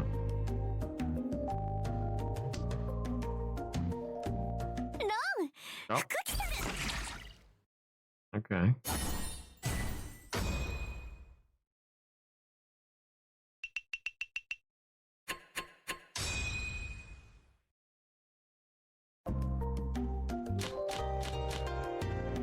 Or Honotoka. Oh, I'm south. Okay. I have no other bamboo. Get rid of that.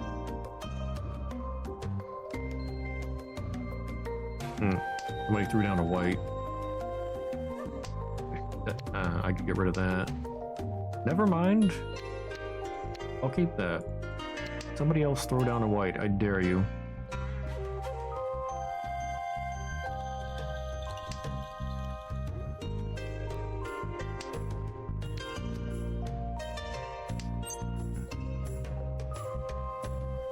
I'll take it.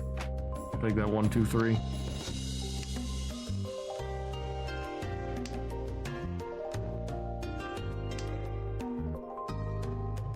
I'm betting on a white.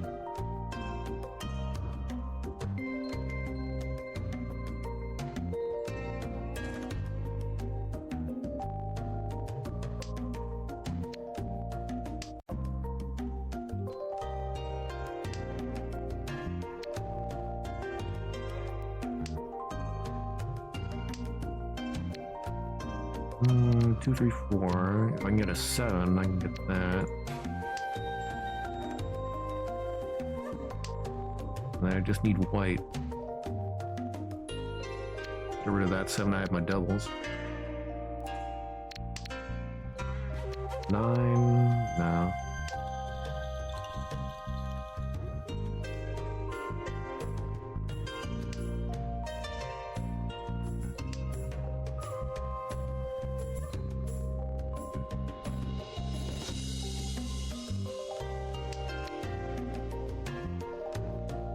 No, I don't want the 5.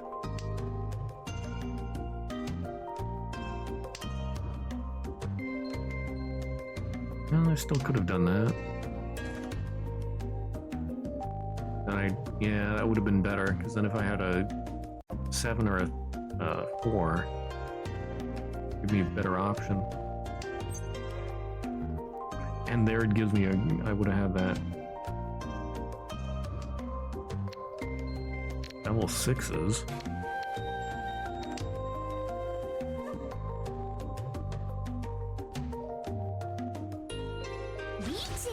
Uh-oh.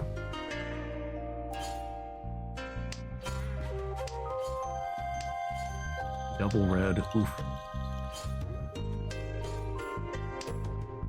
Okay.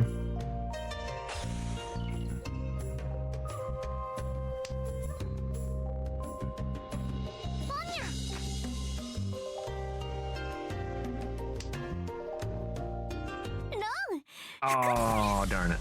Okay.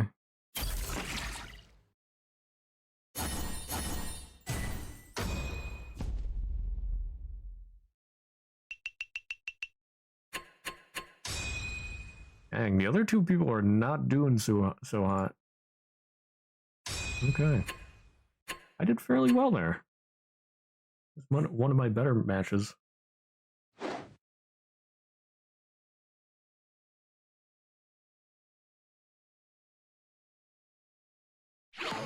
I need to check the rules on all simples quick. It's nice, they have a handy dandy rule book on their website.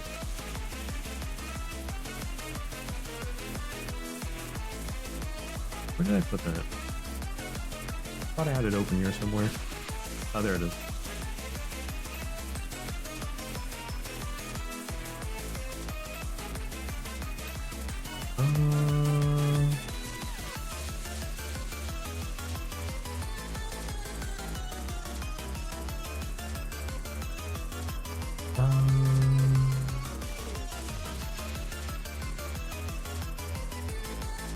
Yaku. No.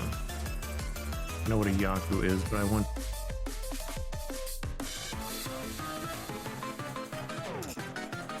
Yaku over here.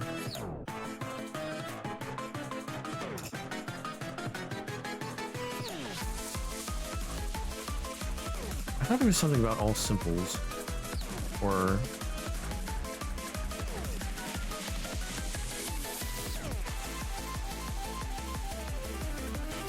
classroom.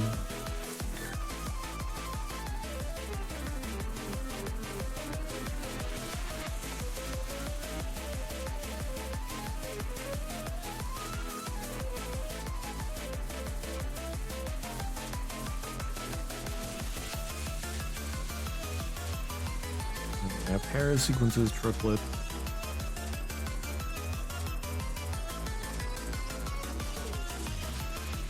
Wait, what is a mention? Or mention? Oh, right, that's... Yeah, if you haven't called on any tile from other plays, that's what I was trying to do.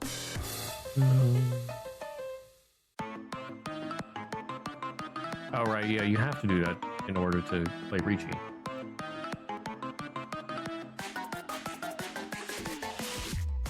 Pure double sequence, twice pure double sequence, 7 pairs. Alright, 7 pairs is a thing.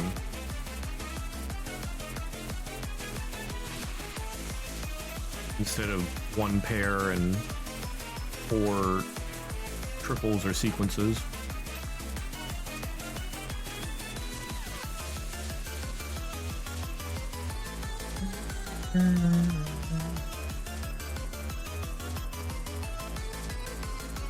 Yeah.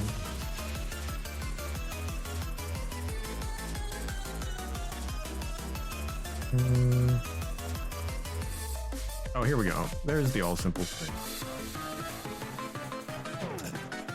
Must not contain any terminal tiles.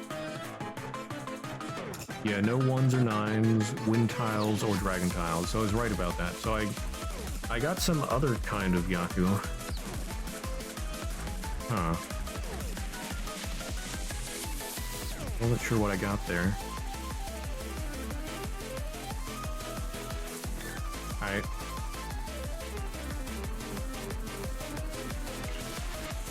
What do I get here? Do a bit of the event. Let's see.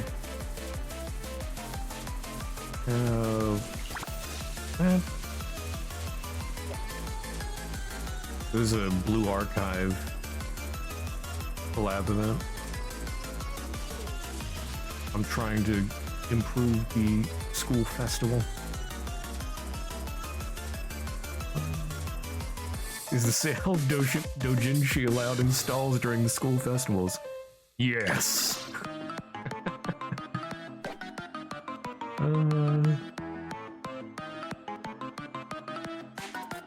How to stay calm in a long south wind round? Too difficult. Avoid it. Equipment for gaming competition is too outdated. You can still use it. Give me my money.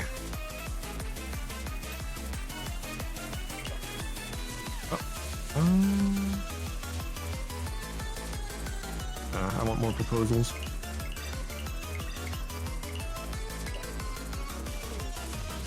Replace the benches with sofas. I need more education. Nice. Wait, no, I need 660. I'm close. Let's raise safety.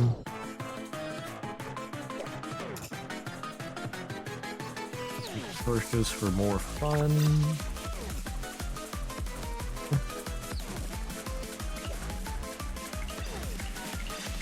Okay. Enough money for those. My fun is 666. Concern. Troublemakers.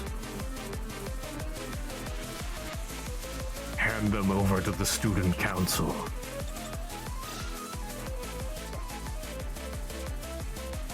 Darn it, I need more safety. I need 10 safety to go up rank. Decidophobia. Well, I'm not the only one with a phobia for decision making.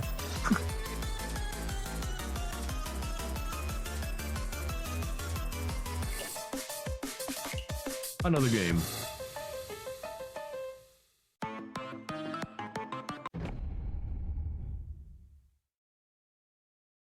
Soul Punch.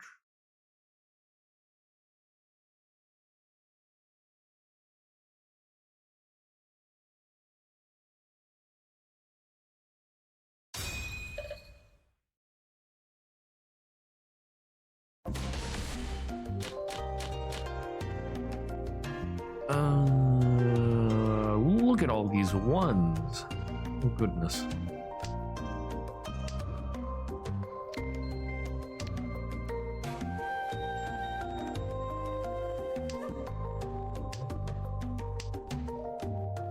Throw down a red. I'll throw down a red.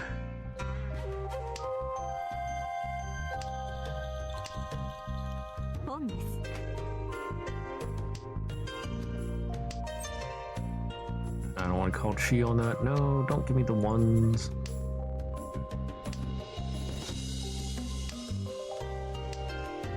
Three, four, five. Very nice. Here's the 9. I want to keep my double ones if I can. Oh, they threw down a white.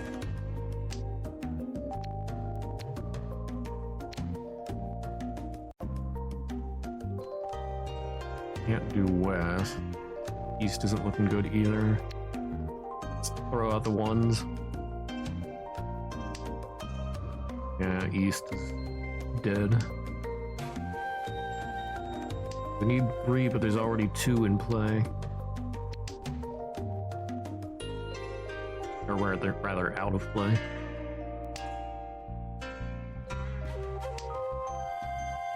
One more thing, you have to be careful which tile you discard.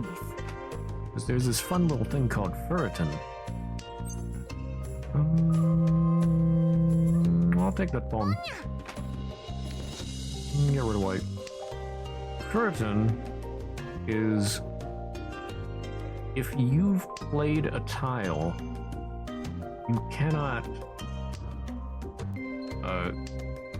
claim that tile from somebody else to win.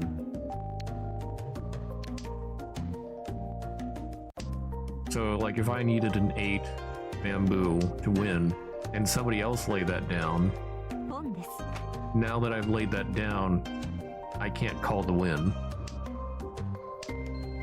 I would have to draw it myself. Oh, I have doubles. I have double 4s. That'll be if I can get a bamboo 4. Preferably a... Okay, there's my 3, 4, 5. Wait, I'm in Ferritin? Why am I in Ferritin?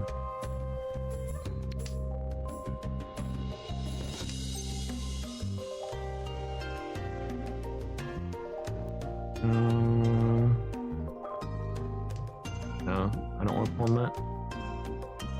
Is that like a temporary Ferritin? Why?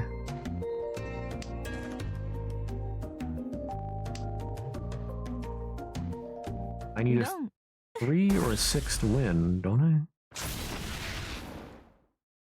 Why couldn't I mean, it didn't really matter in the end, but why?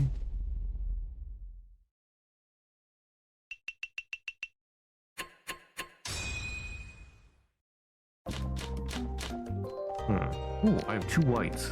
That puts me in a good position.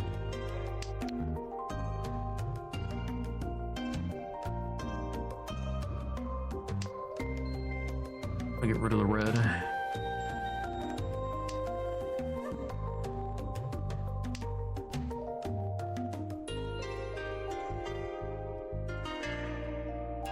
I think there's something about if somebody else lays down your winning tile even before you can call it,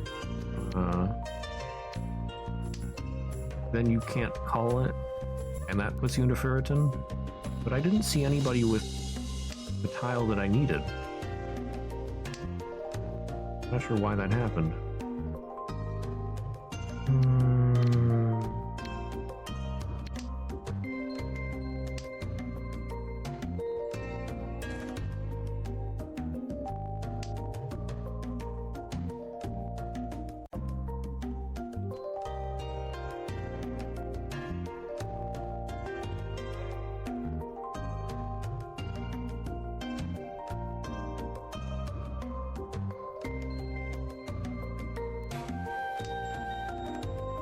Okay, that gives me one.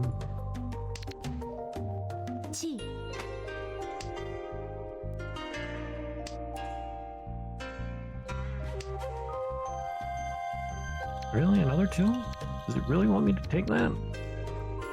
Alright. Nobody's throwing down a white. Where are you?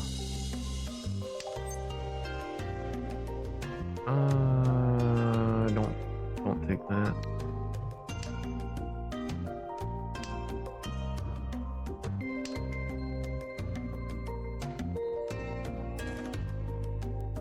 Double sevens. I need a 4 or a 7. No, I don't want that one.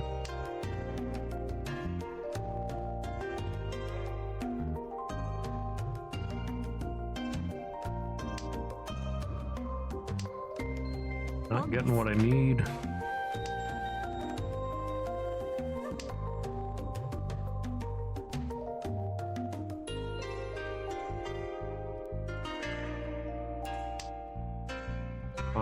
Okay, triple fives, that'll do.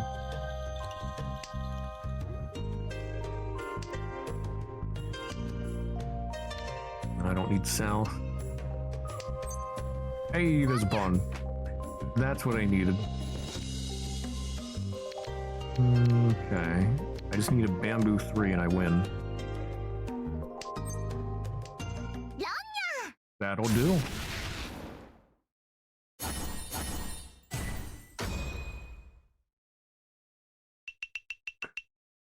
That poor player's getting bullied. Everybody's taking their points. I feel that.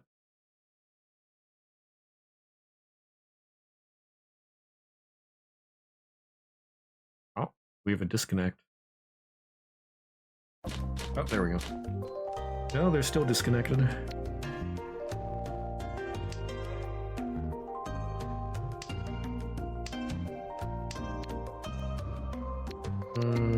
I have no bamboo. Somebody threw down a red already. No, I'll take that.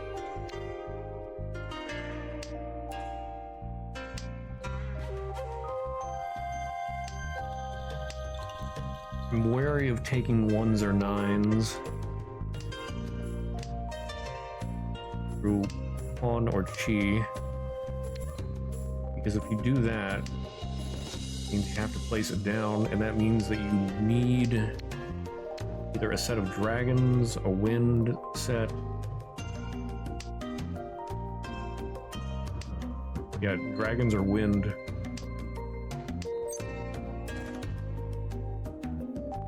I'll take it. Look at that. Well, you might not need it. There's probably some Yaku that won't matter there. I'll get rid of that red.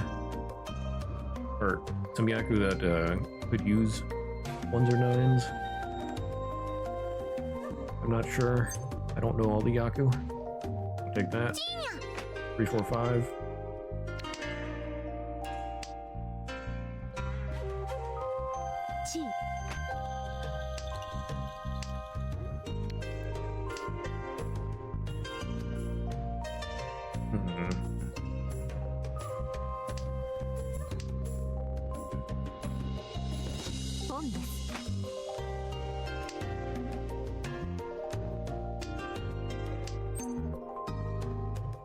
Oh.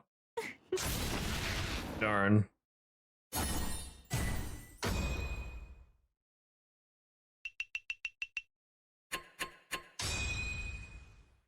Not really having any big gains this time.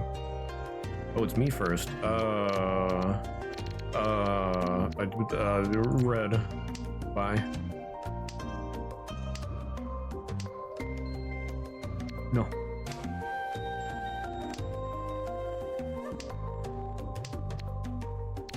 Ooh, red 5. I guess I'm doing all simples. Alright, well, I have 2 doubles. 3 doubles, or wait, no. 1, 2, 3, 4. I have 4 doubles. Maybe I go for doubles. No, I don't want to chi.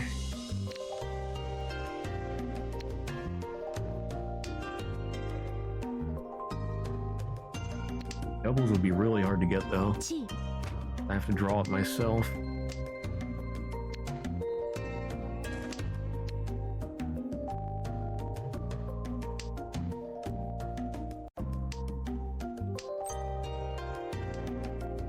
Darn it.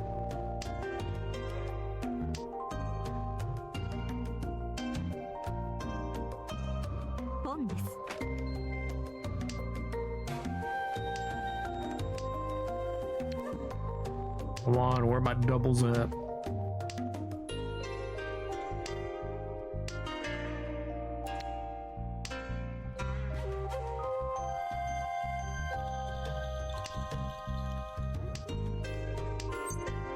No. There's a 2.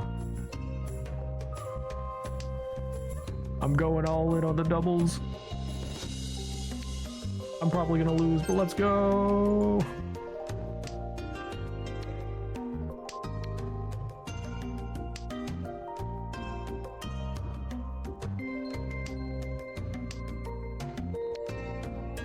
Darn it, stop giving me wind tiles. I do not want them.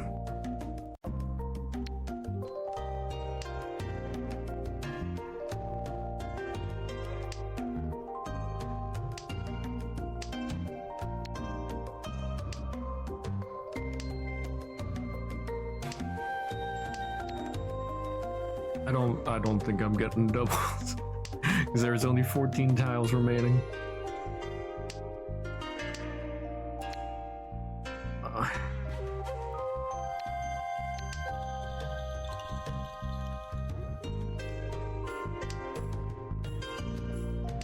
You know what? I guess I could use the wind tiles in doubles.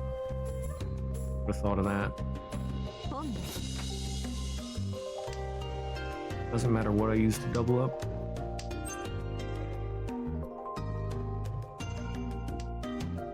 Oh, really? It gives me a second white right as I lay the other one down. Darn game. Oh, they had whites. Oh, we ran out of tiles.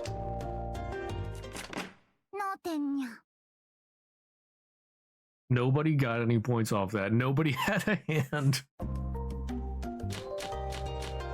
Nice. Got east, south, north. North doesn't look good. South can't help me at all. Got a double.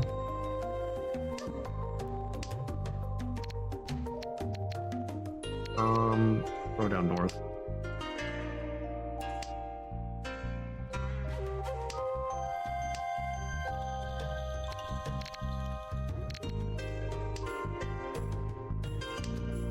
Got 7, 8, 9 there. I have to go simples, that's not gonna work. Get rid of the 1.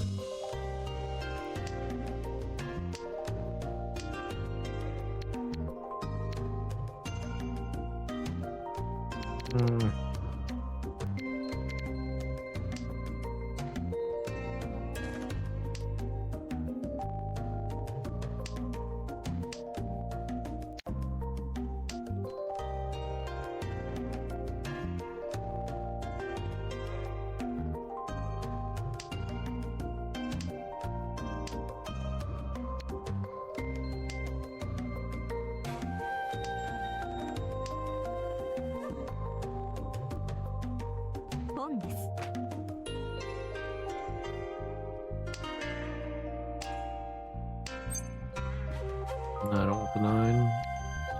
5 pin. Red 5 pin. Go down to red.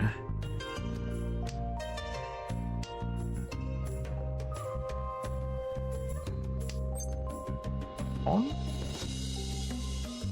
But that's my double.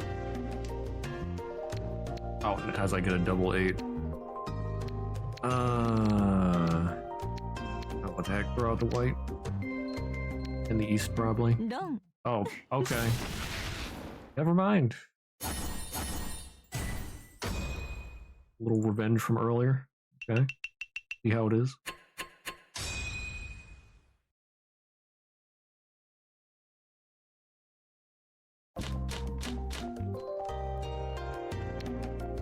South of the plane. Player to my left is still gone.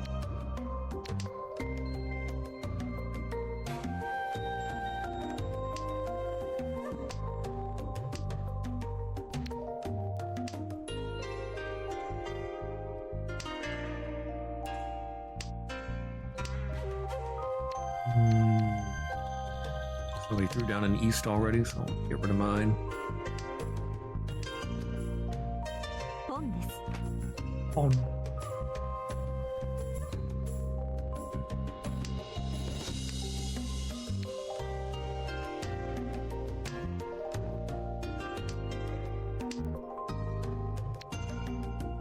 That 9. Threw down green. On the 8. Sure. God, what the heck, I'll go for it. Threw down a white. Yeah. Simples again. Need to learn more Yaku.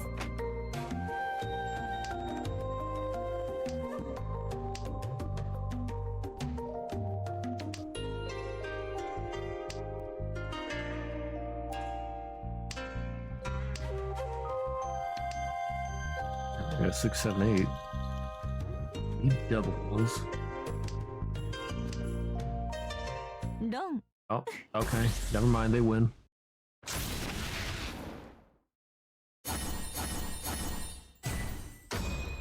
Ooh. Ah. That's gonna leave a mark. Oh, it puts them into second. Nicely done. Oh, we're not done yet? Okay. Ooh. That's a good start. Double greens. High probability of a Yaku.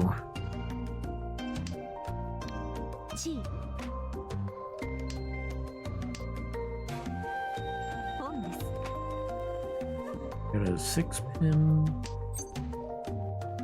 I don't want that.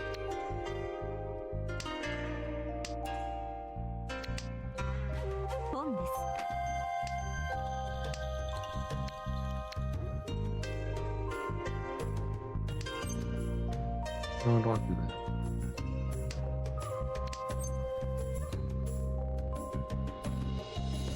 I'll take it.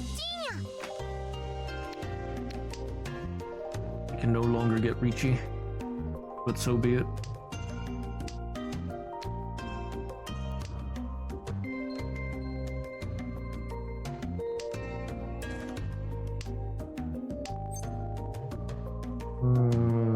No, I don't want that.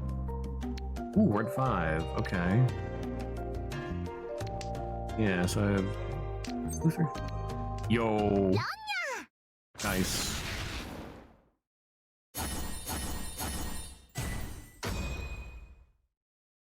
I'll take those points back. Thank you very much.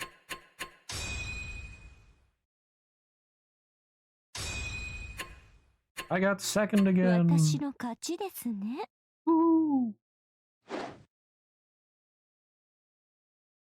Not bad.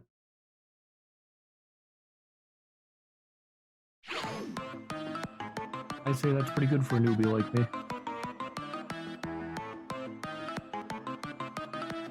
Oh. Okay. I think I'll call it there.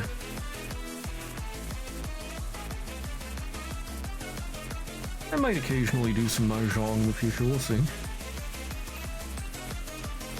By the way, this is a free game, of course. It's I mean, it's technically a gacha, but there's not really anything that you need to roll for. You just play Mahjong. That's it. The only things you can like summon different characters to play as.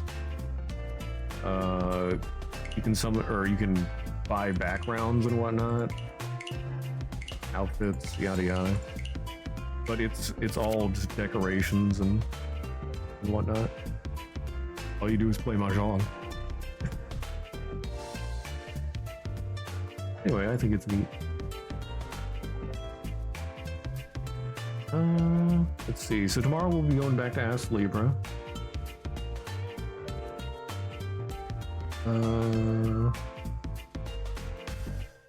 And then Friday, Library of Runa. Guess there's not really anything I need to mention. Well, there's socials. If anybody's interested in my social media, there are links in chat for Discord, Twitter, and YouTube. Find those under the stream in the About section, or under the socials banner. Next week, probably Nocia? Yeah, I think so. Yeah. Yeah. Everything with Umineko is... Well, okay, not everything with Umineko, but the VNs are totally done. After Confession of the Witch and whatnot. We're still doing we're going through the Umineko extras in Discord on the weekends. We do a little watch-along thing, if anyone's interested in that. That'll probably take us a few weeks.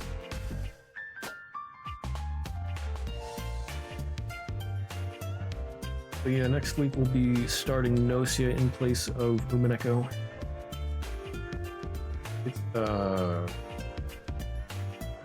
It's like a mystery visual novel that, like, you actually have to solve the mysteries yourself.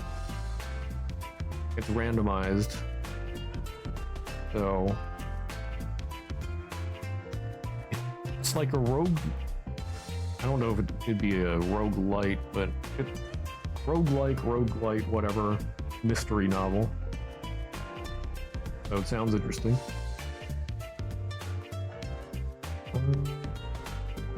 But yeah, in the meantime, thanks for being here.